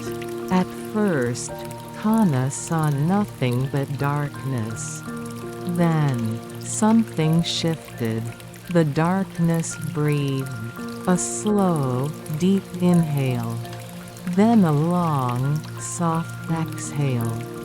Kana stepped inside. The lantern's light illuminated a circular tatami room with no furniture, no decoration. Only emptiness. And at the center, a small, unlit candle. Kana knelt slowly. The candle was playing, but she recognized it instantly. My first candle. She had received it as a child from a festival stall where each candle represented a wish. But she had never lit it. Too nervous. Too shy. Afraid it was childish. So the wish stayed unlit. Unmade. Unlived. Kana held the lantern close. The candle stirred a tiny movement, as though waking after years of waiting. Kana whispered, "I remember you." The candle brightened faintly, its wick glowing without fire. Kana lifted her lantern. The light inside it leaned forward, a thin ribbon of gold stretching gently toward the candle wick. Kana steadied her breath. "May I?" The room seemed to quiver. Not in warning. In anticipation. Kana lowered the lantern until its flame kissed the wick. For a fraction of a heartbeat, nothing happened. Then, light bloomed. Soft. Warm. A pale, trembling gold that filled the room from floor to ceiling. Kana gasped as the light seeped into her chest, gently, like a long-awaited answer to a question she had forgotten to ask. Her eyes stung. This was the wish I never let myself want. The candle seemed to nod. The room brightened further until the walls dissolved. The tatami faded, and the world around her turned into pure, breathing light. Kana closed her eyes. The wish whispered inside her, "Live gently and live as yourself." She exhaled, a breath she had held for far too long. Chapter 28, Where the Light Learns Your Name. Kana stood in the center of the disappearing room, the candle's golden flame, swelling gently until it felt less like fire and more like warm breath resting against her skin. The lantern she carried no longer outshone the candle instead. The two lights recognized each other, their glows weaving together like old friends meeting after years apart. Kana closed her eyes. The world around her hummed, not loudly, not even musically, just a steady, soft resonance like the sound of air when sunlight passes through it. When she opened her eyes again, the room was gone. In its place was a vast expanse of light spreading in all directions, faintly rippling like the surface of a calm ocean scene at sunrise. Kana whispered, "Where am I?" Her voice floated outward. The light responded, shifting ever so slightly as if the space itself turned to listen. A path that appears only when stepped on. Kana took one tentative step. Immediately, a thin ribbon of light formed beneath her foot, a path made of breath, memory, and intention.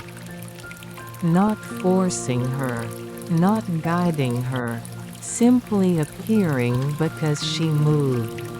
Kana lifted the lantern. Its glow reached outward, revealing that the path stretched ahead infinitely yet somehow felt gentle, not overwhelming. She stepped forward again. The path grew. Behind her, the light rippled where her steps had been as if remembering them. This place was made of remembrance. But not the sharp, painful kind that clings. This was something warmer, softer, like the memory of warmth on a winter morning. Kana whispered, "I think I'm walking inside my own heart." The light pulsed gently in agreement. The figure waiting at the horizon of glow. As Kana walked, she noticed something ahead. A shape. Far off, but distinct. Inato stir a quiet flutter in her chest. At first, it looked like a silhouette made of soft gold, not dark like the oni she had met earlier, but bright, its edges glowing faintly.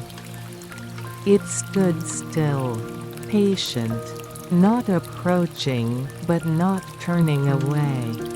Kana swallowed. "Who are you?"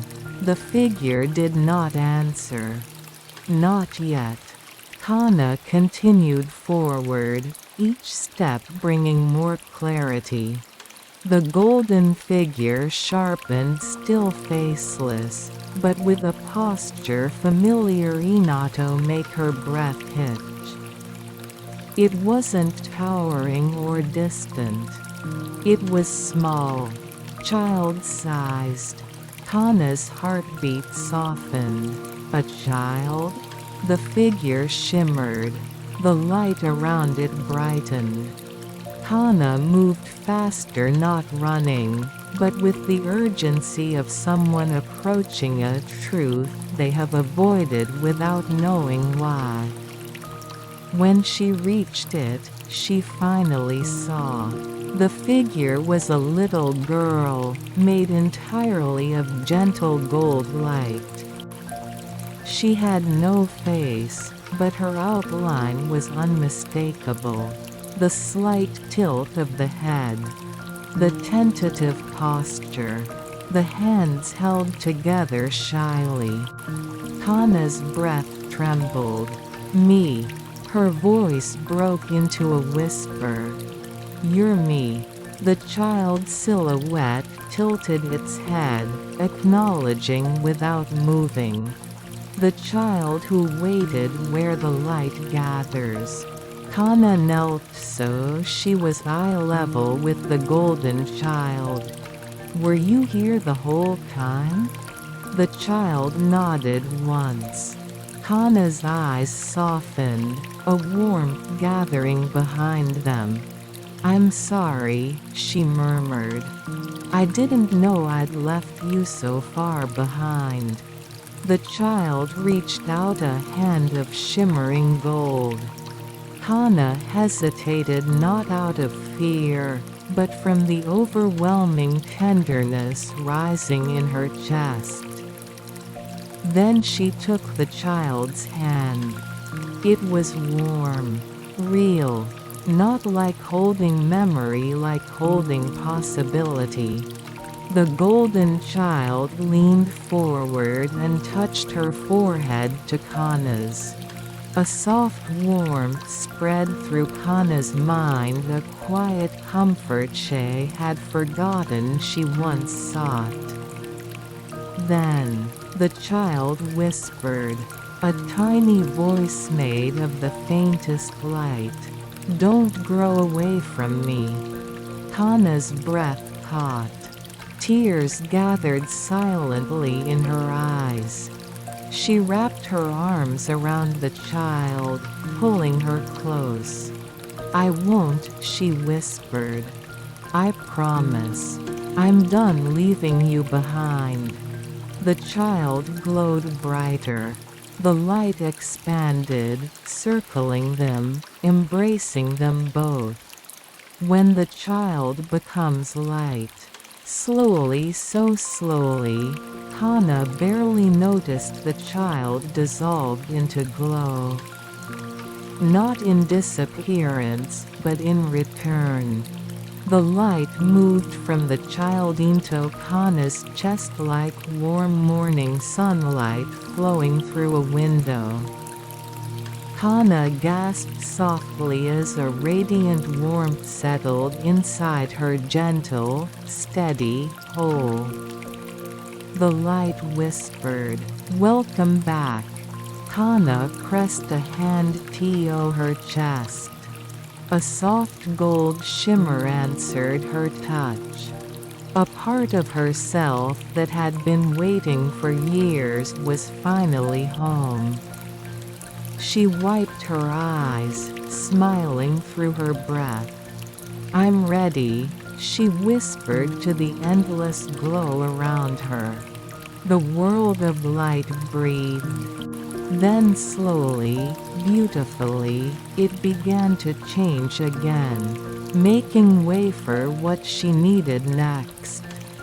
Chapter 29: The Door Made of Breath. The world reshaped itself gently around Kana, the bright expanse softening until the glow began gathering in slow, swirling currents. It was like watching fog decide it wanted to become a room again. The vast openness of light gathered into lines, edges, and faint shadows, not dark, but simply boundaries where the light curved. Kana stood quietly, hand resting over the warm place in her chest where the small golden child had settled. The glow pulsed gently under her palm. "I'm not alone now," she whispered. The light around her seemed to exhale. A door that forms because she is ready. Ahead of her, something began to take shape. Not quickly, not dramatically, but with the slow, inevitable certainty of sunrise. A vertical line of soft gold appeared. Then another.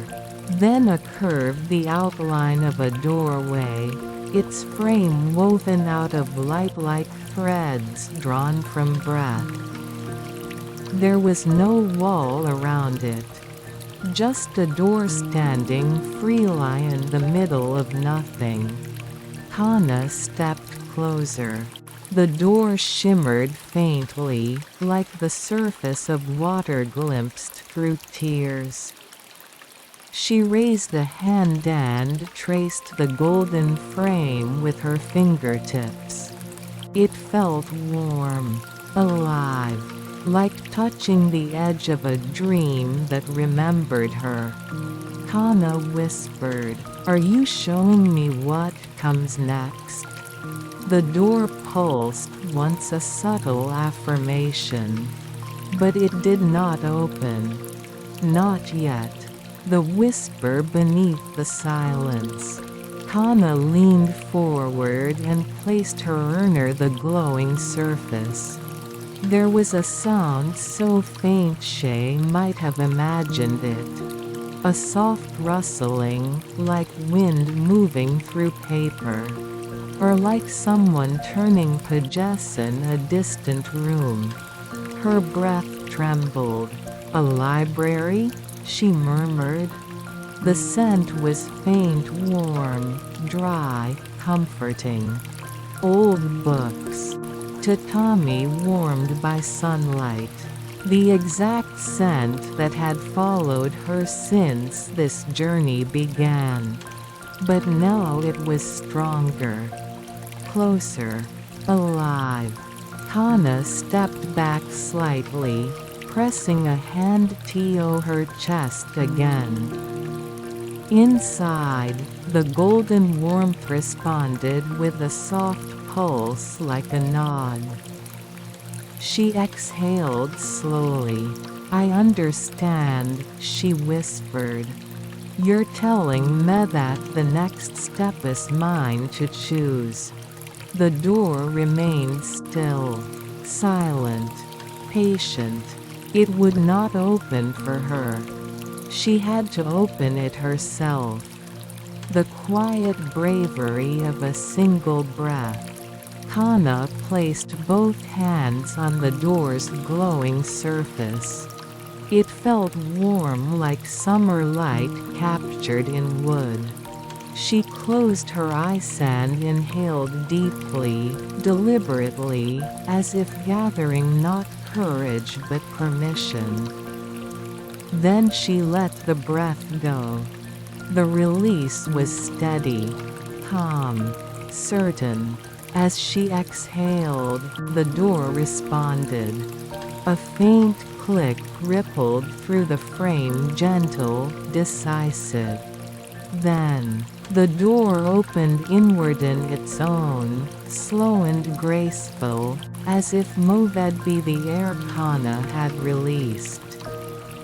Light poured out, not blinding but soft, like the first rays of dawn slipping into a quiet room. Kana stepped across the threshold. The place where stories wait for their reader. On the other side was a corridor. Narrow, quiet, lined with sliding paper doors on either side, their wooden frames dark and smooth, the paper glowing softly from the warm light within. The floor beneath her feet was tatami. It gave under her weight with that familiar, gentle, living softness. Kana inhaled and the scent struck her immediately. Tatami. Aged paper. Dust warmed by sunlight. Ink that had seeped into wooden shelves over the decades. It was the scent from her dreams. From her childhood. From somewhere older than memory. "I've been here," she whispered, though she had no proof. Only her heart seemed sure. At the far end of the corridor, a door was slightly open, a warm golden light spilling through the gap like a secret inviting her closer. Kana tightened her grip on the lantern, though she realized she didn't need it anymore. Everything was already lit. Still, she carried it with care. Some things you don't let go of just because the world becomes brighter. Kana began walking down the corridor. The tatami rustled softly beneath her feet. Each step felt like approaching something that had waited a very long time to be seen. Chapter 30 The Room That Remembers Your Name. Kana walked slowly down the corridor, the soft tatami sighing beneath her steps, as though it recognized her weight, as though it had held it once before. The sliding doors on either side remained closed, their pale paper glowing faintly with the ambient golden light. She did not need to look inside them to know they were full of stories, resting quietly, waiting for the right hands to wake them. Not yet, she thought. There is something ahead of me that is calling more gentle life than anything else. A warm glow leaked from the room at the end of the hall, the door. Opened by only a few centimeters, just enough to let a thin bar of light stretch across the floor like a reaching hand. Kana approached. The scent of old books grew stronger. Not dusty or forgotten but lived in. Cherished. Like a space that had been cared for during long moments of solitude. When she reached the door, she lifted her fingers and touched the wooden edge. The moment she did, the door slid open with a whisper. Kana exhaled as she stepped into the room. The library that felt like a memory. The space was small but filled with warmth. Shelves lined 3 walls. Every shelf was crowded with books of all ages, their covers worn smooth, their spines faded, yet glowing faintly as though they contained strings of captured starlight. A square window looked out into a gentle golden haze, where nothing existed but warm, swirling light, a world outside the world, waiting patiently for her return. A low table sat in the center upon a comfortingly thick tatami mat, and a single cushion rested beside it. Kana felt something in her chest tighten softly. This is she didn't finish the sentence. Perhaps she didn't need to. She knelt, feeling the tatami press upward against her legs. The air was warm, quiet, but not silent.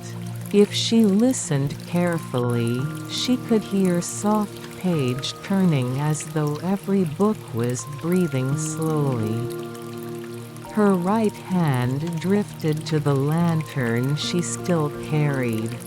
It flickered once and went still again. "I don't need your light here," Kana whispered gently, almost fondly. "But I'm glad you came with me." The lantern glowed faintly in response. The book that was waiting. From the nearest shelf, one book shifted. Just a subtle movement, as though nudged by a breeze that only existed for that single moment. Kana blinked and watched. The book leaned out very slightly invitingly, as though it had grown tired of containing its own story in the dark. Its cover was dark indigo. Worn but elegant. A thin golden thread traced the edges, forming a border that shone faintly in the warm light. Kana reached for it. Her fingers brushed the spine warm to the touch, as if someone had held it only moments ago. She carefully pulled the book free and set it on the low table. The moment she did, the lantern flickered again as though recognizing the book. Kana watched the cover for several breaths before opening it. When she did, the pages exhaled a soft puff of warm air, the scent of tatami, paper, ink, sunlight, and something else. Something familiar. Kana leaned closer. Her heart slowed. The pages were filled with handwriting, gentle, looping strokes that flowed like ripples on water. She recognized it. She knew this handwriting. "This is mine," Kana whispered. "But not from this life. From dream after dream she'd had as a child, dreams she could never fully remember upon waking, except for the way her hand etched faintly as though she had been writing for hours." The lantern's light rolled softly across the room. Kana turned the first page. Her name was written there. Written beautifully. Written carefully. Written with affection. Kana. Her breath caught. And beneath her name, a second line. "This story is yours. You may enter it whenever you are ready." Kana pressed a hand to her lips, her eyes warming.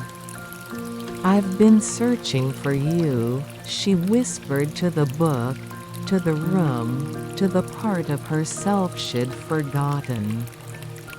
The book seemed to glow in response. The invitation. She turned the page again. This time, there were no words. Only a soft shimmer, a faint golden light spreading like watercolor across the blank paper. Kana reached out and touched the page. It was warm as a hand, as warm as memory. Slowly, delicately, the light began to spread up her fingertips, curling around her hand like silk threads. It didn't pull her. It welcomed her. Kana closed her eyes and let the warmth bloom. Somewhere within the light, she heard a whisper. Not from the books, not from the lantern, but from the smallest, softest corner of her own heart.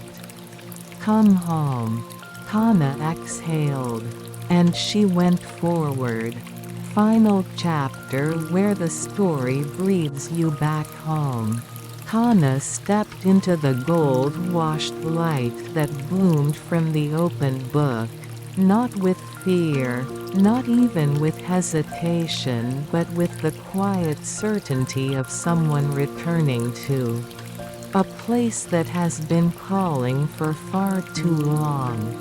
The light curled gently around her, warm as early sunlight passing through shoji paper, soft as air drifting over tatami. It carried the faint scent of old books and memories that had never truly faded. Kana let her eyes close. And the world shifted. A room rebuilt from memory. When she opened her eyes again, she stood inside a small library, but not the golden one beyond the corridor. This time, it was unmistakably real. Dust motes drifted in quiet spirals through beams of late afternoon light. Bookshelves leaned with affectionate wear, each one filled with volumes she felt she had known all her life. The tatami beneath her filled the same warm scent that had followed her through dreams. Kana turned slowly. The lantern was in her hand still, but its flame no longer glowed. It had done its work. It was resting now.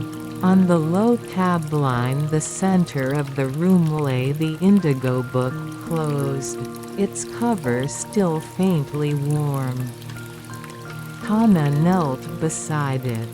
For a moment, she simply rested her hands on the woven surface of the tatami, feeling the straw and thread press gently against her palms. Her heartbeat slowed, matching the rhythm of the quiet room. "So this is where I was meant to return," she whispered. The room did not answer. It only breathed around her, soft and familiar. The final unfolding. Kana opened the indigo book once more. The first page still held her name, written in warm, flowing strokes. But beneath it, the second line had changed. "You have arrived. Thank you for coming home." Kana let a breath escape, a breath filled with relief, recognition, and a gentle ache she hadn't noticed till it was gone. The rest of the pages were blank. Completely blank. No shimmering light. No hidden words. No passage to step into. Kana brushed her fingertips over the empty pages. "It's my turn to write now," she said quietly. A soft warmth rolled through her chest, the same golden pulse that had guided her through the swirling world of light. It beat gently beneath her hand, as though agreeing. Kana lifted the book and held it close. "I won't forget," she promised. "But I don't need to hold onto the past to move forward anymore." The air in the room seemed to settle, not closing in, but settling the way blankets settle around someone falling asleep. The lantern's last gift. A faint sound drew Kana's attention. The lantern, resting beside her, let out a soft crackle, a single bright spark glowing in the dark wick before fading. Kana touched it gently.